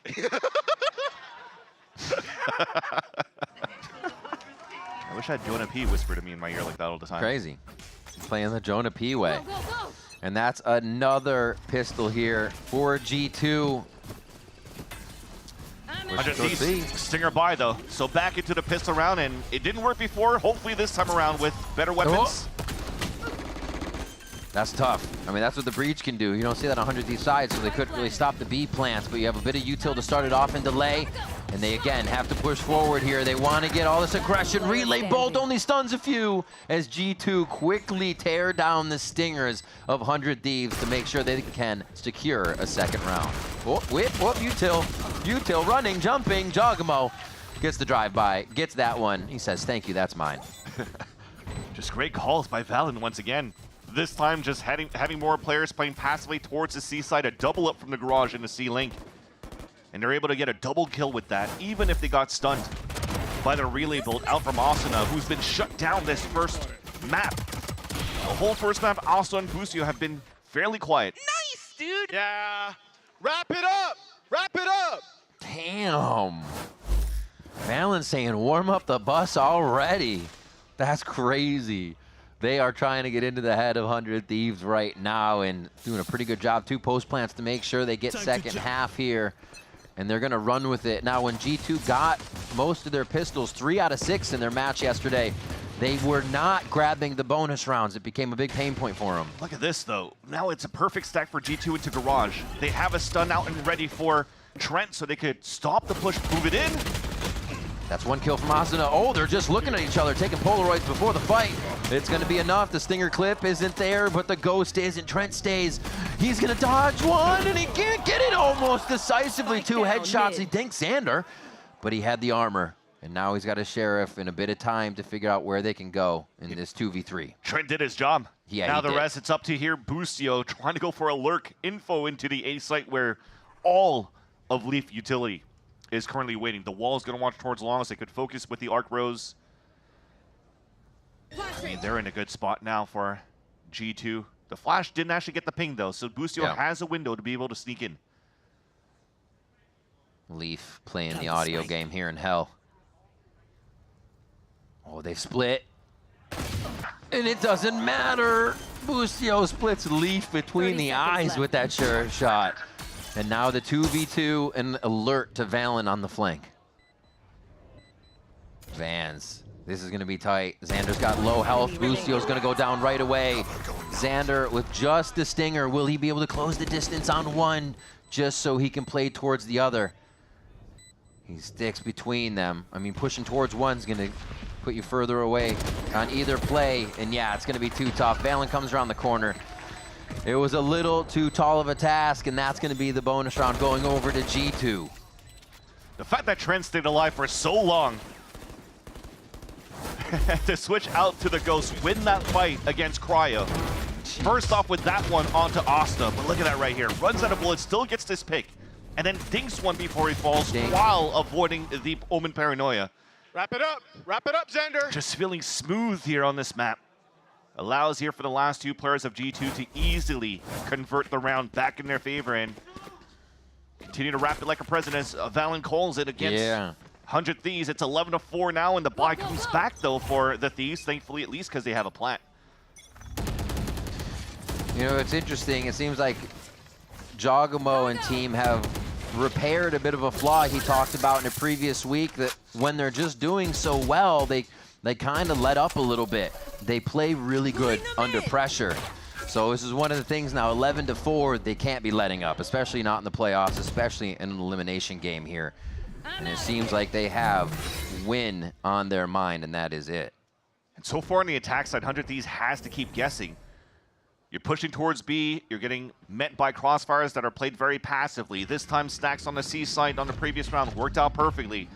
But now in round number 16, it's a different setup on the defense. The push down towards the window that surprises them. Quick trade, though, on that situation. It's going to speed things up as you see the rotations coming now from the defense. A little bit more forward to the site. Xander just on the other side, and he gets insta-smoked by Valen. What are these plays coming from the IGL here on the first map? Jogamo on the trade. All the members of G2 still doing what they need to make sure the site can be anchored, as just Boostio is alive now, looking where the lurk might be and where his next target could be for a successful shot. No, they're just toying with him now. 23 seconds left. I mean, you got to save. I gotta commend Jogamo, though, at this point. Absolutely. There's a fast lane that comes up from Asuna, and then he peeks right in between before the cryo wall comes up. Finds the perfect timing, just knows that they're trying to work together to try to enter towards the A site, and just creates a mini gulag for him to win, fall back, and then allows for the rest of the team to come in and help out. Yeah, I wonder actually how hard it is to fake out Jogamo with neon plays, right? The guy is the movement master. Boostio committed to this one, though, so let's see what happens now. A 1v1 isolated towards the grass. Ooh, tough actually almost got modeled there for a second. Pulls back in with the wide swing. He's gonna have a hot foot here, and they know where he's coming from. I'm gonna say, like, get a count on Trent's salvo kills here over the last few days. They're kind of ridiculous. A double thumbs up from Val. You know you're doing good. The chair has been uprighted, the monitor has been fixed, and we are locking in. It's what 100 Thieves need to do as G2 are now on game point. That's the play we're talking about right there. It's just hard to set up, too, for the side of 100 Thieves to try to move in the way that you wanted to towards the A side, because you have to expose yourself as well to have the correct fast lane and the wall behind it so you could scale up. The team's like, dude, just fist bump us, man. Come on. Valen is having so much fun. This man needs some proximity chat right now so the other team can hear him. That's what he's wishing for. Zix is going to try to get in the team's ear and figure out what they can do, reset them. It's been the one round at round 12 of last half that they were able to collect, and then G2 went back to their winning ways. And they always have been in the second half. They've been 4-4 in terms of successes on retakes, being able to defuse the spike against 100 Thieves' plants. And you respect what Boostio tried to do in a 1 versus 3 to still plant towards the C site, because those extra 300 credits across the board will allow here 100 Thieves to move backs against the wall, at least for the first map, but with rifles and utility. And they looked at the very beginning that Cryo just wanted to go for full shields with Vandal, but they are definitely focusing on utility overall. And that's what's really needed to try to stop G2 on the defense. Remember, we were talking about how they haven't really been tested on this side because Boostio is not lurking as much versus what Net did for C9. So it just becomes, to me, one-dimensional for G2 to just be ready for these head-to-head fights without really anybody sneaking through behind defensive lines here for the side of 100 Thieves. Dimensional drift operator out here for Jogamo. Flash play for Asuna, trying to distract over towards that A site. G2 lurking pretty well towards that right side of A, so this is a win for 100 Thieves if they can get in and out. The wall's towards B now to find information. That's going to pull a little bit of that rotate. But you see that nobody's really pushing towards the C side, so Jogamo's position with this op, he could maybe start walking down and be the backstabber into the hit of the C site. That combo. G2 are looking to close this one out already. They take down Cryo, so they're not going to have the ISO safety or double tap coming into the sites, but B is still the idea. And they have to clear everything on their sides if they want to do something different. And G2 knows it's going to be a B hit. Look at those positions from both Jogamo and Valen. It's confirmed. You have no choice now for 100 Thieves sides to commit to this. Oh, that's EU stuck. Easy check. And another one. They're all actually set up for util here. The timing is very abrupt as G2 try to scream on through. One last one onto Boostio, who's still trying to get that lurk. The shot from Valen. Who else would it be? The IGL to find the lurk around the map. And G2 will swiftly take down 100 Thieves on Haven. A masterclass from G2 on Haven to kick things off in this series. Elimination now for 100 Thieves, and they only have one, maybe two, if they're able to bring this over to the across the finish line for the second map being split. But overall, to focus on Haven, you're thinking that with the composition coming out from 100 Thieves' side, it was them that was going to dictate the pace. Yeah. But it's been G2 all along. G2 made the right adjustments from that C9 game. We saw a night and day. I wouldn't say improvement, just change. They let none of the same things happen there, and 100 Thieves were really trying to get a foothold. We'll see if that can happen as we get on to the second map, because it is going to be a tough game overall, it looks like, for the side of the Thieves. We are going to be stepping away, but up next, Zoe on the analyst desk will break down map number 1.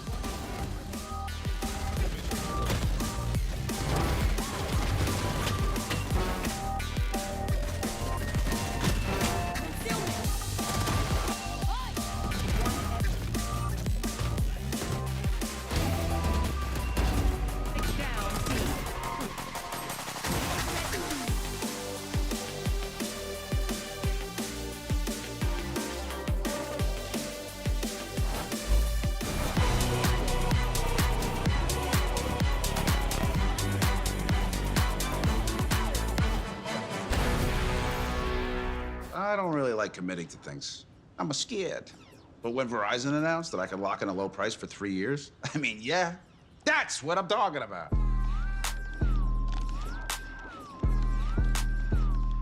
Can you hear me now?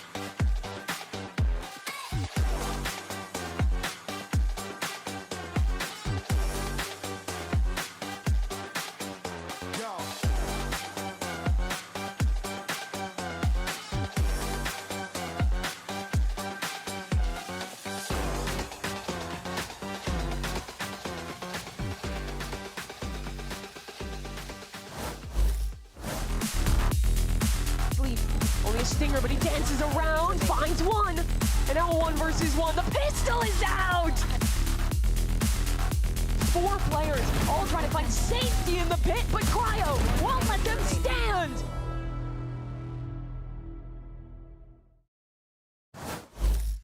Here, the coach of G2.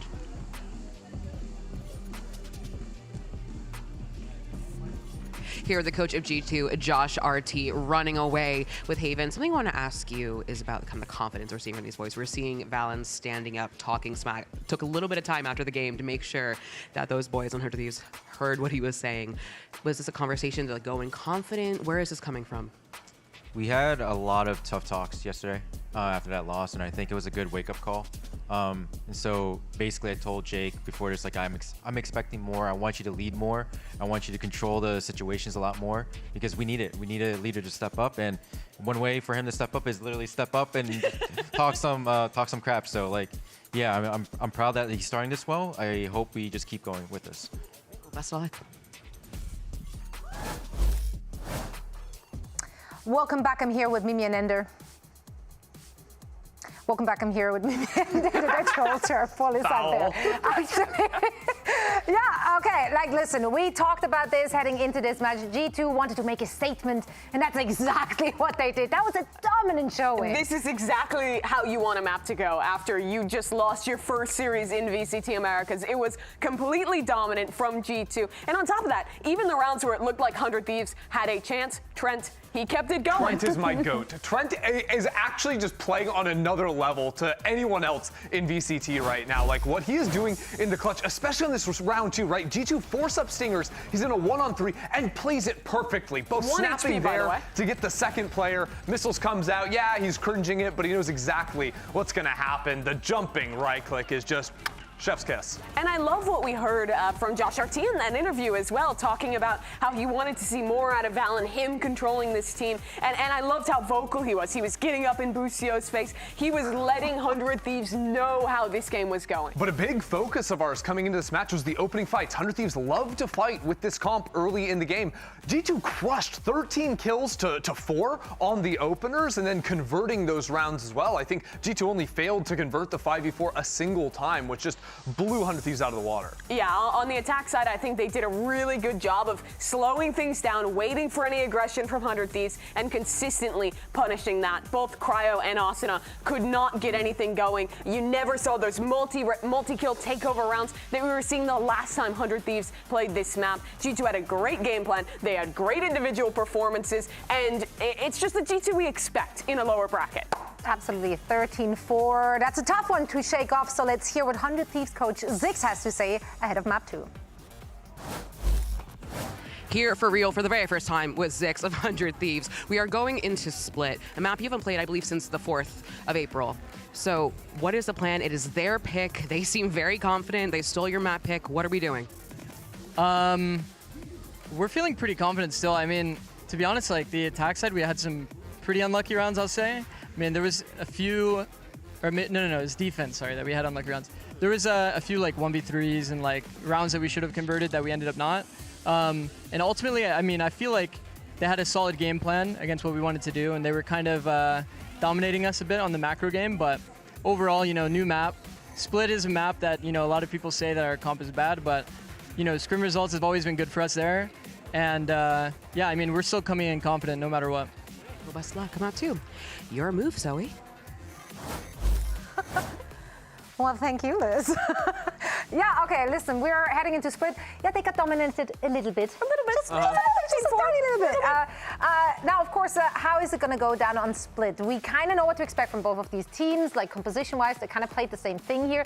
We're going to see that Sage in action most likely, but is there hope? Is there hope for 100 I think it's going to be tough because this is one of my favorite maps to watch for G2. I think their attack side calling macro in particular is really incredible on this map. I love the way that they play around the refreshable utility. I think Jojimo looks great on the Yoru on this map. They have a ton of different ideas, and this is ultimately a playground for Valorant and IG. I think the thing to watch out for G2 on their attacking side, playing up against the Sage. Cryo on that pick is almost always going to be playing up in B-side heaven towards male. And if you put early, like, fight into that mid-space, like you seize that territory, Cryo's very quick to pop the wall, and I think Valorant's going to try to bait that out a lot. And if you look at the last game that we saw 100 Thieves playing Split, it was against mibr. They lost there, and mibr had a game plan almost exactly what you're talking about, Christy, where they were using Teo drone up mid, having Jet contacting up, ready to dash. They see Cryo, it's a stun, it's a dash, and they were either killing him or baiting out the wall almost every round. It was very, very effective. Yeah, and the last time we saw G2 on this map was literally, well, yesterday.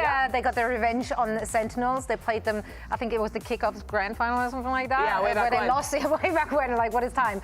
But yeah, so we do have the recent tape on G2. Is there anything 100 Thieves could take away from that? Not really. I mean, there's stuff there. I mean, G2 have played this map, and honestly, I think for them, it is a lot of like those slower rounds. Again, they like to sometimes take into ramp, cut back through mid, but it's hard to get a firm read on G2's attacking side in particular because so often it is going to be moving back into like lurkers in mid rounds, which is kind of applicable on all the maps they play. Yeah, I said this going into Haven, and I feel like it's the same here again. I want 100 Thieves to do less like gambits at the start of rounds and more like mid-round re-clear plays, trying to catch the lurker of Leaf. He's going to be alone towards A ramp a lot. but he's also very good at picking and choosing the timings where he's going for those plays, so it's hard to punish him. Well, the problem for 100 Thieves comp is that they just lack information. What they've got, like a Tejo drone, and that's basically it. Yeah, they don't have an information sentinel. They don't have like a Sky like you used to on this map. It's kind of brutal to play the mid-round. So when you are going for mid-round reclears, it's not like you're just like, I mean, yeah, you have the drone, but it's not like you're just getting information for free with any of those util like you're talking about. They actually have to fight for the space and be guessing correctly. Is there any possibility for 100 Thieves to change things up composition-wise? No. Zix just said too, like they're playing it. They played it yesterday. There has not been a lot of time. They just got to lock in, win it with this comp they've been playing, and keep their chance in stage 1 alive. Yeah, well, let's see if they can get it done as we're heading into a quick break. And when we're back, we could potentially see the last map for 100 Thieves. Stay tuned.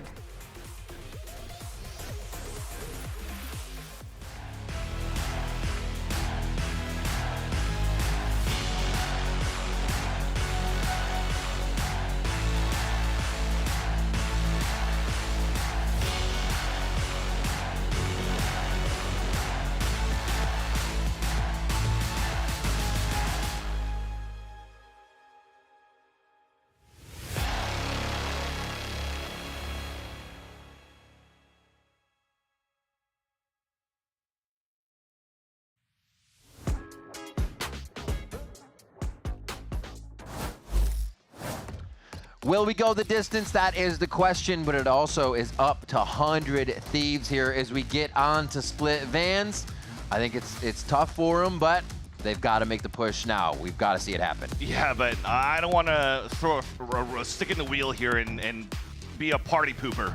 But for 100 Thieves, if you're looking at their successes so far in this split, they've only beaten the teams that were seeded 4th or even lower in the regular season. So you're looking at victories against G2, victories against Loud, victories against EG and NRG in playoffs. But now you're playing against the #1 seed of Omega. Yeah. And you just saw the results on the first map. You're going to split that hasn't had the best results so far, despite you coming out with a huge surprise in the victory against Sentinels when you first came out with this composition.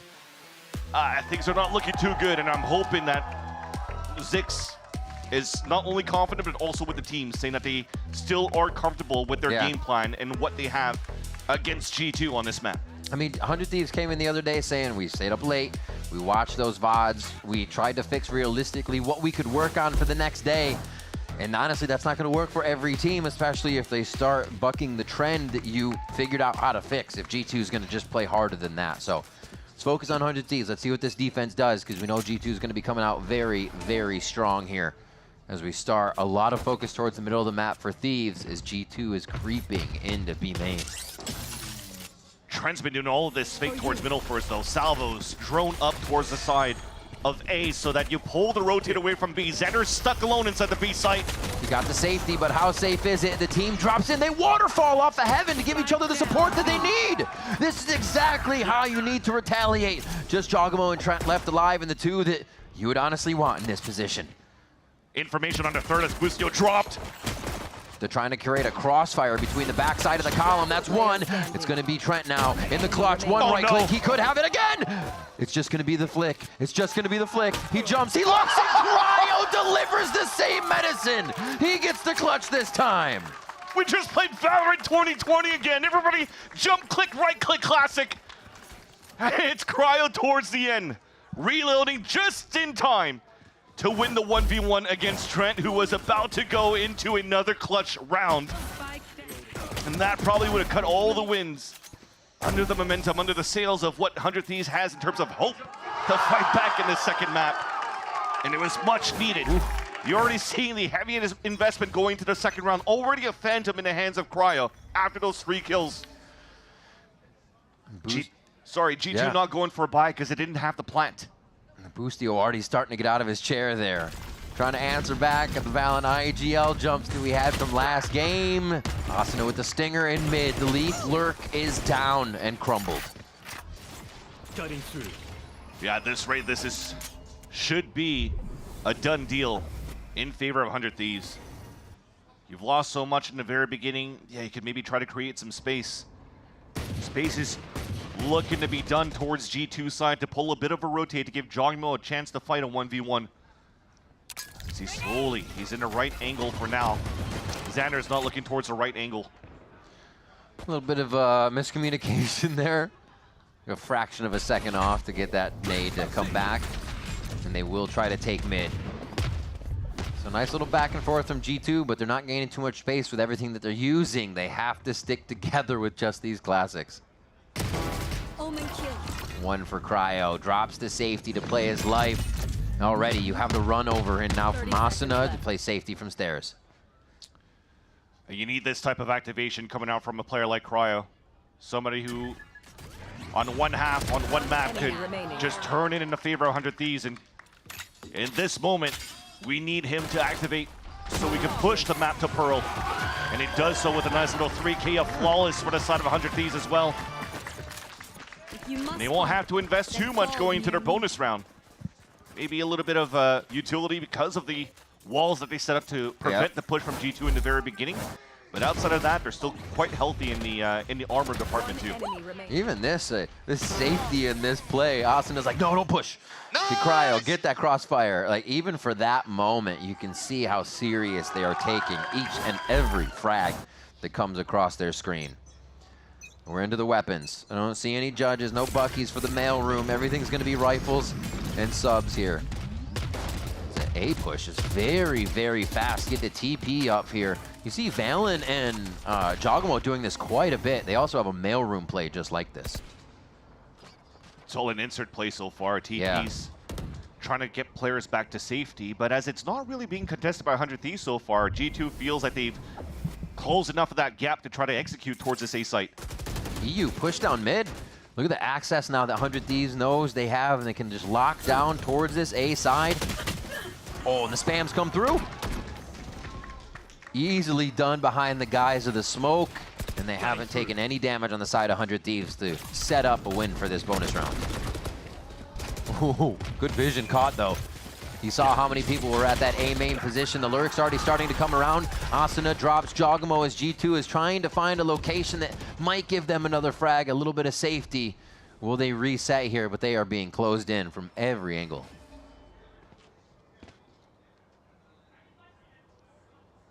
They don't even know. 30 seconds left. Looking for the left side, that right peak. And again, this is the patience.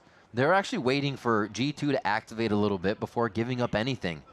It's exactly what we saw Asuna doing here as Trent was pushing with just a classic last round here. Obviously a little more severe with the rifles in hand. Just trying to wait out the clock for sure. They should be pitching in against G2. There it is. They already had all that information from that push down from EU that you mentioned at the beginning of the round. And as he gets to flank back towards the sewers, those last two players were pinned. It almost really seems also that the wall that Cryo was able to save going into heaven to drop that right at the entrance of the A ramp didn't really give a chance for G2 to activate into rep control or split back into the A site. We felt like we lost a little bit. We hesitated a bit into what we could do into the mid round, and then you just get picked through the smoke when you're trying to walk back into main. So G2 looks like they realize that they have to be a little bit more proactive, a little bit more quick, trying to bait out this wall from Cryo so they could actually play the mid round like they are known to be able to do. You may not know it yet, because it seems like a bit of a quiet half, but Cryo is 9-0 on the scoreboard. Already has the res to bring up here, and he's going to get challenged towards heaven. He's 10-0 as he gets finally taken down by the dog. Still shots towards heaven. Whoa, Leaf just kind of hopped in there sideways without any protection for a moment. They're going to lose him as Jogamo has to do a little bit of repair on that play. Once again, he's very close to getting another kill, but Asuna just drives the barrel right through Jogamo as Trent falls as well. They look for Jonah P. 2 bullets left.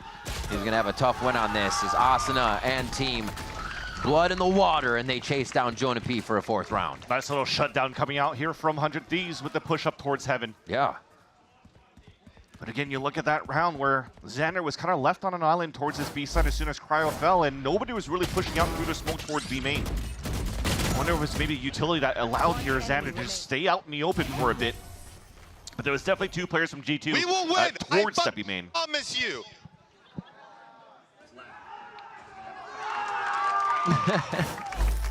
Mind meld there between Zix and Asuna. So we are going to get that timeout coming through. G2, they did not feel this 100 Thieves pressure as much coming out of Ascent. It was a back and forth, and then G2 ran away with the rounds. So now it's their turn to try and solve what's going on here. Not really being able to get into the sites in any capacity, to be honest. If we're looking at how the rounds have gone down, it's all just four kill rounds there on the scoreboard that 100 Thieves has had to get through. And this may be, although a scoreline of 4-0 for 100 Thieves, an important swing round for both of them. Because you know now that with the Dimensional Drift, you're trying to play around Jonah P's fault line so that Jogimo can get some value under this ult. Then it comes down to 100 Thieves. Can you read where the hit will be coming from? Because you have a showstopper that could get shot behind the Dimensional Drift that could get a lot of value. You know, again, we mentioned that matchup against Sentinels yesterday. It kind of telegraphed when you're trying to push forward with the Waylay. And this could be very similar stories now that Jogimo has his Dimensional Drift. So far, though, the showstopper is far away from the danger of G2. G2 instead playing very slowly in this round. A smoke thrown just on Mail to make them think mid's being played for a moment here. And yeah, you're right on the Dimensional Drift. It's going to start accessing the site as drone goes down towards the bottom. There's two on screens just straight up peeking a lobby. All right, into the site. That Boostio firing just to the left and right, drawing a perfect picture of Jogimo on the wall, apparently. But here's the res from Cryo. And that's going to be on Asuna. Can they protect it? Showstopper's back! Oh, the answer is no to that question. Jogimo's looking beautiful on this round. A possible ace in his eyes. If you can find two more, Trent should get the side of Xander here. That's a quick shot, and they are just all over. And too much of that for 100 Thieves to even process where they could be. Big round there for Jogimo. Indeed, you just mentioned that double swing coming out from screens. Somehow still punish Leaf. Yeah. Maybe the smoke was a little bit too late, or they just ran out the smoke for the side of 100 Thieves, and that could have been something that, again, could have snowballed here for the side of 100 Thieves on their defensive side. But thankfully, Jogimo's their hero play going through all of that. Oh, down to 33 HP there. And look what that does, though. You leave up to 33 HP, and Jogimo continues to wreak havoc because he is already positioned within your team to make that mess. Showstopper still available, though, for 100 Thieves. G2 going with the same protocol at the beginning of this round. The difference, though, is that they have the Yoru in the B site instead. So you're trying to do the similar protocols, but potentially here it's going to be Jogimo trying to find an opening into this B site versus Xander. He's going to go forward a bit. We just saw the gate crash behind him. This play over towards A is still trying to tempt this util out, and they do get the drone from EU there with the wall going up and down. So successful so far. Drone stopped in mid as well. Nope, little parkour from the drone, and it makes it over the wall. But that wall and that drone doesn't really give a chance for Jogimo to find a timing to isolate a 1v1, because that pushes Cryo away, so they're already setting up a crossfire towards B main. G2 just has to reset and play the mid round, waiting for the salvos to come back up, potentially use the Armageddon. 100 Thieves are so much more proactive here than they were on Haven. Pushing those sides to take the fights a little earlier. Cryo's in such a scary spot, but they're trying to push in here with the other side of Asuna getting caught up on the rope for a moment, and they both get taken down. As the smoke goes down, so do they. EU, another one where they drop in without a protection for each other, and he takes advantage of it. Almost another one, but a little too high on Valen there as he tries to readjust, and Boostio back on that rotation simulator here for the round. It was a nice try still, though. It looked like they were inting a bit there for 100 Thieves, but Boostio was always a support with the fault line all the way from the A site to potentially get the stun into Vents, into Mail, and get value out of the showstopper. But when they ran outside of that smoke for Cryo, greeted by 3 players of G2, they just had to land their shots. It's not the showstopper was going to do so much damage. The trade. And G2 takes another round. These two pretty similar to the previous rounds as well, but I think we're now, Vans, getting that G2 kind of second hit. They'll take the first amount of util, they slow the round down, and then we get that re-hit, which we know out of G2 being a little bit slower. And despite 100 Thieves losing the last 2 rounds here, they are Bro, you guys see me run out of mouse pads? Well, even though losing these rounds, you still have high energy coming out from the camp of 100 Thieves. But I just wanted to mention, it looked like in these scenarios where it's impossible for 100 Thieves, they still ran out to try to do some econ damage against G2 because they had a lot of money to work with. 4 rounds in a row. But this time, finally, this could potentially be their last buy until they might have to go for a half buy in the next. The good news is that they wasted out a lot of that util out of G2 in terms of the ults, and they have their own Armageddon to swing back in their favor if they can. A little bit more focus for 100 Thieves on that vent so they can rotate back and forth. G2's been so quick on these instances. Talking about quick, Boostio stepping up to take down Leaf on that lurk. And now it looks like they may try to activate something mid here with Jogamo as they clear out a little bit more space to force a fight. Oh my gosh. Quite a bit of util for one, but it is space gained. And they don't realize that Jogamo is going to be timed on this right after that util exploded. He takes that space. If they spam this wall, Armageddon could be used out now on the defensive side from EU. Star 2 on top of that. And Jogamo loses that fight to Asuna. The Hail Mary now to split into the B site. Heady play. The draw right in front of B main stops G2 from getting in. Xander's ready for that play as well off of his own stars. And almost a shot. Trent's though very ready here as him and Jonah are looking to both get this peak up top. Nice delay coming in. Just a few seconds to get the spike plant down. They are going to be able to get this, but it has to stick now. Jonah has Rolling Thunder now on a 2v1 for G2. Ooh, Trent on the one taps is able to close that round down and get another orb for himself. As G2 now take 3 rounds in a row after their timeout. The cleanest of shots coming out from Jonah P as well. And the patience out from Trent. The fake plant to bait out the push down towards Orange. And gets the kill just before it gets blinded. And that's the 4v5 conversion too. Boostio took out Leaf to start. And they find a way through. Insane. That has to be something that hurts the morale. As Asuna very loud, very vocal in the very beginning when they were leading 4-0. Shut down by the man disadvantage coming out from G2 that they converted on their side. Yeah. And that forces a timeout of the 100 Thieves. I mean, you're looking at potentially some sort of a scrappy buy in the next round. You mentioned these half buys that they had, and all the economy that they built up for the first quarter of this map for the side of the Thieves. Those ultimates are still available, at least for EU. When he got punished here towards the top of the B heaven, couldn't use it. And that might be potentially something that you could leverage in this lure buy that you have, trying to go for some sort of a trap play. And they've done these type of plays before with Armageddons into B main, Armageddons down or up towards middle, so that Asuna could try to get some value here with the paint shells and the satchel, the aggression that could come out. Yeah. Look at this convergence at the very beginning here from the Thieves on this left side.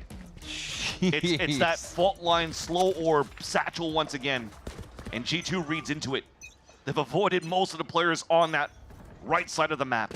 So then we have to look for Xander to play his life in any situation, right? He'll have the info, and that's going to activate G2 to go to that right side. Xander's going to be deep in sight from the shadows is stopped. Valen goes back. He's actually got 11 HP in the situation after the early fight and the nades that came through before he got out, I think, on from the shadows there. And now they're kind of pinned in here to A, and 100 Thieves have made a very fast rotation, but Asuna was not ready for jog in mid. Coming through, G2 lead pushed up so far. Again, the flash comes through over the shoulder.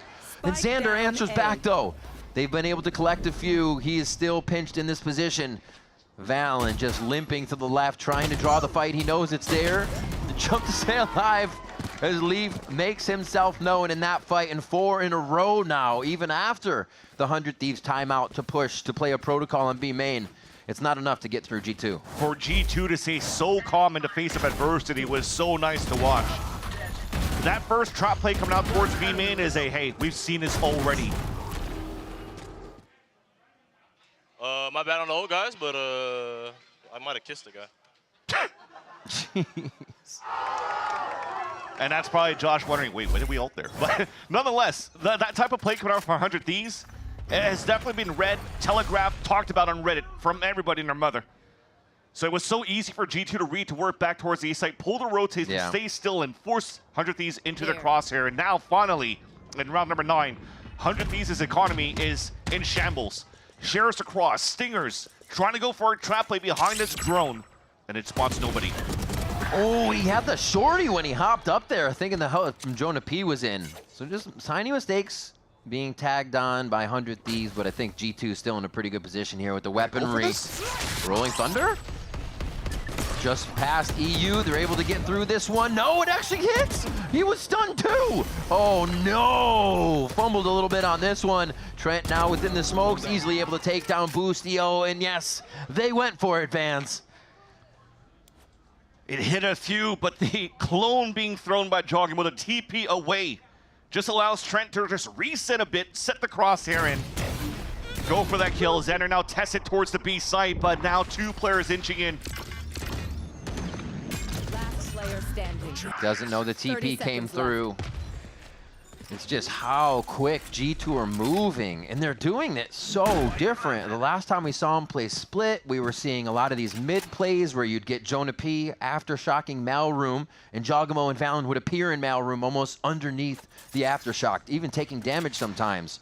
I mean, with 100 Thieves Sage there, G2 have flipped the way that they're doing this. Yes, they still have Leaf lurking, but they are finding some creative ways to get through these rounds. Okay. Okay, that's gonna be a tough one to get through. And they are just pushing now, smiles on their face. G2 know they have control after 5 straight rounds. Yeah, and also using the Rolling Thunder on the side of the attack on the pulse plan, but you're still kind of even in the ult economy for both G2 and 100 Thieves. Both teams still have the Armageddon to work with, but yes, it looked questionable when they were using the Rolling Thunder on the defensive side. I feel that they wanted to keep Arsenal alive in order to utilize those 2 ults because you still had EU on that side. Yeah. It just came down to how much information that you gathered. They did spot Leaf, they got the first kill, but they didn't react to continue with more ults.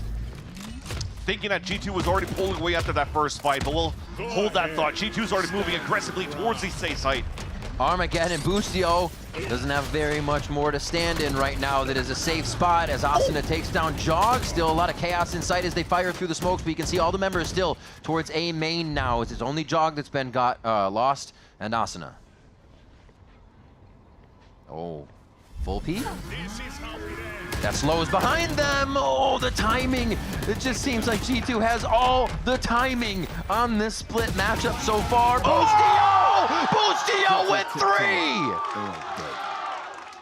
The spring transfer out from Boostio.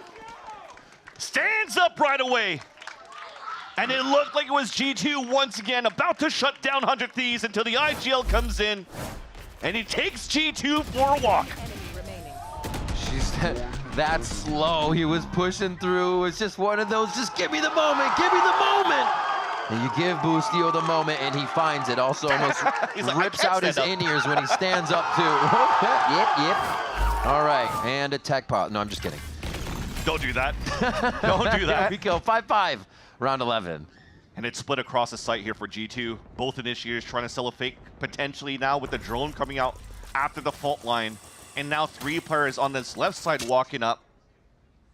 Xander's just playing the off angle. His gun's sticking out, down to 35 HP. They can punish him right now. They know where he's been. Each time he plays behind this column is he doesn't have enough time to get out.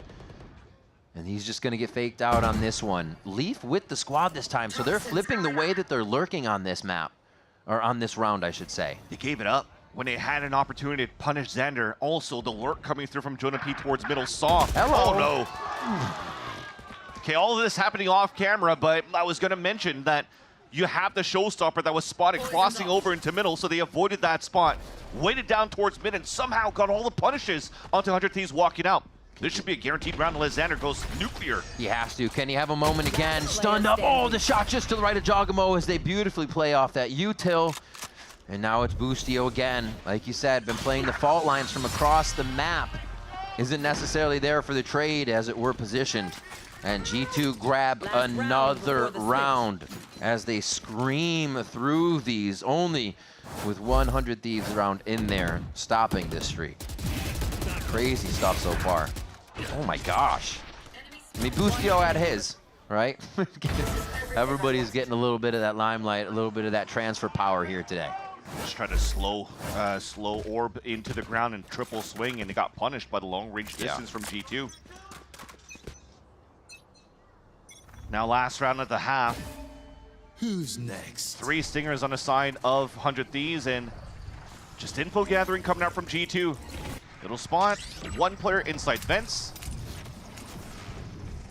And they definitely saw the wall on middle, so a similar 2-1-2 setup coming out for the defense, but Cryo still wins that fight against Jogamo. Cryo's been playing amazing this half, shutting down everything he needs to, getting one basically in the situations, honestly, and it has been huge.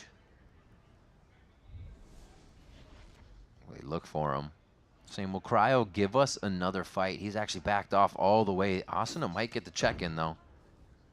No step. And it's a good spot that you mentioned. This hasn't really been checked or played at all by 100 Thieves. But now, as they lose B Heaven with Asuna falling, Cryo is going to be out in the open if G2 commits towards his B site. They're wondering if they should rotate. Here comes EU now, trying to get himself over Cryo with another one. Whoa, nice pit. Oh, 30 seconds left. perfectly played. Oh, Jonah B still trades the shot, but it's enough for the teamwork as Leaf locks that one down. The 2v1 here as Leaf searches around. His smoke's about to go out. The jig is up. Oh, they stay hiding. That's beautiful. Bustio jumps around the corner with Xander. They get the kill. They get the 6-6 first half. And honestly, on a broken by round, well, they're able to tie it up versus G2 here. What a start to split. I think that ult coming out from the side of Xander kind of threw G2 for a loop. It's like, wait, this is easy for us to plant within. And then they tried to push towards that spawn, and unfortunately got caught off guard when Trent overcommitted towards that spawn. Beautiful regroup back from 100 Thieves to clutch that round and tie up the game and try to stay alive in this series as we're still playing I'm in there for the for boys elimination every round this game, or continuation to Toronto. Yeah, 100 Thieves need to keep it going if they want to bring us to a third map. Otherwise, G2 run away with the series. We'll be right back for the second half.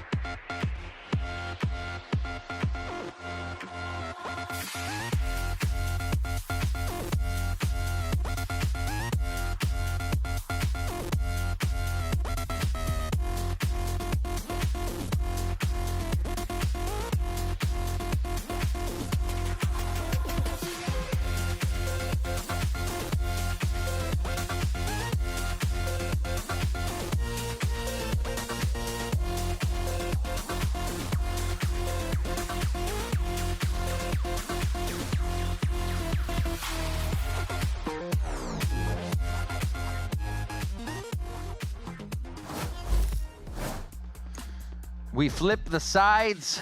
Let's see if 100 Thieves can flip the script. Can they now attack against G2 and bring us all the way to the decider of Pearl? Is the question. Now it's going to be that Sage on attack, right? The 100 Thieves composition that loves to bring it in. It has for quite some time, too.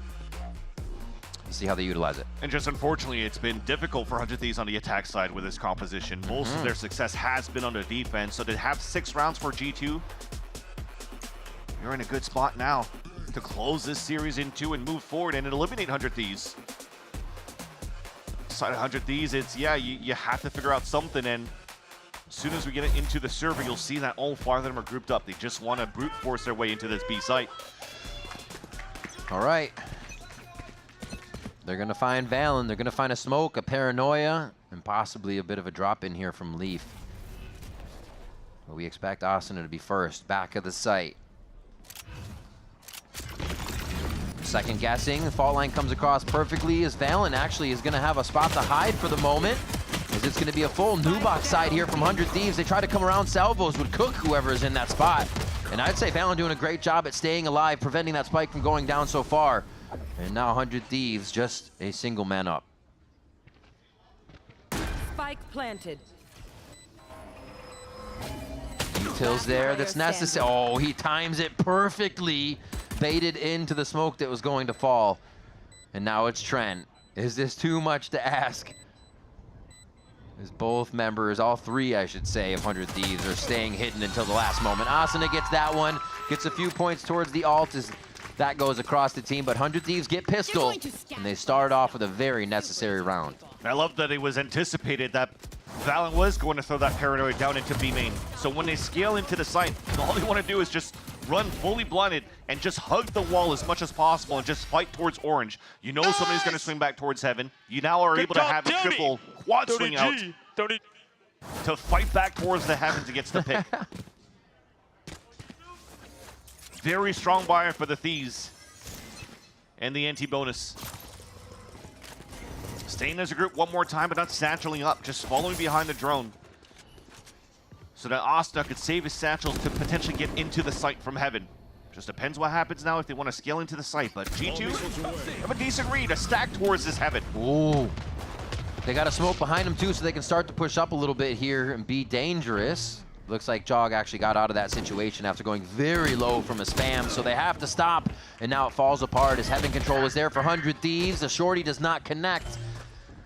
Valen looks to toy here with Cryo, but it's only going to last so long as they continue to wipe out the rest of the members of G2. Just a stiff win to take out Jogamo here behind the wall. It's 2 rounds that are very much needed here on the side of 100 Thieves. And it's a nice little wall you see that was being placed up by Cryo. It goes through it, it covers up towards the vents. You don't have to be out in the open to place it down. Could have been tough though, because it also funneled all of 100 Thieves into the A heavens, and if the utility was actually pretty good for G2, when you're playing this double initiator from Trent and Jonah P, it could do a lot of damage, but thankfully, it wasn't the case. G2 falls down, goes into a rifle round with a focus to stall the A side if there is going to be some pressure, and indeed there will be. A lot of 100 Thieves are getting ready to go for a fault line, aggressive push into the entrance of A main. With fainting some mid-stars too as well. As 100 Thieves start to push up, they have some options on this. A great fault line actually hitting 3. Does Asuna know that he's alone in this situation? And that's going to change the entire dynamic of this play. The comms weren't there that they could follow. The disruption, yes, but really great retaliation by G2 and understanding what was happening. And you already have a TP back from Jogimo, so he's going to be back with the team to stack up towards this B site. You've walled up to funnel yourselves back into B. And even if you walk up, it's red. It's understood here. Leaf is just waiting with the snake bite to throw up on the B heaven. Sees one, and there it is, completely denied unless they want to go over the garbage pail there. Not going to happen.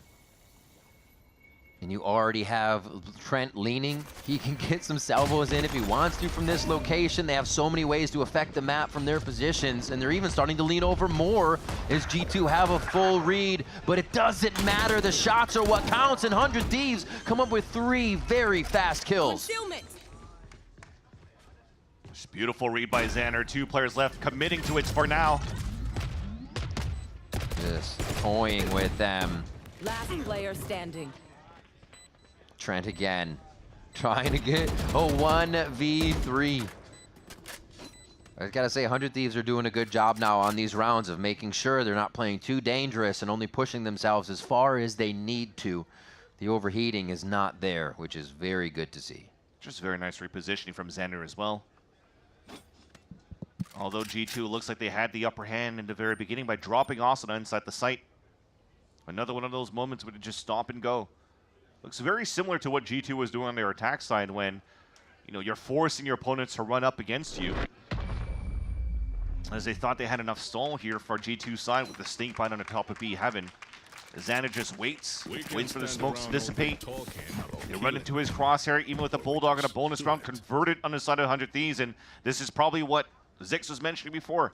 It didn't look like it was the best of times for them on the defensive end, but on the attack, they're definitely looking a little bit more drilled and comfortable here to react to how G2 early TPs stacks plays Guys, passively. It's so clean when we slow down like this. This round was legit perfect. Like actually, like prime 100 Thieves perfect. There you go. It is. Can they keep it going though, Vans? If we look at how the halves have started, 100 Thieves have won both pistols, right? And then they've got to the bonus round and they won a fourth one. So 4 rounds at the beginning of first half and now 3 rounds at the beginning of second half. That's 7. They only have 9 though. They have to win past this. They have to get past the bonus, get the momentum. They can't just thread in a few rounds here and there because that's when G2 starts to bite back hard. So it's going to depend on what is talked about from Josh RT with G2 so far. 100 Thieves, EU just mentioned it, or stop and go. Let them come into us.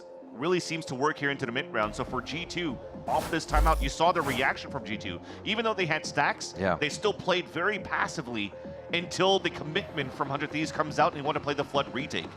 So then for 100 Thieves, or for G2 rather, it's should we try to press and continue to fight? To not allow 100 Thieves to really set up for that second wave and to push into response and to already set up here into these positions in the pulse plant to not allow G2 to come back into the sights. Double Bucky G2. Expect things to stay quiet from G2's side until 100 Thieves is crossing their path within arm's reach here. Yeah, Jogamo, he's ready for a quick shot and a gate crash. He's gonna get stunned. Avoids the entrance when the smoke dissipates, so it's not too bad. Yeah.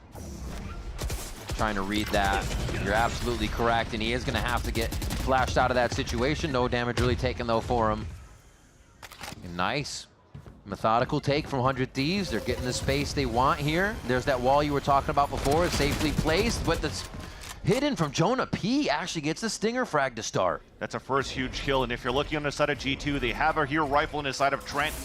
And with this wall up towards Heaven, again, it's back into the scenario where 100 Thieves have to fight for Heaven or also have to connect into the A site unless they wait for the wall to break. You will not kill my ally.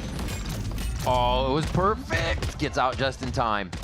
Nicely done as EU knows that Jogamo is going to be trying to come around. Do they go through their own wall? I want to see it. Just destroy the wall and run B. They're gonna waterfall into sight and it could be a problem. Trent starts them off right. But Xander answers. They're trying to creep up so they can get the double swing out of smoke, but it's not gonna be enough. I think they were right. Xander said it. We take it a little slower, we'll be good. Or sorry, EU said it, they take it a little slower, and it worked out. It's definitely different from the 100 Thieves chaotic comms at the beginning of the year. Yeah. They're just running around and say, hey, let's fight. 3, 2, 1, swing, swing, swing, fight, fight, fight. Now it's just staggered. High lows, slow it down.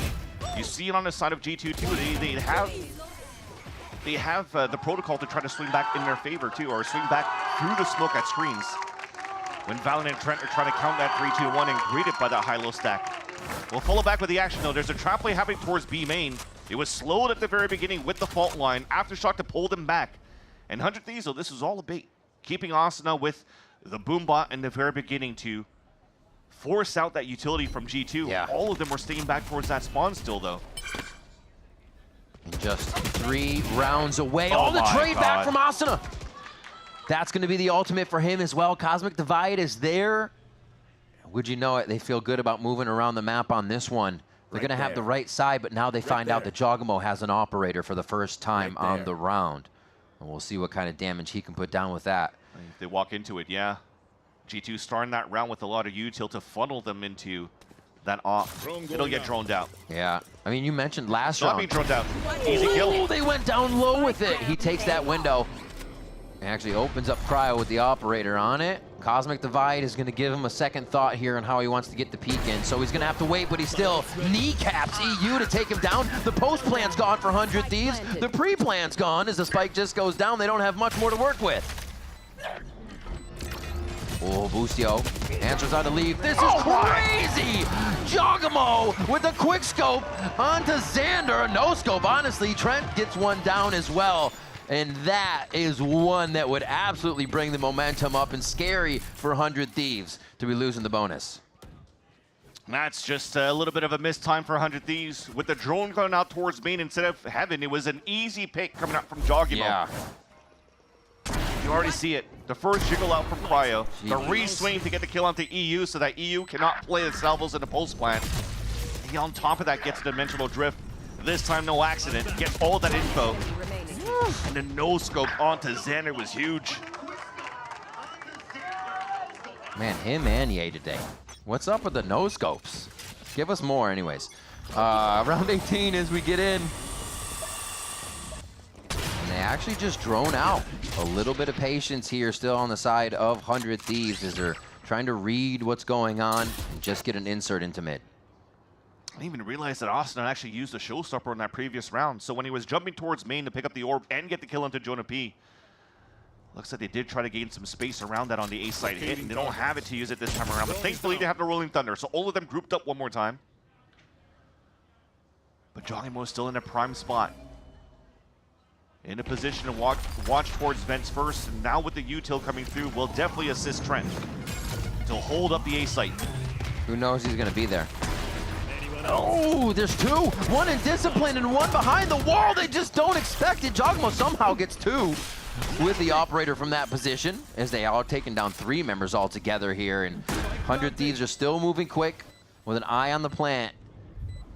And the weaponry shown here from G2 could make this possible if they find any of those rifles first and leave Valen with a stinger. Right now, all of them grouped up towards the screens for G2. Flash and Aftershock, though, could get countered out by the Rolling Thunder.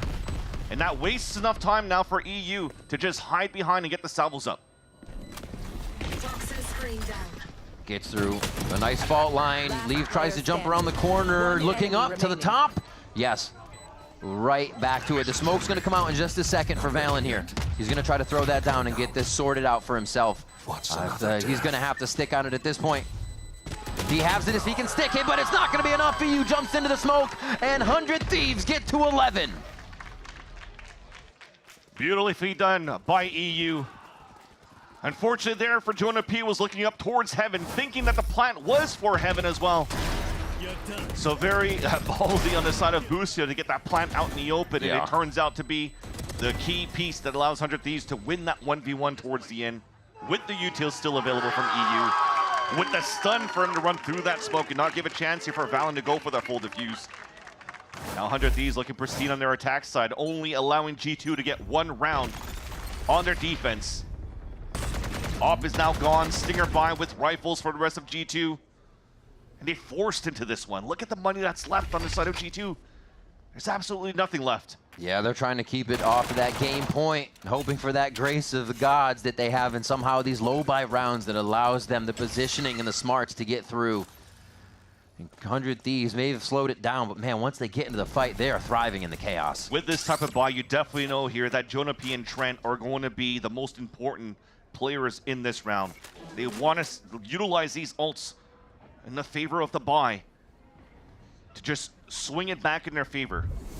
See, can they get Leaf around? Is there an orb for him? Is there something, maybe even a plant? They can get his hit to deny things. And there it is. Oh, he wants it, but there's not going to be enough time. He still goes for the fight with Jonah P just over his shoulder. EU, the sliver shots coming from both players as the concuss goes in, and it's not going to be enough. Leaf sidesteps, and G2 grab an 8th round. Somehow was able to avoid that stun. And also somehow G2 able to win that round without having to use those 2 ults that I just mentioned before. And you were mentioning for Leaf's side, he didn't pull out that pit because you don't want to block the vision that they've already gained on that rotate. They could play that high-low, they could fight against EU, they could fight against all the players trying to move into the B site. G2 Stinger, god damn. Yep, exactly. There's something about it. Check him, Stinger. Well, the attack side are trying to do a 100 Thieves Stinger, but they decide otherwise. Only 1 buy for Osno instead. Fast pivot on the top of the site. Oh, God, bye-bye. no. They were ready for it. We've been waiting to see when the judge would come out towards the mailroom, and it makes itself known in the hands of Leaf. A quick kill there onto Asuna. Now the aggression into sight has to be the team running in off a fault line, off the flashes. It takes a bit more util here since you don't have that crosshair breaker in Asuna.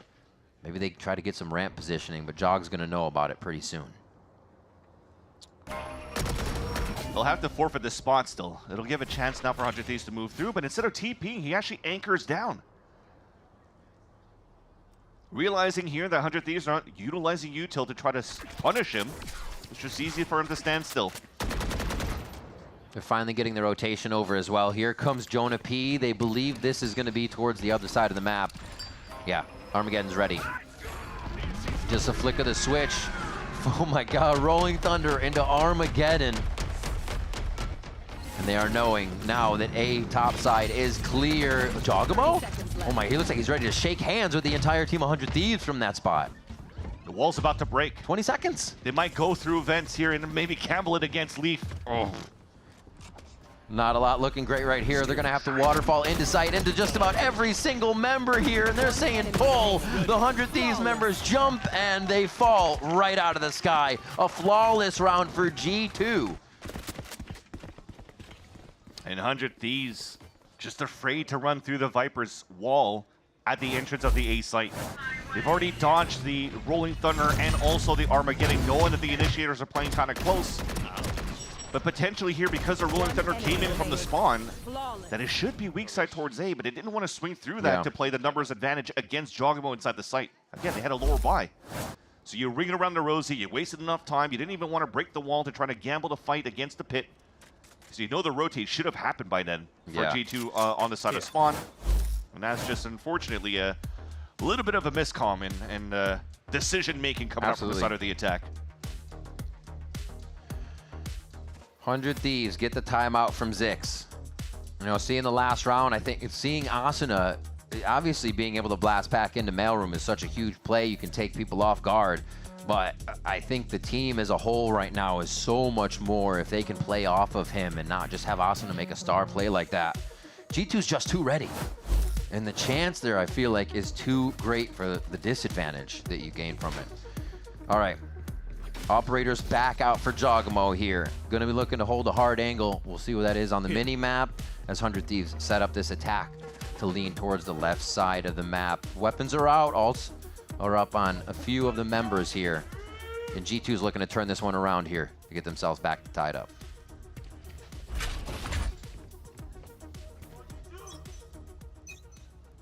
BB in control in the very beginning. Fault line, Boombot.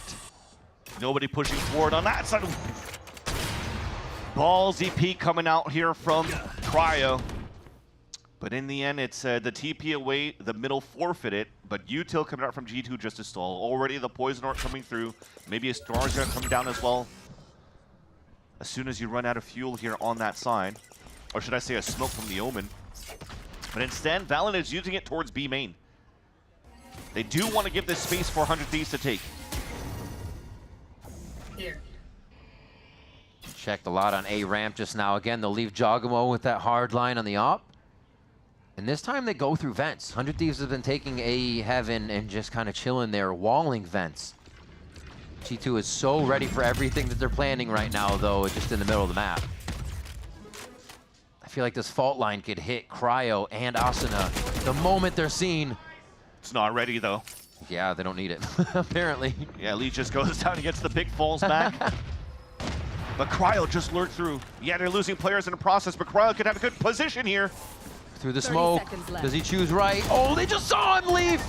He was switching weapons, but he sees it out of the corner of his eye as they're so ready on the side of G2. 100 Thieves is forced to back up now and looks like they'll have to save these with 15 seconds left. That's after a timeout from Zix.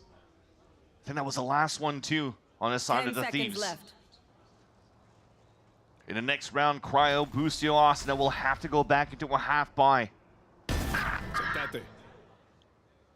And building that doesn't really do much here for EU. He already has the Armageddon.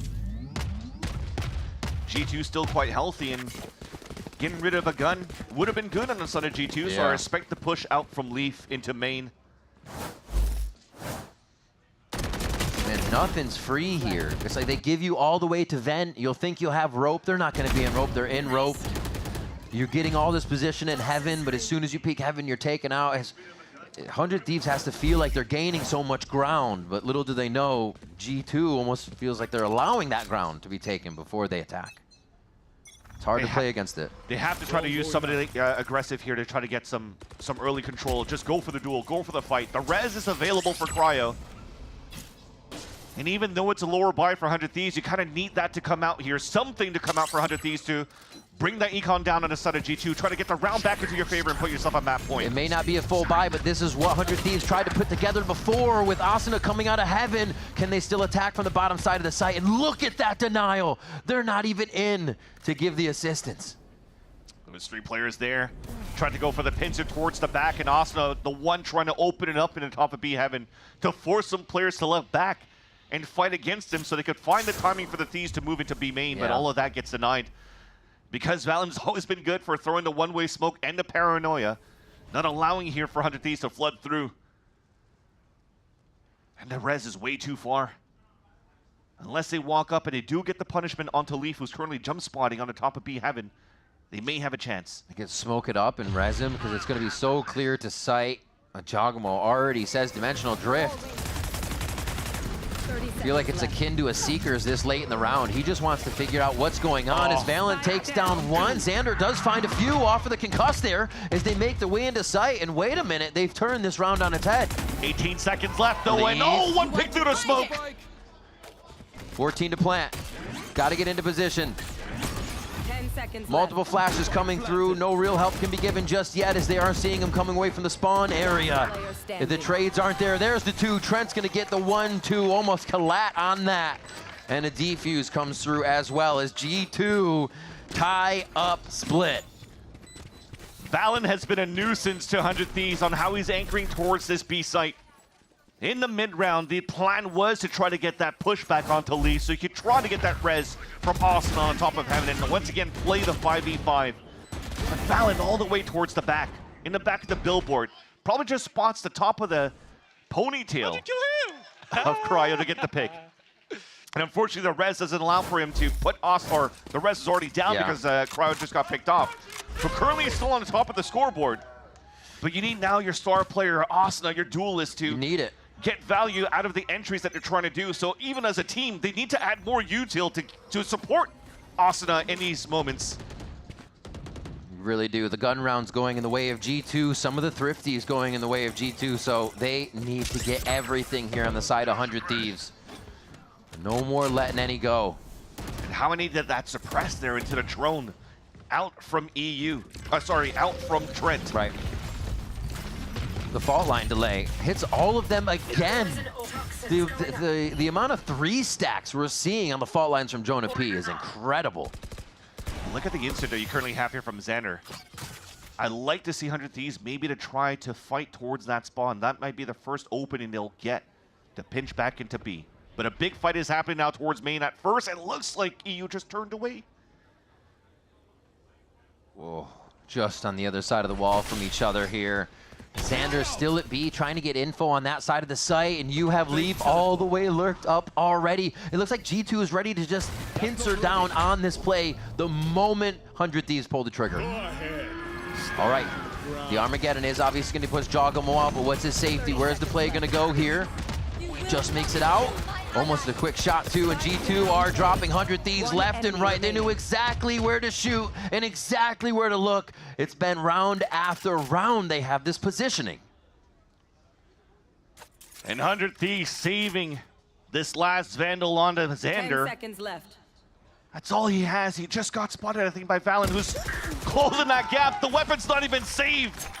G2 is now a map and series point, looking to eliminate 100 Thieves. Match point. That weapon was so needed for Xander and for the rest of the Thieves, because the buy is going to be abysmal. They who fought so well at the beginning of the second map, though, has let their attack side slip. And G2, they're in form. Yeah, and about to send 100 Thieves home. Crazy stuff. The elimination match almost coming to a close unless 100 Thieves has another round in them to bring us to the overtime play. Again, they start at B. This time they flipped it, and it's going to be Xander lurking towards the A side of the map. Fault lines coming through. Just initial utility here being used so early makes me think it's going to be another 30-second, 40-second hit here, Vans, on the round. So expect it to be the walkabout towards A before we get another hit. It seems to go back now towards the, hey, let's hit A heaven and just wait there. And that has been a pain point. 100 Thieves never able to come outside of A heaven to flood into the site. This might be the Hail Mary to just bring Asana's showstopper into main. Smoke at the right spots, get that hit, especially now that you're able to avoid the drone. The last potential stand, the last potential push from 100 Thieves. They've avoided the operator. Showstopper is going to start doing just that. Trent wants to run in, and that's going to be the first kill around here. The 5v4 in favor of 100 Thieves to keep it alive, to keep it going into overtime. Jogamo is going to push himself into 3 here, and they are all deadly ready for this situation. But is it ready for Jogamo? They muzzle him for a moment, but is it long enough? The rest of the team continues to come through from G2. Valen limping in with the rest of the squad here. A great setup by 100 Thieves, all pushed up to the front side of the site. Leaf with 2! A third, no. Asuna with the shorty is going to be able to answer, going to be able to capitalize as Cryo ends the round. And ladies and gentlemen, we have overtime. You needed Cryo and Asuna. Asuna to also step up as a duelist and does so in round number 24. Opens it up with the showstopper, grabbing the last few kills, holding the screens, watching the flank, and allows 100 Thieves to have some sort of breathing room into the overtime. Ooh. The breathing room requires oxygen for both teams at this point. It is going long, and it is getting arduous right now as they continue to pressure. Both attacks looked a little bit better here, and we'll get G2 back onto that side to see what they can swing into the mix for this round. No ops out for Jogamo on the attack side. No. Vandals, full shields across the board. Phantoms as well. And a different change, a different pace from 100 Thieves. Asuna inserted now at the bottom. Some place that EU was holding in the very beginning when they were playing the bonus round. Oh, he's gonna get spotted. Oh, getting walled. Oh, the box is his friend. He actually gets out very minimal damage. And he goes again. Asuna, he's playing with fire out here, and he's also in a dangerous spot to rotate out of that side event. You need assistance. Oh, you need blast packs. All right, I stand corrected. My man just has every play in the book to get out, but he wants to peek again. How much util has he now drawn? That's been amazing for the team if they can get this in their favor a little bit more with the first frag. There it is. Heard the TP cross over towards the back of the site, though, so Jogamo cannot commit into the TP towards B. The main fight is B heaven.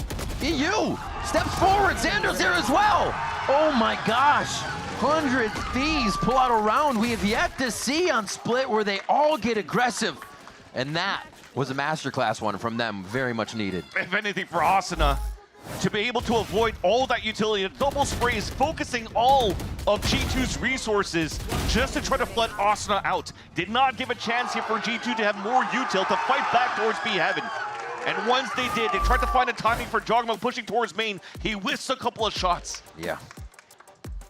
And they shut down G2 on the push.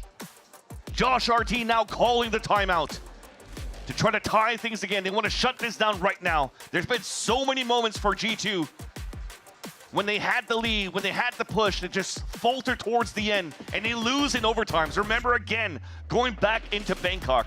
Remember going into the series against Sentinels. If 100 Thieves are able to close this out, that might give them a chance here into Pearl. Just to play on that memory, play on the historical loss that G2 has there. If it goes into Pearl, that is also PTSD for G2 in the grand finals against T1 of Bangkok. G2 needs to shut this down right now. That's the timeout. That's why Josh RT is trying to get in their ear to figure out what they can do to bring this into another overtime round. Their defense has been strong. It looks like they'll keep it somewhat the same. Jog has been hovering towards A, unless he's playing that operator line at B. No ops. Both initiators, though, are going to be pressed up to the front for G2. Trent and Jonah P are right at the front gate, ready to ring the bell when the round starts. Let's see if they're just there for delay or there for a hit. It looks like a hit. Oh, they get hit back. That's going to be Trent actually dislodged from the team as EU takes him down. They were not on the same W timing as the fault line had to come out from Jonah P first. Jonah's out in the open, 39 HP. Oh, Big flash. Can't turn it. Team's not there to help as well as Jogamo's just behind a smoke that put up by 100 Thieves to make this play that much more successful. The 5v3 instantly on what could be the round that pushes up to map 3. That was a crazy play. If that was what was called here from Josh RT on the timeout, you were just hoping here that Trent would get 1 or 2 with that double initiator hold. But all of 100 Thieves read it correctly as well. They countered util at the same time and just punished the players one by one. Now there's no more stalls coming out from G2. This should allow 100 Thieves to easily enter towards the B site and even close this second map. Hits in, slows towards the back of the site. Textbook hit, smokes are up, and yeah, they expect to take a little bit of spam in, but it's how they reposition for the end of this. Do they sit G2 down and take us to Pearl with this round? Leaf and Valen are going to be attacking from the top side. It's just Jogamo to try and get in from the bottom. No util for them really to use on this take. Asuna starts him off right. Xander with another one, and that's going to be the round. 100 Thieves stay alive in the series, in the playoffs, and we're going to a map 3. A 3 versus 5 that G2 could not even get the right util to try to flood back into the sites. The one-way smoke that was supposed to be towards the orange side was missed. And you have off angles positioning from 100 Thieves that shuts things down. Again, such a egregious call. I like to pull it that way, in lack of better words here from the side of G2 to try to push back into that overtime. From Trent to try to get the hero play at that spot, unfortunately, was not the right call. And 100 Thieves, they're able to push this now onto Pearl. A map that G2 has been looking pretty decent on as well, though. I can't wait to see what happens. Both teams kind of hitting that upward trajectory here as we get to the last map, and that's exactly what we want to see as we hit Pearl. It's time for a quick break, but when we return, the analysts will get us ready for map 3.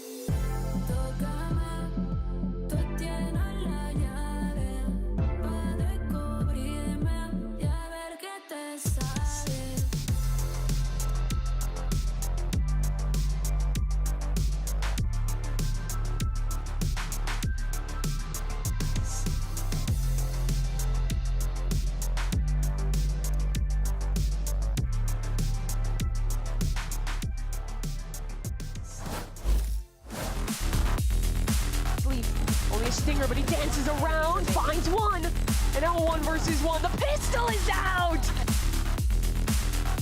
4 players all trying to find safety in the pit, but Cryo won't let them stand! 100 Thieves winning G2's map pick, keeping themselves alive, not just in the series, but also in the playoffs. So they still have a chance to grab those tickets with their greasy little fingers. Greasy little fingers. I'm making assumptions. That's crazy. Look, it was a nail biter. It makes it like if they were sweating, it would make sense. Who went into OT, but ultimately, That's right. 100 Thieves taking that map is crazy. Like, we're now in a do or die situation, and it comes off of the back of them winning both pistols and both bonus rounds. Like, this map isn't even close if you discard those rounds, but because they showed up early on in the halves, they're allowed the OT, which they go on to win. And I think that's them coming in with clear ideas as well about it. This is one of the core, I think, reasons as to why 100 Thieves can be a very good team at times, as well as them coming in with fantastic ideas to get that advantage, that snowball advantage by converting pistol into bonus, that sort of thing. And it did give them the edge that they needed. They barely scraped together this win. Listen, it sounds like I'm being down on them, but genuinely, in terms of the gun rounds, like G2 had a very real chance for them to just drag this all the way and seal it up in a 2-0 fashion, but they persevered, and they brought themselves, I should say, an opportunity to take it now into map number 3. So 100 Thieves have got it all to play for now here. This is an opportunity to shut down the #1 team in Americas currently. Even though they are still in the lower bracket, I think it's still fair to call them that.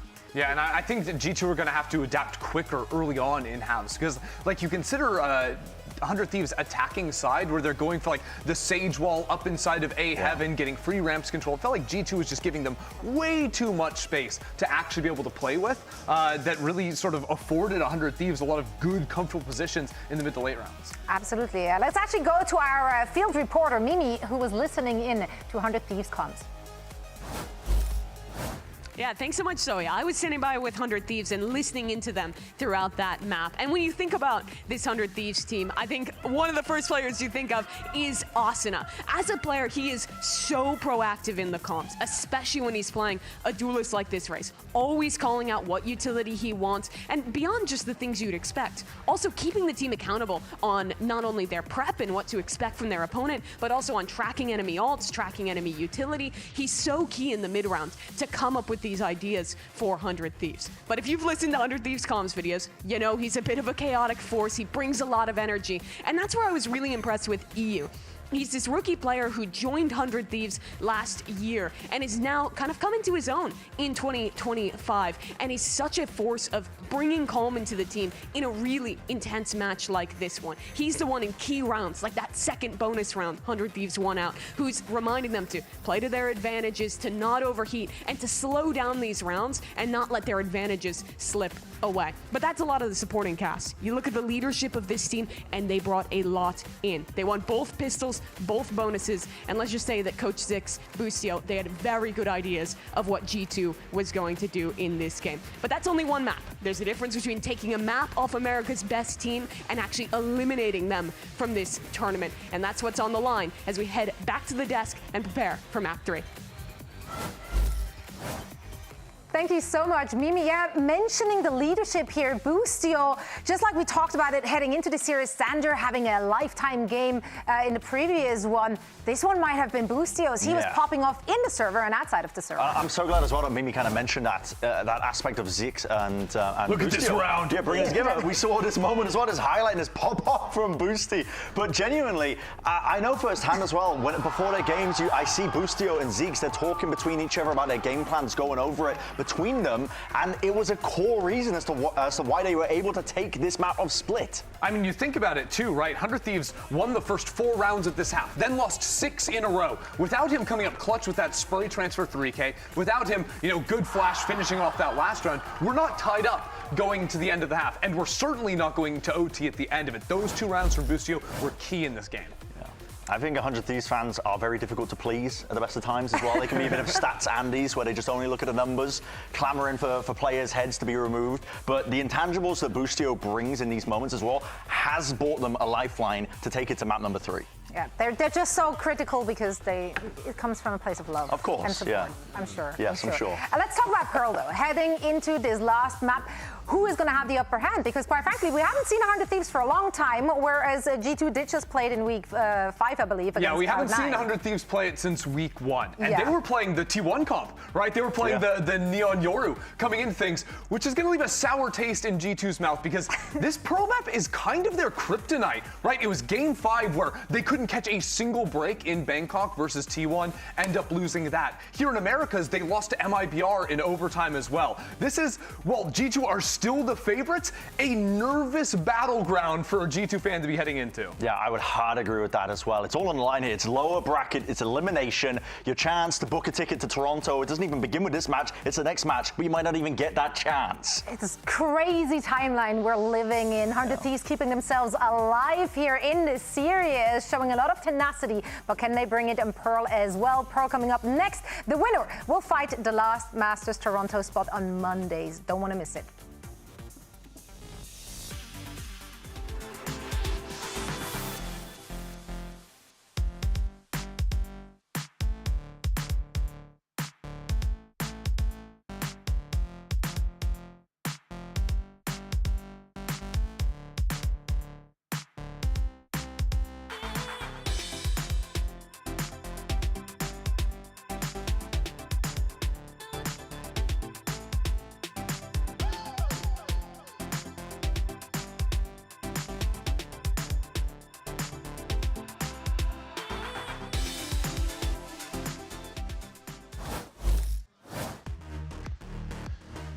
We are here at the final moment for 100 Thieves in G2. Well, I guess only one of them, because somebody's moving on and somebody's going home after this map of Pearl.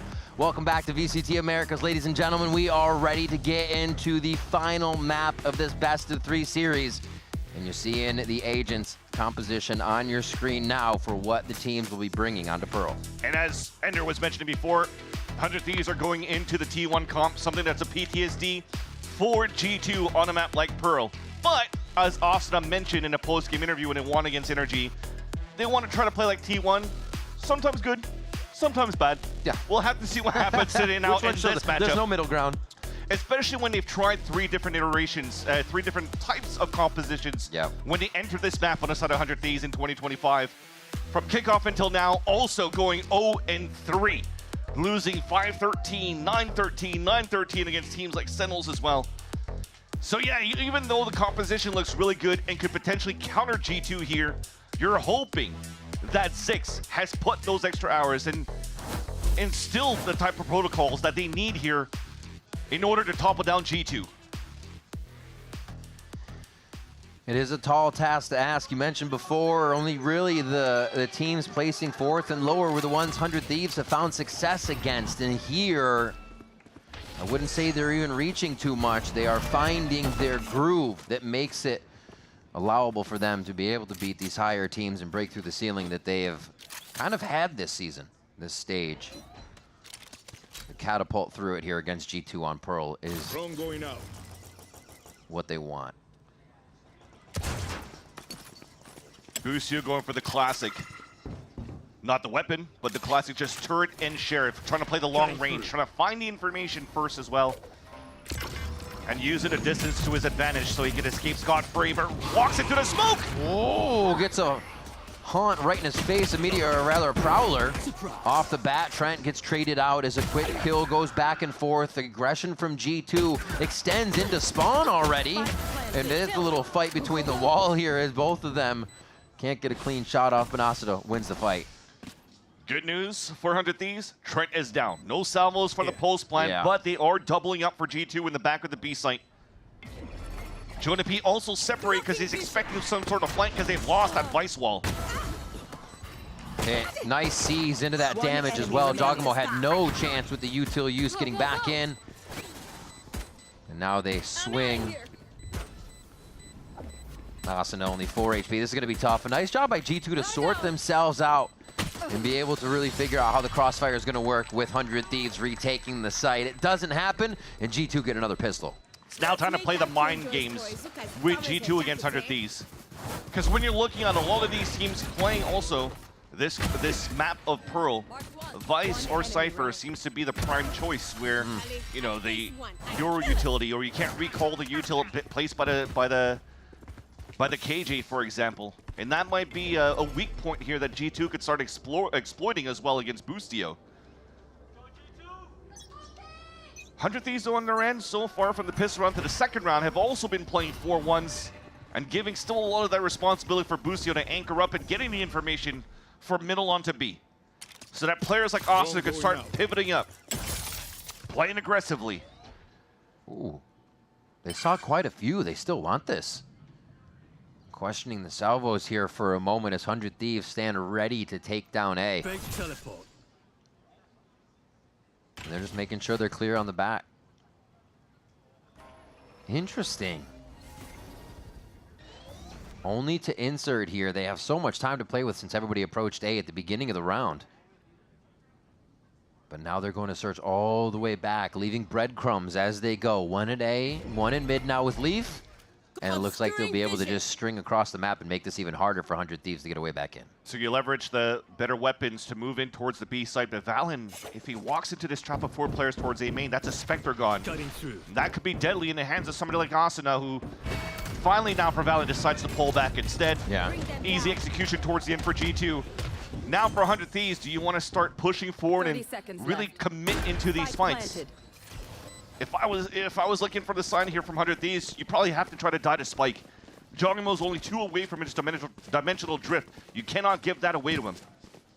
And for G2's side, if you do want to give the dimensional drift for Jogimo, you got to switch out here. Potentially even Spectre or Ghost. Have Jogimo go for the hunt. Looks like they'll wait it out. Leaf, though. Exactly. He could have something to say about this. There's Jogimo with the Ghost starting to move forward towards the spawn too. So Leaf is going to find all the information first. And that gives a chance now for Jogimo to move forward. Oh, this is big for Jog. Now he gets the free peek. Oh, they take him out right away. Leaf's going to get 3, though, as they're just going back and forth.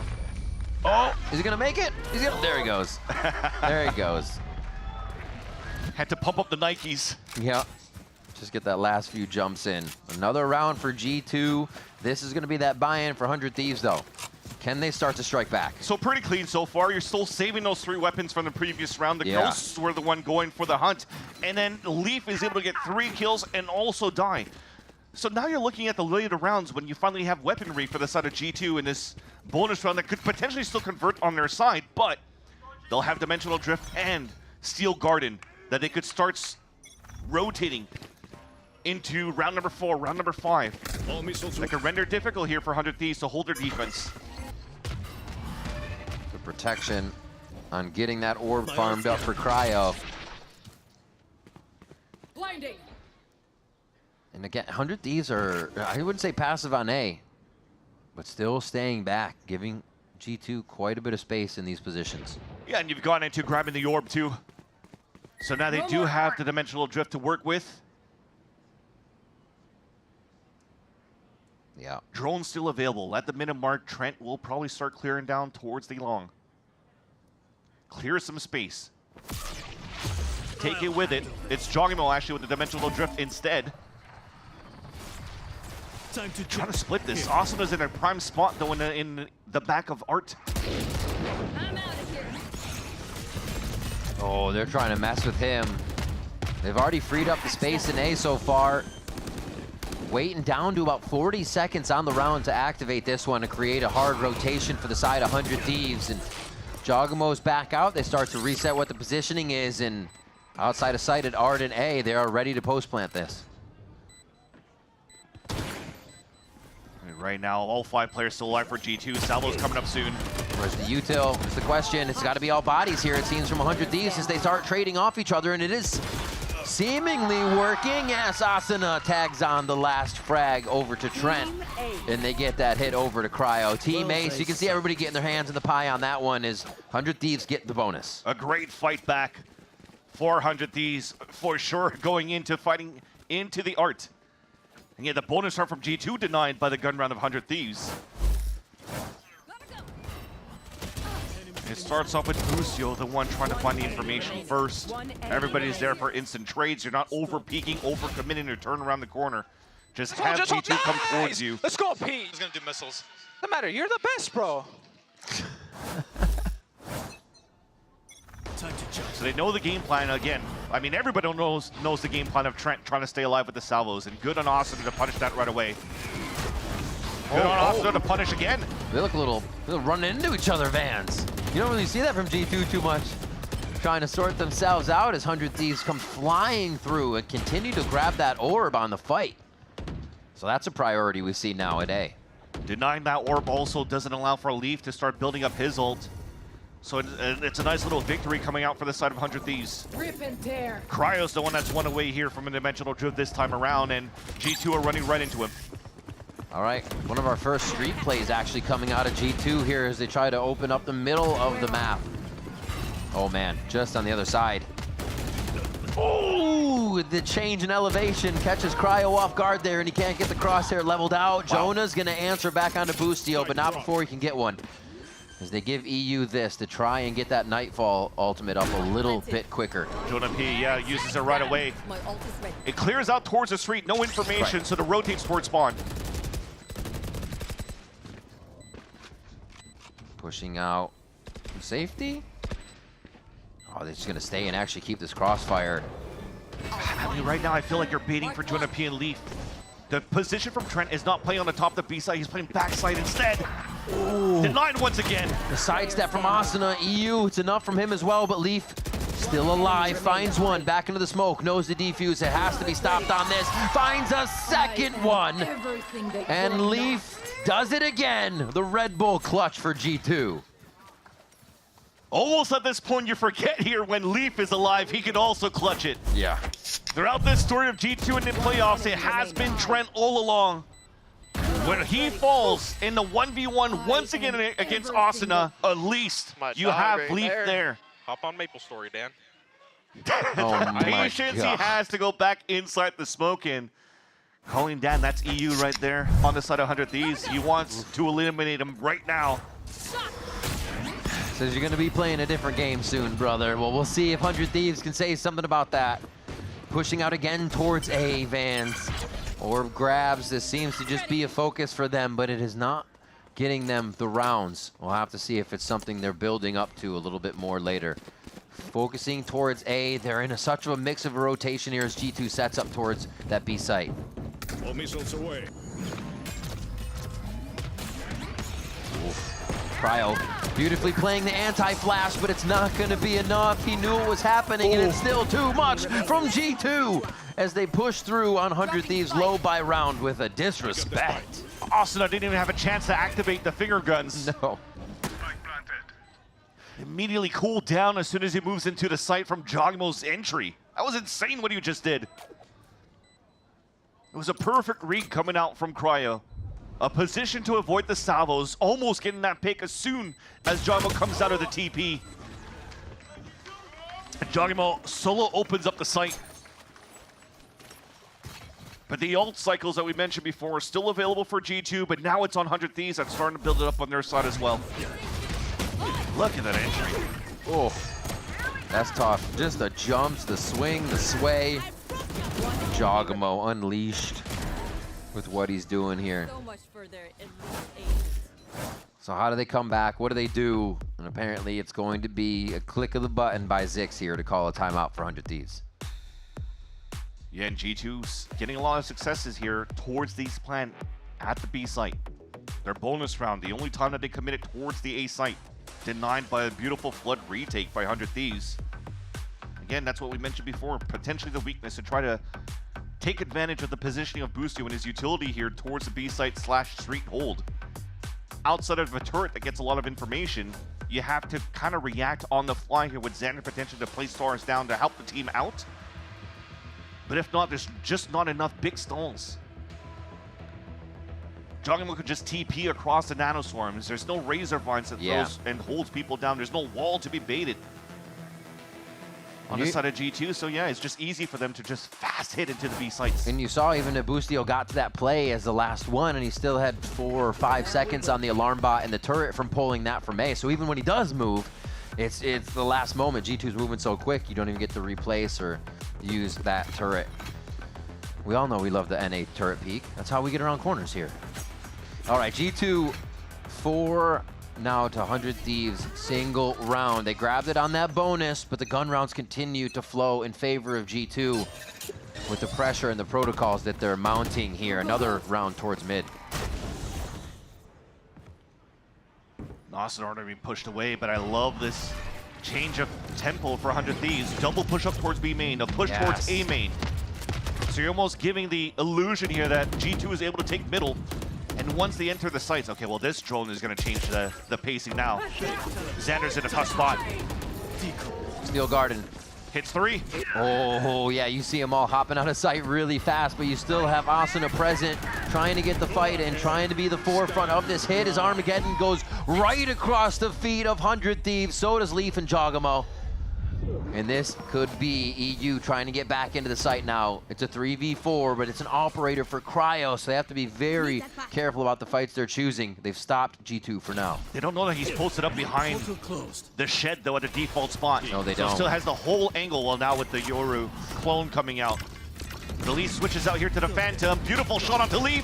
Inside the salvo as well, getting the dimensional drift here, and they start to source the rest of the players right on me. Left. Just shoot through me is basically the call right now for Cryo as he figures it out. Oh, he pulls a made you look situation for Boostio, and 100 Thieves grab a very pivotal round. Another failed attempt for G2 towards the A site, but it looked pretty good at the very beginning. But it's all up to EU. Throwing a Nightfall to cancel the push. Finds the timing to swing out and get the opening kill onto Jogamo, who's been a nuisance in the entries. 400 Thieves to hold. And then delays well enough here, allowing Cryo to just step up to the plate and support 100 Thieves on the defensive around. Now all 5 of them grouped up for G2. Out towards the B main where Cryo's currently waiting with the op. There it is. This push-up you talked about from the other round coming out of that timeout that Zix had, they are taking more space, which is also denying that quickly to G2. All right, Jogamo's got space. They don't know where he's actually gotten to with this dimensional drift. Could be a little bit sketchy, and he still wants to push, playing just on the doorstep of this Cosmic Divide. Sees one who expects the Jogamo right up in your face. Kills him and TP's out too. Nullifies the ult, but here comes a defensive Cosmic Divide. Oh, Judge laying down the verdict. Asuna comes through strong. The operator's there. Cryo in a very tough spot to make this work. And it is going to be one shot for him. Goes for the close Judge, but I think he's got a rifle now after the situation is sorted. Leaf 1, Leaf 2, almost gets the reset, but it's going to be Xander coming up with a huge frag to bring 100 Thieves to 3. Another scenario of a 1v2 for Leaf, but this time around a better protocol for 100 Thieves. It wasn't a smoke to dance around, it was the wall to drop. And Xander is able to fight that. He had a Bulldog to fight against Leaf and wins it in the end. Jeez, it threw the flash too. I'm posted on it. Boom, boom, boom, boom, boom. Let's go. Let's win. Staying loud for the team is Asuna. Yeah. Holding with the Judge, this time with the Phantom. Op still available for Cryo. And once again, G2 with the Stinger buy. So they force into the last round. They go into a half buy this round. And they want to fight into main, not allowing Asuna to get forward control of the A orb at the very beginning. Or anyone from 100 Thieves, as a matter of fact. Oh. The melee out. Leaf sits Asuna down in the lawn chair. They said, here's a drink. Have this for the round. And they move through art. This is the kind of stuff 100 Thieves cannot have happen. And they start to trade back, knowing that it's getting a little dire here as fast as they just lost Asuna. The great trades, great backup, nice play behind the site, and it's gonna be enough for 100 Thieves! Cryo and EU and the double team there, just taking down G2. Elise in his half by now for G2 running towards that site. They did add a little bit more pressure into the site. They have information of where Cryo and EU are currently posted. The one bidding towards the front, Cryo to fight first, EU staying behind flower pots or also dugout. It's been similar positions, hit after hit for G2 against 100 Thieves towards this A site. So you're slowly learning as you move it across, but will this be enough? Because yes, you may know the positioning, but the shooting is still so much better on the side of Cryo and EU on this A site defense. Mr. Cryo getting loud there. coming out with the operator. He is getting fired up right now. At least not almost fainting this time around. Yeah. He's good. He's just making G2 faint with these shots from the operator right now. Asuna as well, now taking the position of Cryo to get the push-up. Still safety in the Neon to get out of the situation. So they're not playing it too risky still. But with the Neon that they spot, they should think that the op from Cryo is currently posted on the A site, who now just TPs to group up towards B. This is still pretty good for G2. They're just finding early info and now trying to pivot into middle in the mid-round. Playing off the dismiss. Throws down the channel. Asuna, oh, dip, ducks, and dives himself to a headshot on Leaf. The activation from Street now comes through, and who's going to own the road on this one? And it looks like 100 Thieves deny it for now. I don't even know if G2 wanted that all together. Maybe the kill would have allowed them through, but they had a second thought in mind already. And G2 is not necessarily playing the stop and go or stop and let them come towards us. They're all just splitting around and making some noise, but not really looking towards their backs. So, in my eyes, it looks like they're committed towards an A-site hit. Boostio in a tricky spot here. Finds one. Maybe a second, the flash comes through, and it's just going to be too much for him. And Xander falls just short on that swing with Boostio. Great movement by G2. They get another round where they silently move into a site, but they have to push forward, not knowing what else is on the other side. Cryo, we get some more quick scopes / no scopes out of this game. And now he sees what he has to do, giving Asuna the idea of how to do it as well. And that's one. Trent in the clutch situation. Armageddon's there, so he can just spark it off, cause the run. The peek comes through. Oh my God, Cryo hits the shot. The little duck to get under the shot of Trent as well. Couldn't have been more picture perfect. Cryo gets the defuse. Cryo is back. Trent played it perfectly. Oh. And it might be the story that repeats for G2 again. In map number 3, when Trent is in those clutch moments, just missed a few. Oh my God, the op wide swing, the little pause, the little crouch. Yeah, they're feeling it now, and this is exactly what 100 Thieves needs to do to shut down G2. And Trent played the off angle as well, forcing Cryo right into his crosshair. Headshot level. And just a little bit too late on the tracking, on the tracing against his opponent. And he dodges the Armageddon. By the way, can we talk about how Matt just wide swung? Matt knew he would win, by the way. Matt just wide swung so wide, like a pop-and swing with an op. That's what I'm saying, man. Who does that? Cryo does. Had it on Sage last game, not the op, but he's been playing out of his mind here for this series, topping the charts for the 100 Thieves side. And this is a G2 timeout. The first one being used on this map. Still one left for each team.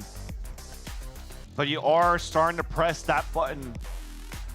You're starting to feel here that you're losing grasp of this map of Pearl against 100 Thieves, who again, remember, have been unsuccessful this split this year on Pearl, but now are able to shut down any type of attempts that G2 is trying to make towards the A site. From entries to post plant, all being won by 100 Thieves on this A site.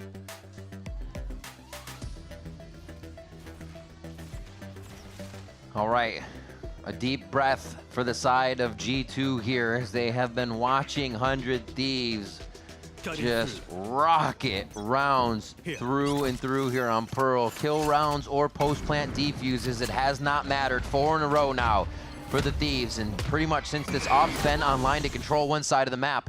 But they lose a bit of A this time. The G2 push 100 Thieves back from that initial defense towards A, but not that C push.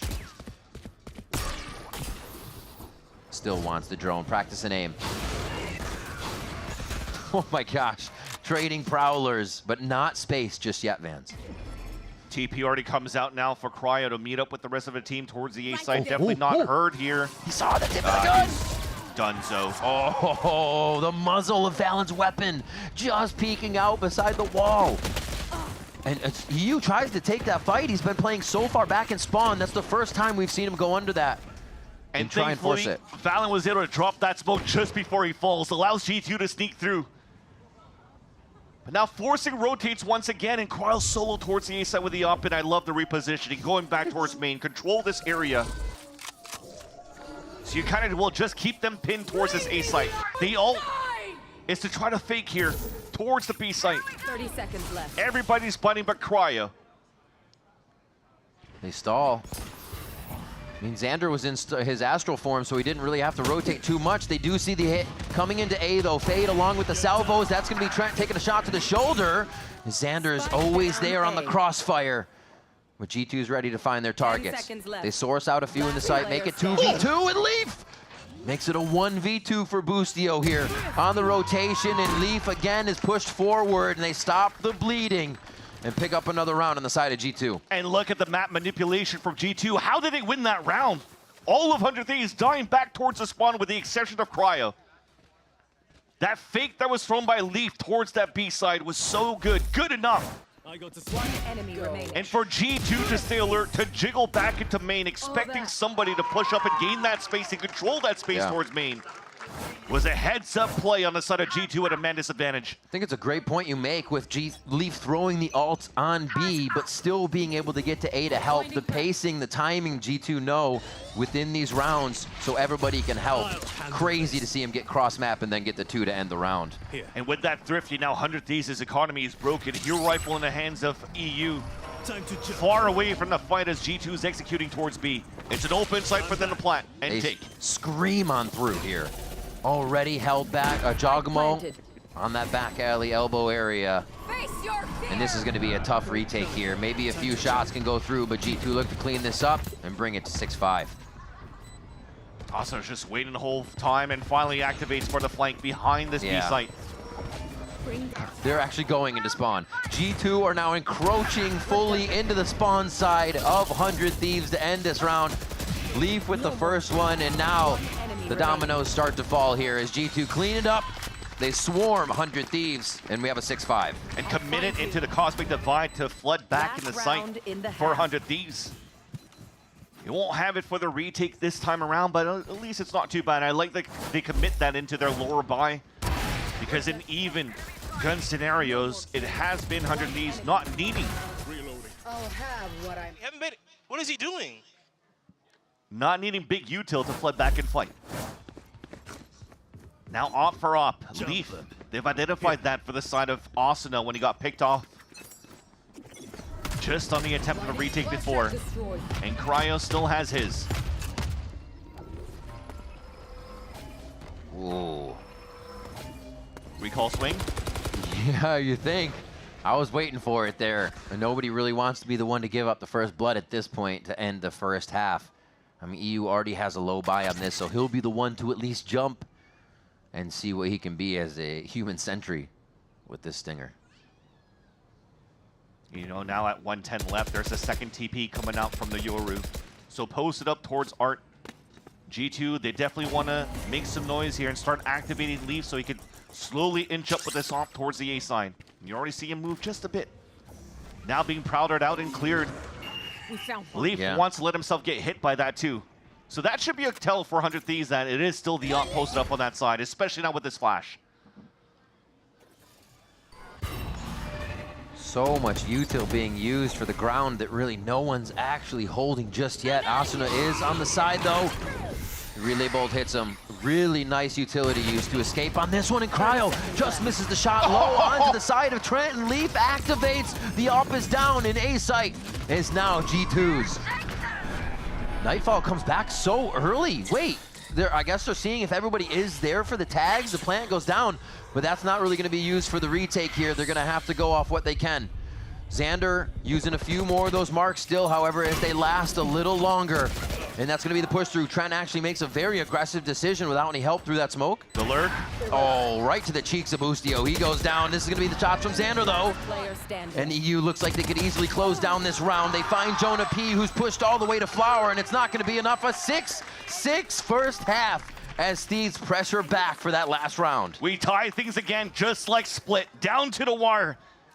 One half to decide now who will move to Toronto, or who will continue for the chance to move to Toronto, and who will get eliminated here. But how many times now in these post plans, this time with, you see right here, Trent holding back towards the default box, is not given a chance to fall back to play his util and get it punished every time. 100 Thieves looking good on their defense, and now they have to fight back on the attack. We're all tied up at the half. It is anybody's game on Pearl between 100 Thieves and G2 when we return.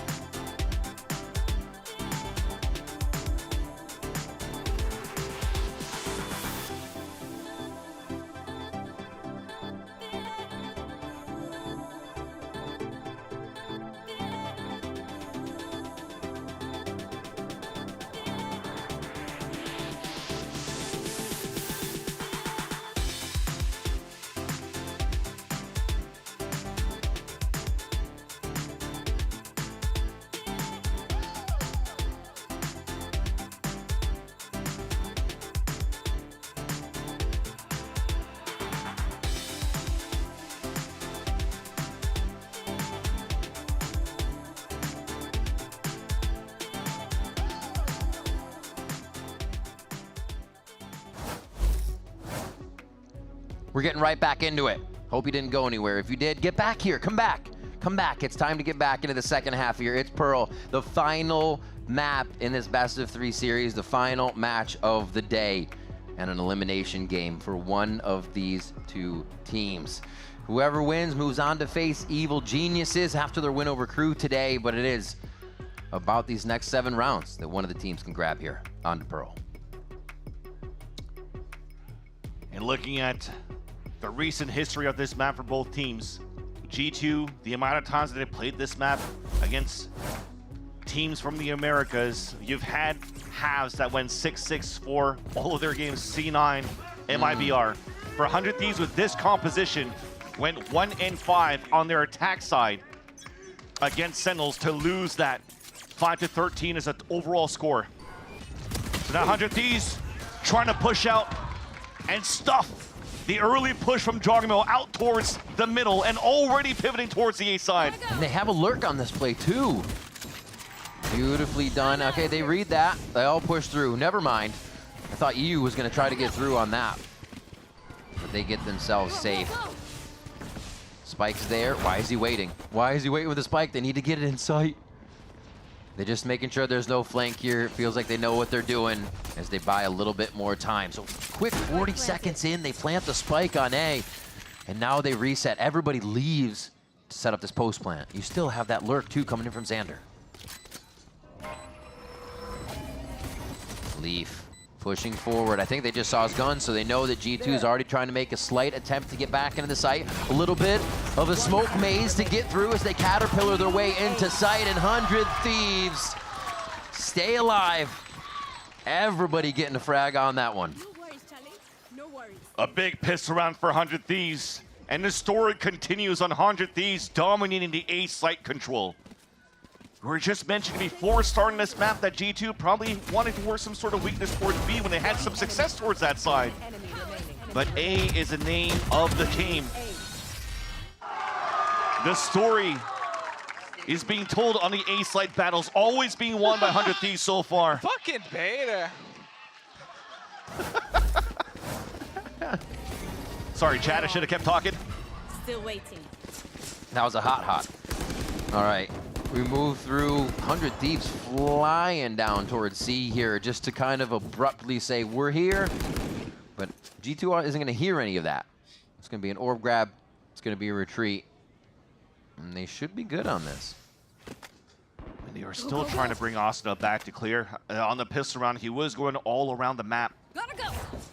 Now if he goes towards R, that's 3 people raiding. It has to be cleared. You got to use his prowler. Oh. Full art.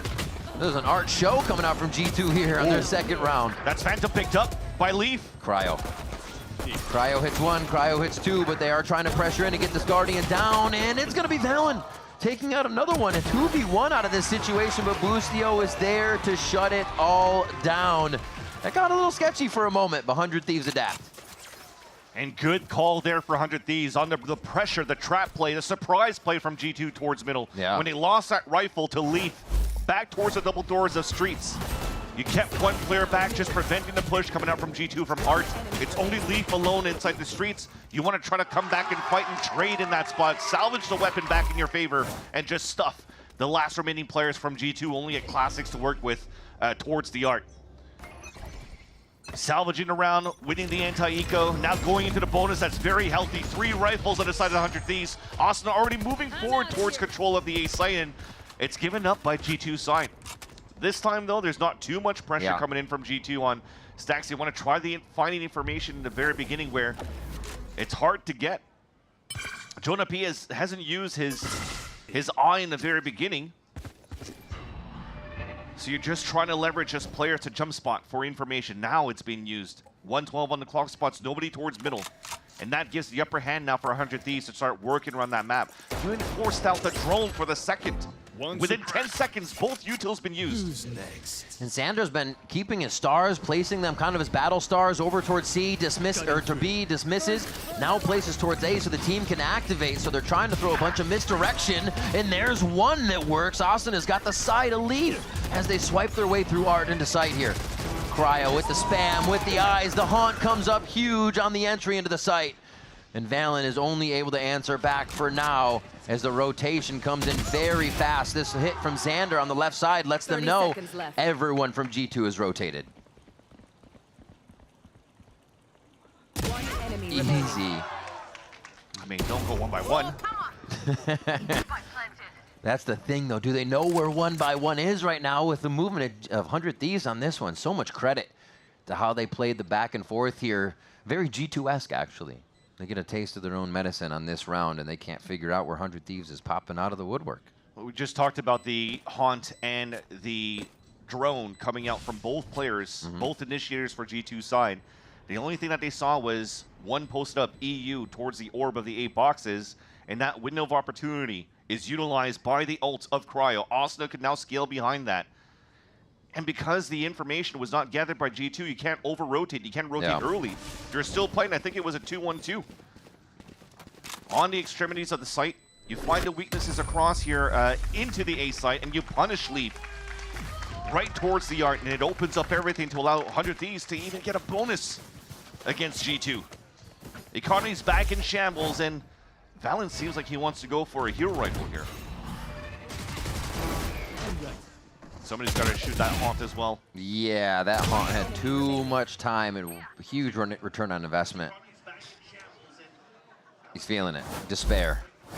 We're seeing the duality of man change back and forth between Josh RT and Zix, and who's winning and who's losing the round. And right now, Zix is feeling the power that his team's bringing to the table.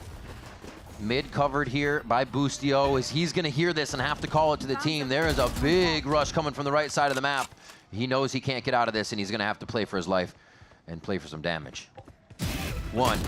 Almost the second one, but the swing and squat coming in is enough from Valen as they got that trade in. And on the other side, Leaf is playing soft side on B, so he could activate both of the Razor Thorns and slow down the pacing from 100 Thieves and kind of keep them pinned inside the site. So slowly but surely, you're seeing the pincer maneuver coming in from all angles. You need to find the right timing now for G2 or for 100 Thieves to just flip somewhere across the map. Boosty already found the information on flankers, so they could fight back towards the spawn. They feel like going a little bit closer is what's going to give them the info they want. Well, they know where Trent is, and he's usually alone, so we actually see them peeling off to go back to site to find out where the rest of the G2 members are. And it's a tell. Xander knows he's killed the flank, and 100 Thieves can now lock down on the priority target. Jonah P, 2 shots left in the Sheriff, and he just needs 1. Xander's got the Vandal ready. Please. And cussed up, that's the shot he needed. Nicely done by Xander, always having the stars ready, even in the battle moments, to clutch the round. 3 flankers coming out from G2 at the front of the site, and only 1 player flanking towards the end for Trent. And Trent needed to win that fight on the 1v1 against Xander. You saw what happened towards the end. He stays alive, plays both stars. It would have been a different story because Jonah P let in some beautiful shots at the very beginning on the lower buy that you had for G2. And now 100 Thieves have reached double digits. G2 playing from behind. G2 potentially about to get eliminated. in this series. Operator for Giacomo. These are the moments for 100 Thieves we talked about before. The first 3 rounds of a half, the first 4 rounds. For some reason, the 5th is when G2 come back. But Cryo says no, not this time. They want to take this 5th round for their own as well. A few smokes forward. We can see the stars are laid down by Xander so they can progress through the sites. The wall goes up, and 100 Thieves do not look like they want to stop the pace of this round. And Trent gives up the space. Spam comes through, insta headshot from Trent. They delay the spike. They have to figure out what the back of the site looks like before they continue and try this again. They're already leaving. Oh, and it's a Cosmic Divide on the defense. Yet a drone spots Boostio. That could be huge. It doesn't matter anymore. He gets the pick. But with the Cosmic Divide, everybody's rotated already back from 100 Thieves, and it was never hurt by G2. This is now an open plant, and now you have inserted players on late lurks. EU might be the backstab that will kill G2. They're checking the site. They know they have a bit of time. Oh, there it is. EU gets Leaf, and now they have to worry about where that lurker is going to be. 11th round for 100 Thieves on the horizon here, but you have Trent and Valen, 2 huge clutch potentials on the side of G2. The spams come through. They're just trying to create chaos on 100 Thieves when they need structure. They have this round without spamming into the smoke. Why do it? A huge hit. That's gonna be that is it. The haunt catches. They get the marks. Asuna files the last 2 away, and that's another round for 100 Thieves. EU now in flow state in this 3rd map. Util, he's 10-10-10. He's perfect. The triple-double. The anchoring from the back of the A side onto defense. The Util now in the post plant. Oh, Boostio's in and out. Stringing out 5 rounds in a row for 100 Thieves, forcing the last time out of G2. The fact that Boostio could get a kill there and was seen by the drone delays that rotation from G2 that much more. And like you said, the wall, not knowing the rotation, G2 almost played against themselves on that round, honestly, and it's going to be a timeout so they can play together, get themselves back in. They are 2 rounds away from being eliminated. And it goes back now to the veto. Haven was let through. G2 wins it, and you think, okay, well, Split and Pearl, they have not been successful maps for 100 Thieves. But they've mentioned now the interview, this conversation that Zix had with Liz, worked around the clock, building up a game plan to play against G2. G2, who has been unstoppable this whole split, coming back with a vengeance from Bangkok and being flawless in the run. Now potentially faltering 2 games in a row to get eliminated in the lower brackets by 2 other favorites, Sentinels and now potentially 100 Thieves. It's crazy what they've been able to do. Zix saying it was pretty much overnight and how proud he is of the team for being able to do that. You gotta wonder now what that next level of 100 Thieves looks like. It's hard to understand. And it's the most crucial round for G2. You need to convert. They've done it before in 50 rounds. They have the lowest bias possible, and they're buying so they can play the overtime if they lose this round. But they definitely do want to get the thrifty as they've done before. Stacking towards the right spot in the B side to start. G2 looking to defend this. They want to get back in immediately. Use these small buys to get into the site. They played this yesterday, trying to get the comeback, trying to get the round, that gap closed, and they are going to be able to thrifty 1 more round in their favor, but there's a long way to go. Although it's later in the second half, G2 in a similar scenario as they did against Sentinels yesterday. Sentinels winning a pistol round and G2 forced into a thrifty buy. And they string so many rounds in a row to almost push it into overtime and just falter in at the last second. And now they have some room to breathe once again, breaking the econ somehow of 100 Thieves. It was 5 rounds in a row won by 100 Thieves on the second half, and somehow there's only a rifle in the hands of EU in round number 19.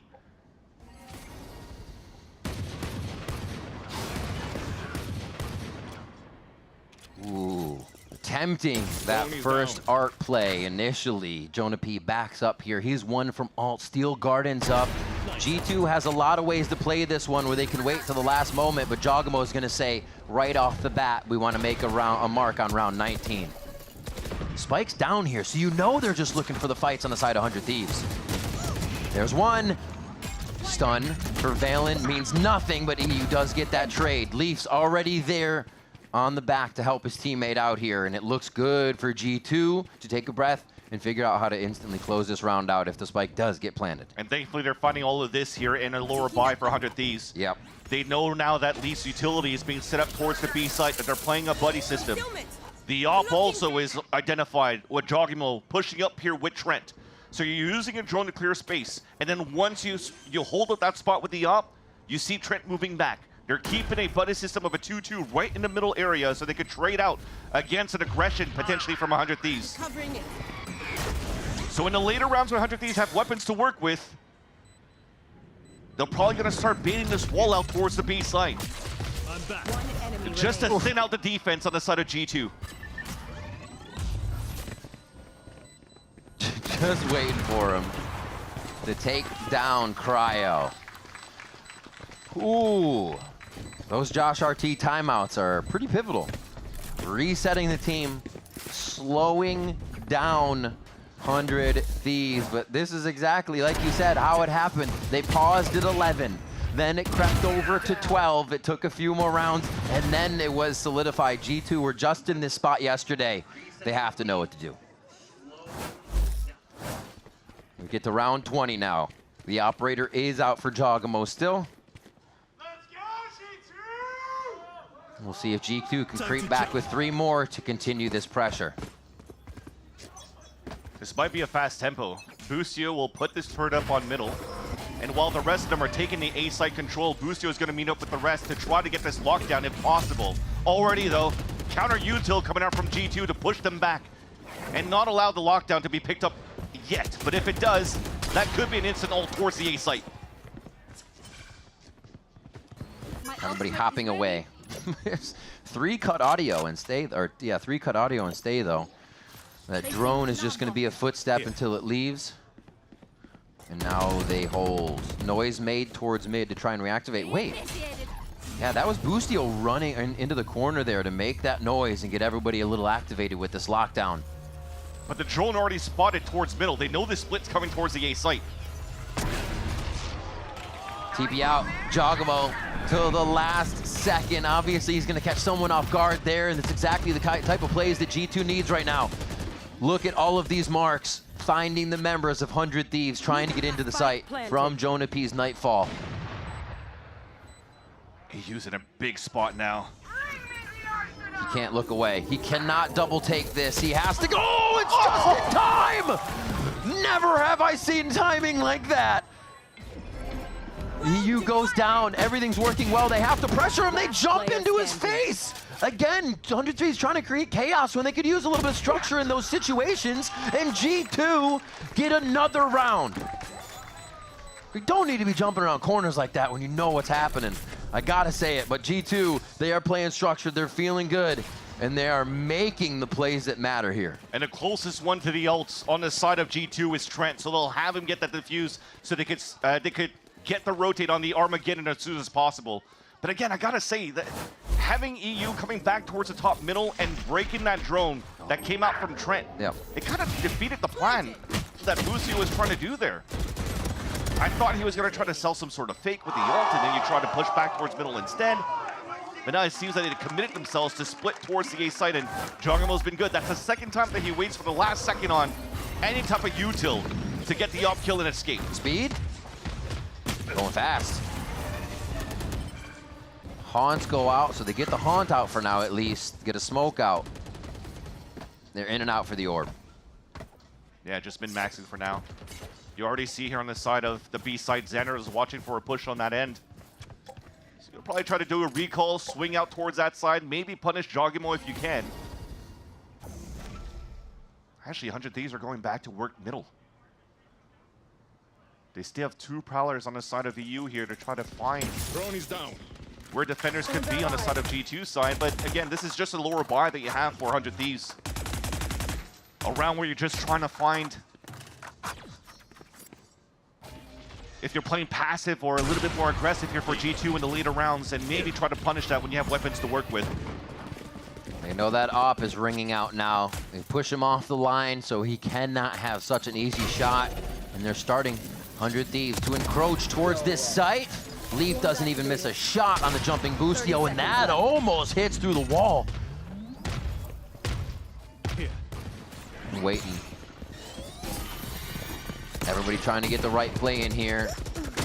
Oh, just turning the corner. Cryo gets that shot. A little bit of revenge from earlier, but Leaf is still doing work. A 3K to his name and a possible ace on the board here. Very healthy up top. Actually hasn't taken any damage as they find one more. Cryo underneath with a 3 of his own. A double ace on the boards as Trent steals that away for one side. And Trent's gonna get the last 2. A little bit of a full house. Leaf over Trent. And they're gonna get that defuse for the initiator Tejo as well. As the 10th round now comes up here for G2. Will this not be the fake comeback? We'll have to see here in the later rounds, but that at least 400 Thieves to make that very close and almost even convert that in their favor is looking dangerous. Again, these moments for G2 when you're getting closer and closer towards the tail end of this map, they've always let it slip on the side of G2.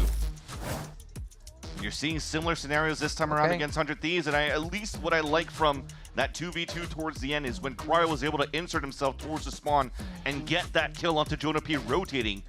At least the last 2 players flipped the map. Push back with the stun here that Trent had onto the planter. I think that was EU. Double up and get the pick. But all these plants, all this orb maxing coming out on the side of 100 Thieves, EU now has a Nightfall available going into the next round. So you're calling out this timeout. You're trying to cook something up here for Zix and for the Thieves. There's just such good ults for them to get information, to play pulse plants as well from the Dimensional Drift from Cryo and from EU.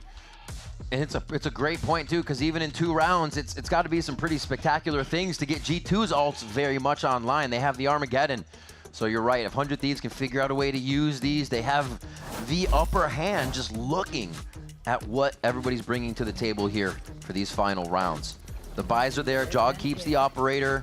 The money obviously in favor of G2 here as we head into round 22. 4 in a row now for G2. You just saw us going to this map here, and there's a lot of pings towards the back of the site. Yeah. And it seems to be a straight line, so maybe the plan now for G2 is to play the retake.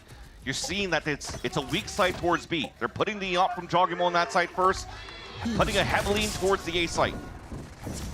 And then you could use the Armageddon for the retake if they falter and give up the B side. But for now, 100 Thieves are splitting towards A, and the wall is late. It's actually deep into the site to try to split the push behind Cryo's ult. They're going right in. He's going to be able to plant on those vines, no problem, but he can't leave the vines. The Armageddon's coming through. I don't think he's going to make it. Oh, he does just on the side. A little bit of damage is done, but G2 is able to come in huge. Trent gets another salvo kill on the week, we should say, as Asuna answers back. They can breathe a moment, reset, and calm what's next.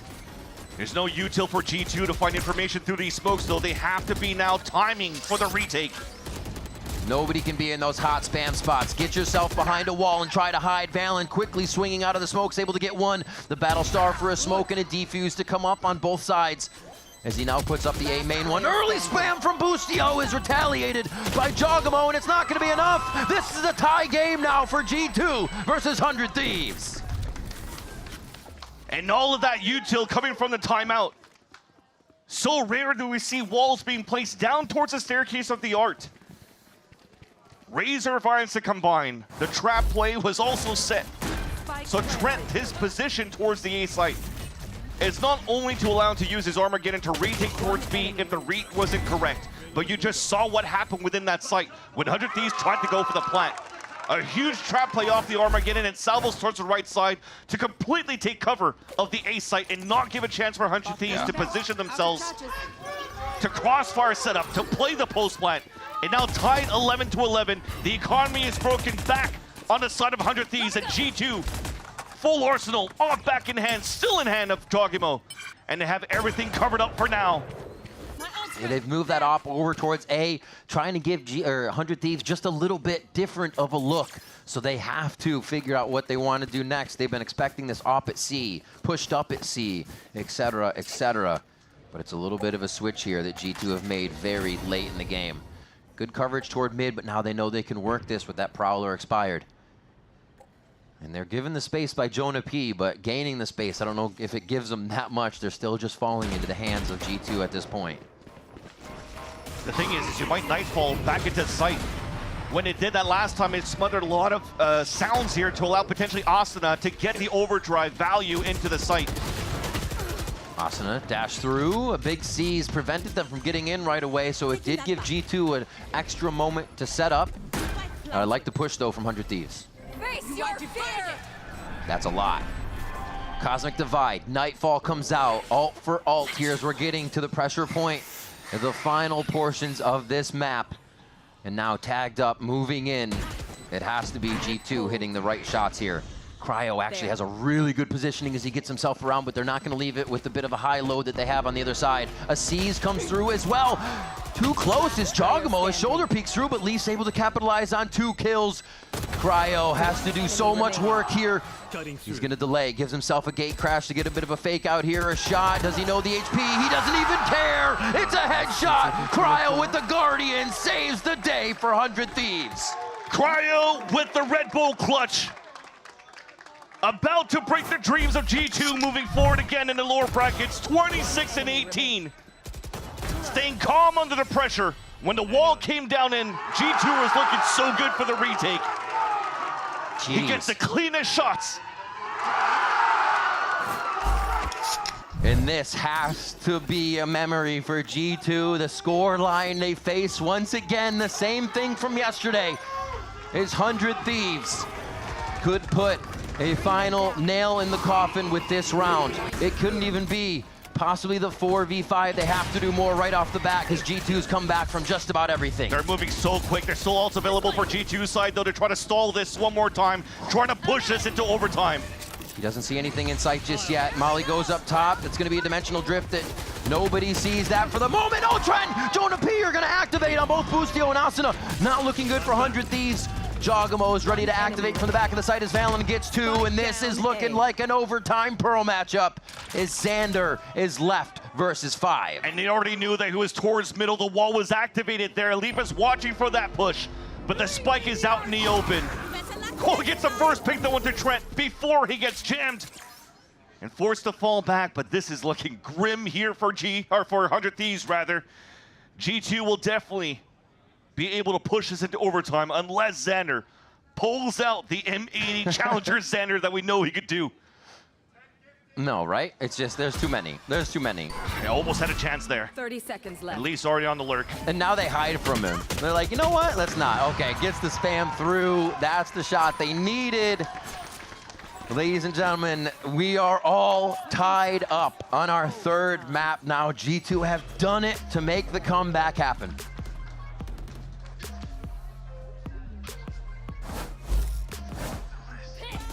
Pressure is on now.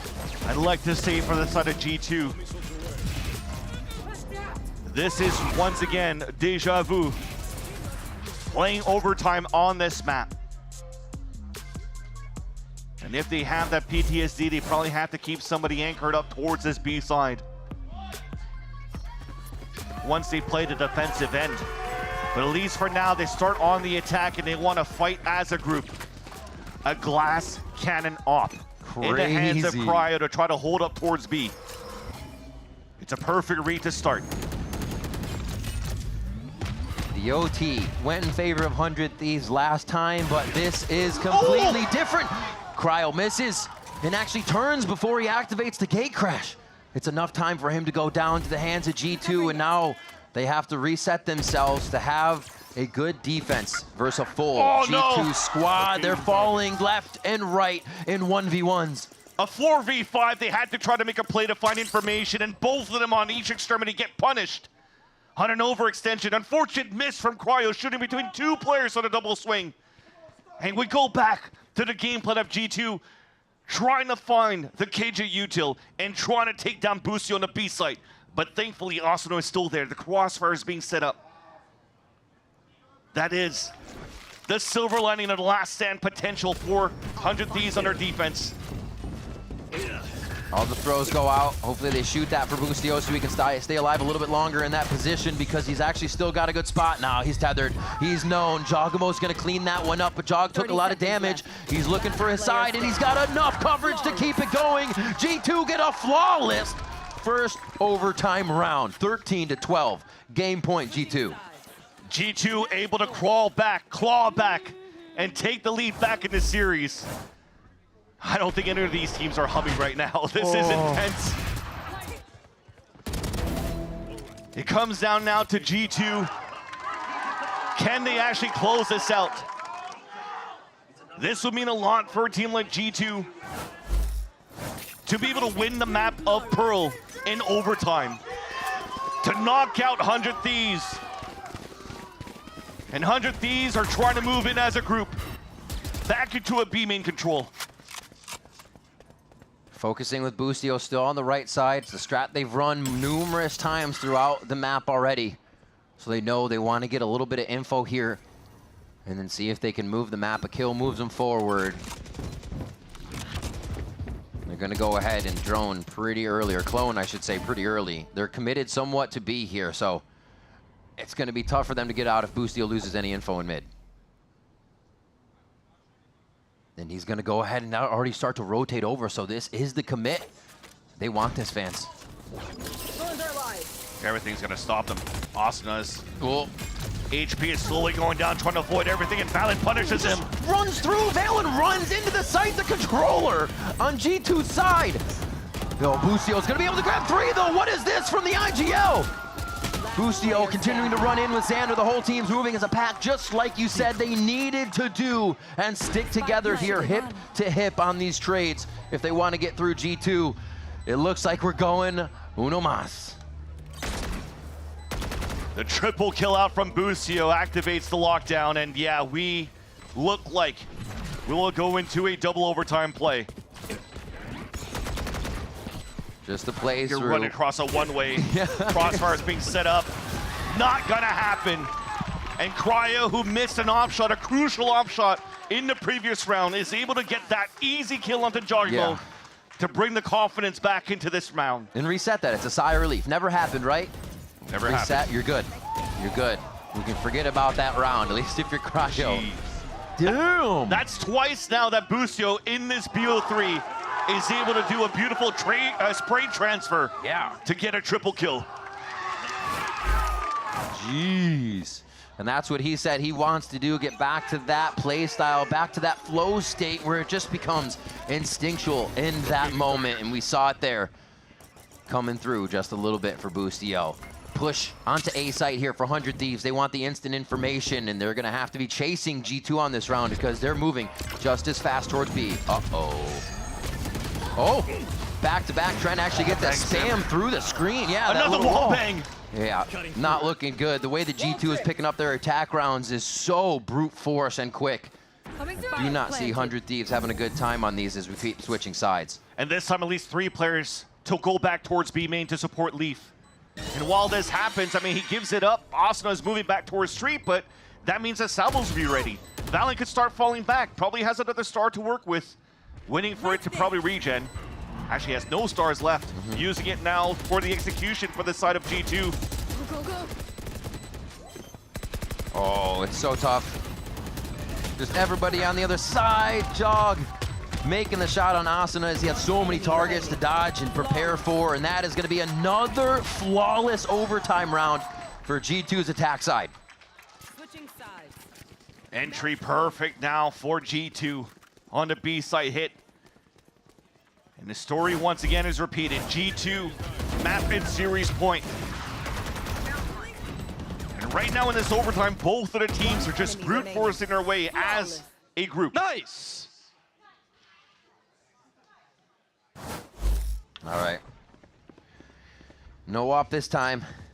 Everybody heading in with the rifles, knowing these rounds are getting faster, quicker and quicker each time. Spikes dropped here for 100 Thieves. This is a round they look for fights. And look at the change from G2 though. They're actually not using any razor finds towards the B side. They're anticipating some sort of late hit back towards middle. You kind of know that there's some sort of early conditioning coming out from 100 Thieves' side. So the clone comes out, it'll get shot. But on the side of 100 Thieves, it didn't activate any walls. So they must know now that the Vice is currently playing towards the A site, but that's still a different story. It's only a wall for information, and G2 likes to place towards this art. They'll play the solo for the Teo out towards the A main. And you're just still playing the 4-1. 100 Thieves are slowly walking into this one. Back into Street to try to clear out that spot. He gets spotted by the Prowler too. We'll slide in. Spike is actually on this play. Asuna had to pick it up on the way around. Oh, this is bad. This is bad. The spike is there, but they're able to actually trade this. Possibly pick it back up. Yeah, a little bit of a walk up by Boostio, but it is 2 down for 100 Thieves here to G2's 1. 30 seconds left. But the wall is down, so 100 Thieves can start walking into this. But the more that they wait, Trent's in the perfect area with the salvos to delay. G2 made the comeback. They've put the pressure on each round. They're now giving up a little bit of the space here on the round that could be theirs. The plant comes through. They were waiting on the salvos for that, and Boostio is going to be forced to put it on the right side. And the mollies aren't to pause the plant. They're to pause the entry back into the site. One kill gives Boostio an ult. Can he find it? You see him kind of peeking out, looking for it right through the window. Boostio does not get haunted, but he does get spammed for a moment. Xander answers with one at 3v3 as they start to enter the site.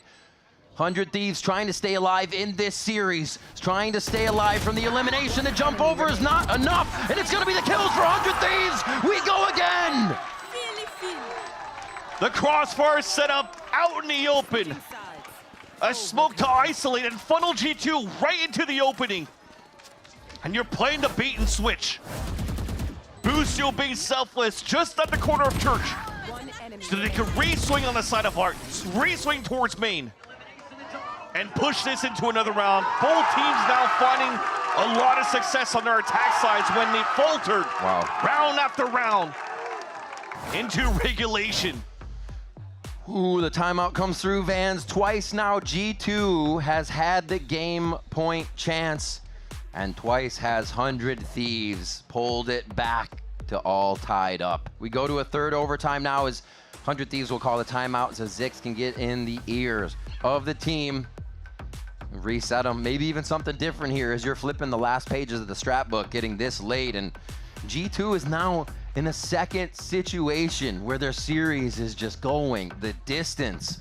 And it's the first time we've really seen them in this state throughout the stage and playoffs. And it's the same story for 100 Thieves.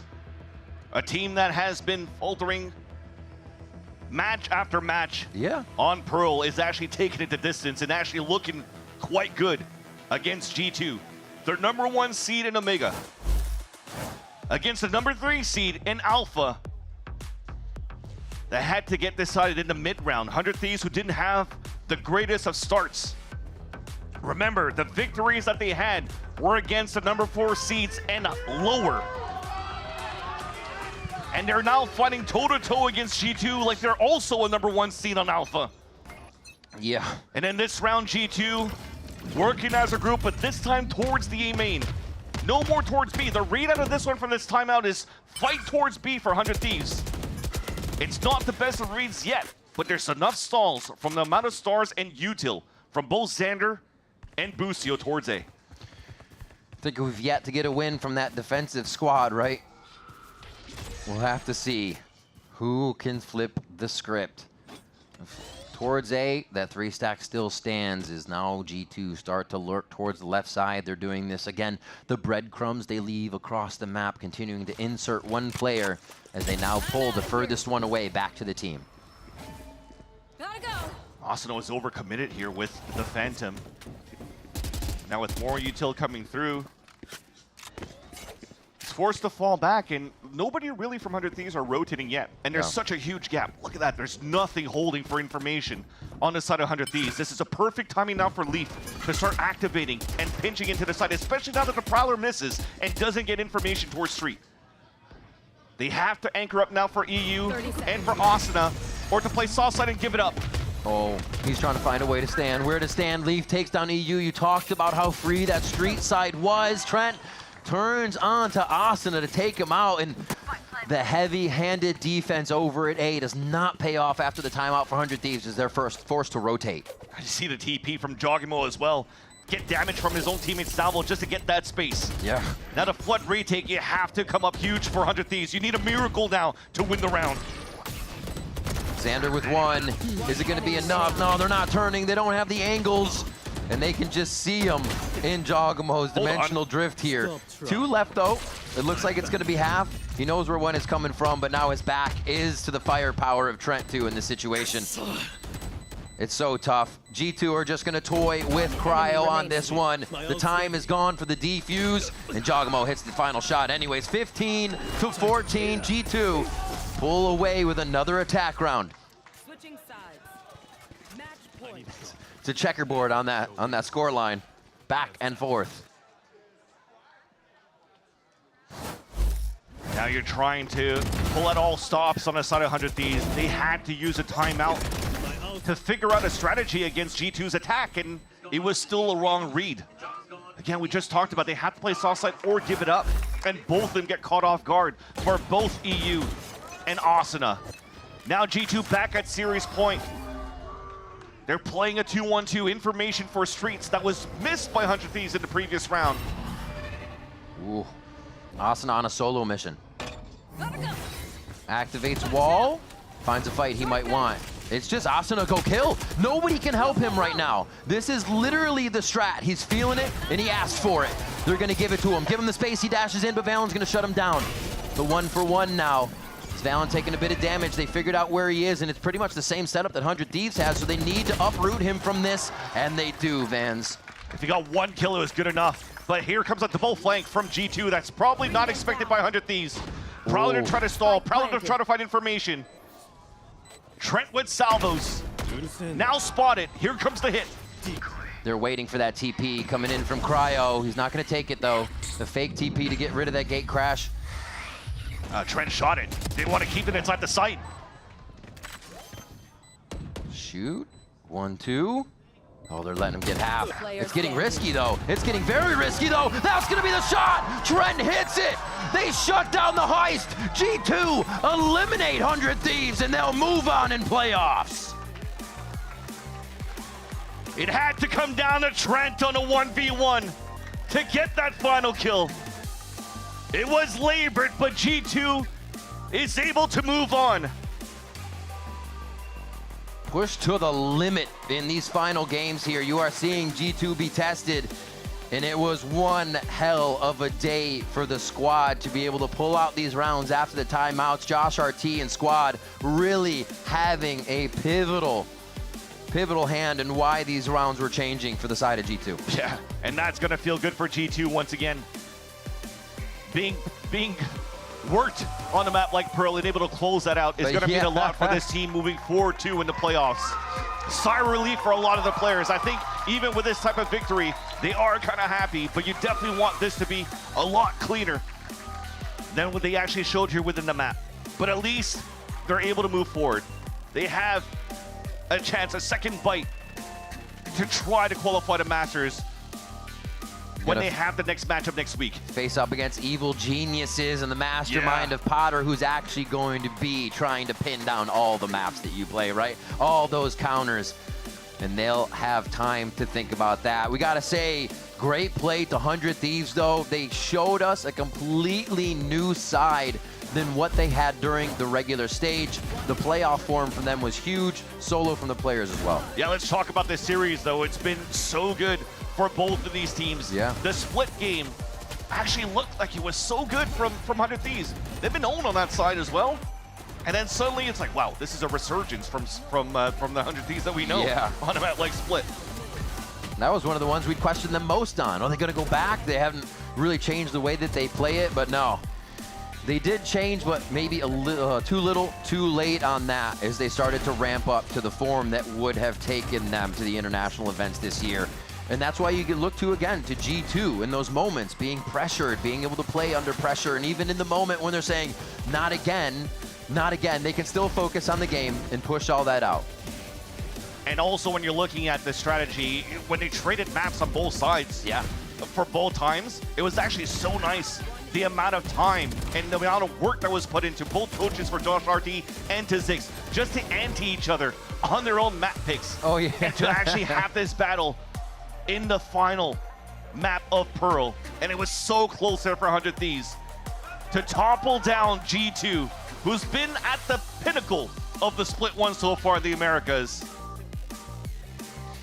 Yeah, I can't wait to see what they have to say. It was definitely a switch of a game from the first map where VALORANT was saying wrap it up to, oh my God, we got to wrap this up. We got to close it. But they do move on, and we do have to say goodbye to 100 Thieves here within this game. It was the elimination match and coming out strong in playoffs, but just a little under the bar that they needed. It still gives me a lot of hope for 100 Thieves going to Split 2. Absolutely. Now they'll have a lot of time to work on those small kinks, but when they wanted to turn things around from the mid-season, it did look really good here in this matchup against G2. I'm going to harp it one more time. They didn't have the best success against other teams other than the ones that were seeded 4th or under, right? Right. Against the EG, NRG, 2G, Loud.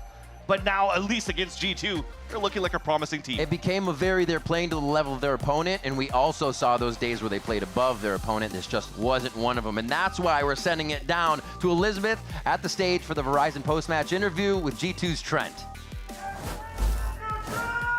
Thank you so much, gentlemen, and thank you for your patience, whether you're here or watching at home. But we love a little drama at the Americas, and part of that drama is today's winner, G2's Trent, or Trejo, as they call you.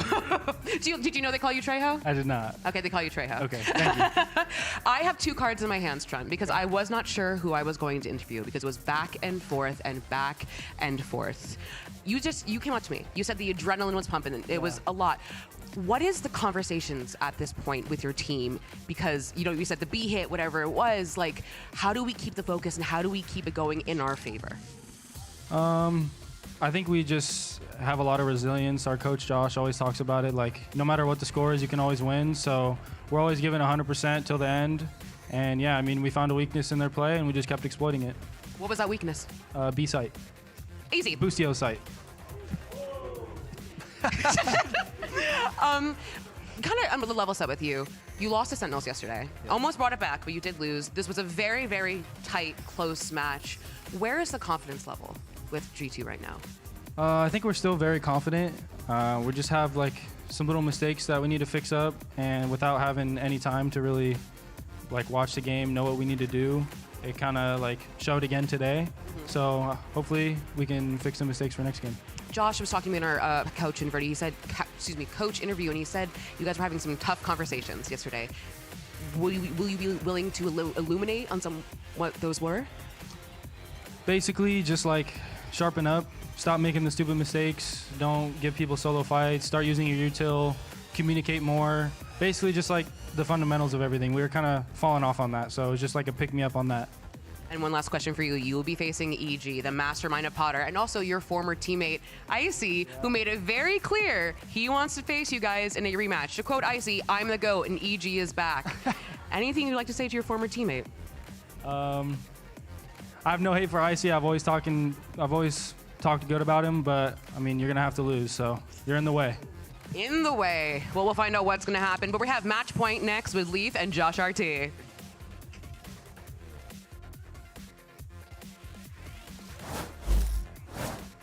Thank you very much. Yeah, we're here at match point. I'm joined by Leaf and Josh RT. A hell of a win, a long match as well. You guys must be exhausted, but I'm not going to take up much of your time as well as we just go over, honestly, if you can cash your minds back to this first map.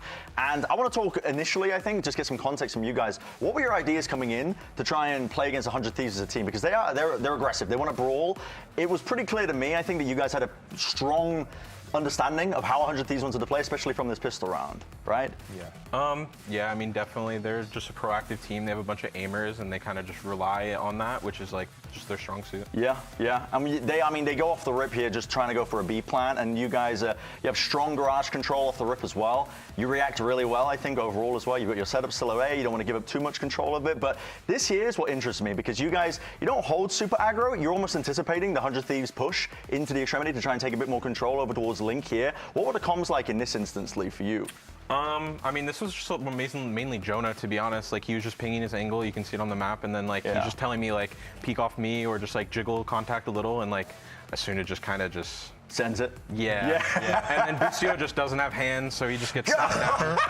He's like 2-12 at this point, but man. I mean, they have to do something. Like, they can't just sit there. Like, we'll just collapse on them way too hard, so they had to take a fight, and we just kind of anticipated it. Yeah, and that was the anticipation, I guess, for Haven, and it ended up being quite one-sided, and you had to make adjustments, I suppose, going into the next map and the next map following that one. But honestly, short and sweet clip again, because you guys have been playing a long-ass time as well. So I'm going to let you go and be free, but not quite yet as well, because you do have an interview. So I'm going to send you on your way. Oh, sounds great. So you'll be interviewed. Thank you. Enjoy. That's right. Thank you so much, Brendan. I'll definitely take up so much of your time now after an endlessly seeming last map.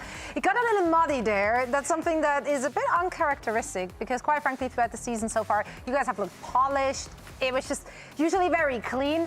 Why did it get so muddy in that last match? I would just say like indecisiveness towards the end of the rounds.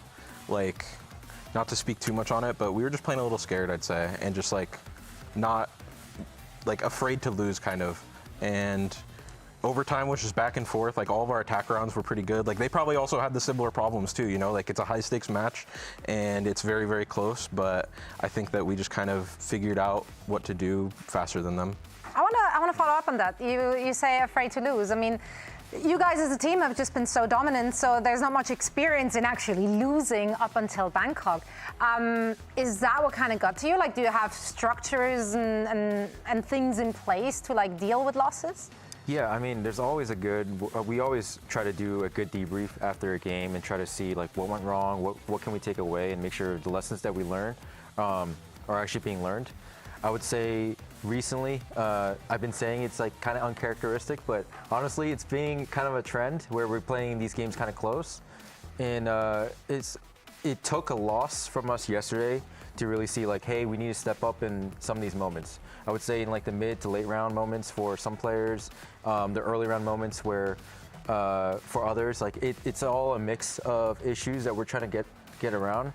And this is something that like, it's a good problem to have in the middle of the season. I always tell my players like there is a flow to a season, and it's not like a straight upwards trajectory, right? There's going to be plateaus that we got to break through, and this is one of those like rough periods I think for us. I think we'll come out stronger as a result, but we just got to get through the lower bracket. Right on. Yeah, watching the coach cam, I mean, you seemingly lived through or journeyed through every layer of hell. Like you were on Dante's Ark there. What do you even communicate to your players in those moments when it really comes down to the wire and it's just about clutching? Yeah, so I mean, it's two things, like make sure the macro is correct and like we don't forget those principles, but also honestly play with more confidence, play to win. I think we're at a stage where we don't want to lose what we have, right? And sometimes it just means like we just need to go and just show out on these teams and let's just fight together. Let's be proactive. Let's start re-clearing areas. Let's not give them so much space. And that was like the main message from me from like maps 2 and 3. Right. Yeah, pretty much. I mean, it was a super high stakes game, so obviously we're all humans, you know, like nerves are coming in, you get into your own heads, but you guys did it. You're keeping alive in that very surprising lower bracket run that we never even thought we would see you in. So if we're looking at our bracket with only 4 teams remaining, we're in for a treat next week. We're going to have mibr and Sentinels in that upper bracket final. Who do you see coming out on top of this one if I had to force you, which I am forcing you to make predictions for? I mean, I think that game will go very like close, but I think mibr wins. I think they're just on very high momentum as individuals and stuff like that, and like they do have like 5 shooters, and I mean they just kind of look like they improve every single match. Right. I mean, you speak of momentum here. You guys are going to go up against EG. That's a team which has been on an upward trajectory this stage, just like improving game to game. You haven't played against them thus far, I believe, this entire season, right? Or a stage at least, because you were in different groups. What's your take on them? What's your read on them? I think they have good ideas. Their comps are interesting, and I think that like they're really hitting just their like stride, like again individually. But like I think IC's playing really, really good. Superman's always been pretty good. He just has like little rough periods, but he has really high highs, so he's always playing good. And then Ye is kind of being like more. They're like. I would say like more accommodating towards him now as before. Like you see him on the jet now and he's playing pretty good. So like they're kind of, you know, like I said, hitting their stride, and it's going to be hard, but I think that we're more than capable of doing that. Yeah, they're starting to do what EG does best, which is being creative, innovative. Did the recent losses and like losing maps, etc., did that light a fire underneath you, feeling like maybe forced to reinvent yourself a little bit, changing comms up to make it harder to be anti-stratted? Yeah, I mean, we know all eyes are on us, and it's up to the coaches and like everyone to try to like innovate, try to improve, but also like keep ourselves accountable and like make sure like we're not doing the little things like incorrectly. And honestly, this the tail of the tape is just that. Like we're doing a lot of the little things incorrectly. I mean, yeah, we can improve the game plans a little bit. I can always admit that. I can always improve certain like aspects of our game, but yeah, I think that's like the tough message for the players. Like we just need to make sure like we take care of the fundamentals, make sure we rely on each other and like, support each other well, and we can make this run. Right on. I'm here for a salty lower bracket run. That's some good script writing right there. Gentlemen, thank you so much for joining me here today. And of course, best of luck next week. That's right, because we might be done here for the day, but the playoffs continue next Friday. So make sure to tune in for that. Thank you all so much for watching. And before I let you go, here's your Samsung SSD Fast Replay.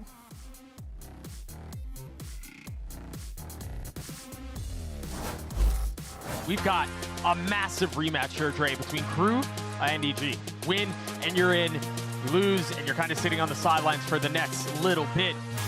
Kesnet popping his ult. The salvos will delay, and it's a crunch from the B side of the map as well.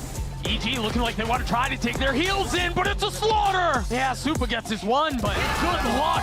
Crew gets to 11. That's danger. Icy gets a pick on a Mazzino who's trying to run away from trade. Yay, and Icy. Are they going to do this again? This back and forth affair.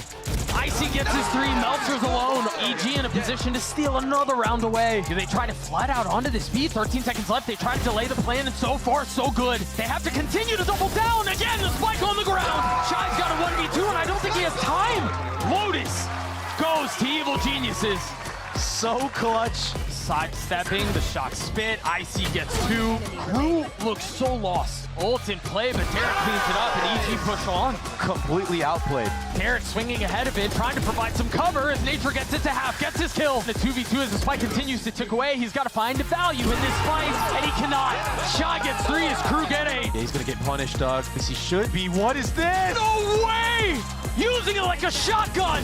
Derek joining in on it. Crew crumble. Shai in a 1v4, and it is not enough. The clock has not struck 12 yet. Evil Geniuses advance. Believe it or not, it has been a long time since these teams played. Very close to a year. Back in July is the last time that they met up, and G2 was able to get the better of that match.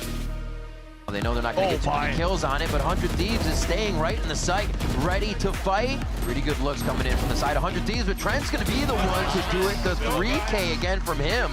Xander just on the other side, and he gets insta-smoked by VALORANT. All the members of G2 still doing what they need to make sure the site can be anchored, as just Boostio is alive now. Pulls back in with the wide swing. He's going to have a hot foot here. They know where he's coming from. Nice! Very good! And G2 will swiftly take down 100 Thieves on Haven. It just seems like G2 has all the timing on this split matchup so far. Boostio with 3! Not being thrown down. Easy kill. Oh, they went down low with it. He takes that window. He's going to have to wait, but he still kneecaps EU to take him down. Oh, Boostio answers on the leave. This is crazy! Jogamo with the quick scope. Jonah's out in the open, 39 HP. Big flash. Can't turn it. No util for them really to use on this take. Asuna starts him off right. Xander with another one, and that's going to be the round. 100 Thieves stay alive in the series, in the playoffs. But they have to push forward, not knowing what else is on the other side. Cryo. Trent in the clutch situation. Armageddon's there. The peak comes through. Oh my God! Cryo hits the shot! Nobody sees that for the moment. Oh, Trent! Jonah P are going to activate on both Boostio and Asuna. Not looking good for 100 Thieves as VALORANT gets 2, and this is looking like an overtime Pearl match. 100 Thieves trying to stay alive from the elimination. The jump over is not enough, and it's going to be the kills for 100 Thieves. We go again! Oh, they're letting him get half. It's getting risky, though. It's getting very risky, though. That's going to be the shot. Trent hits it. They shut down the heist. G2 eliminate 100 Thieves, and they'll move on in playoffs.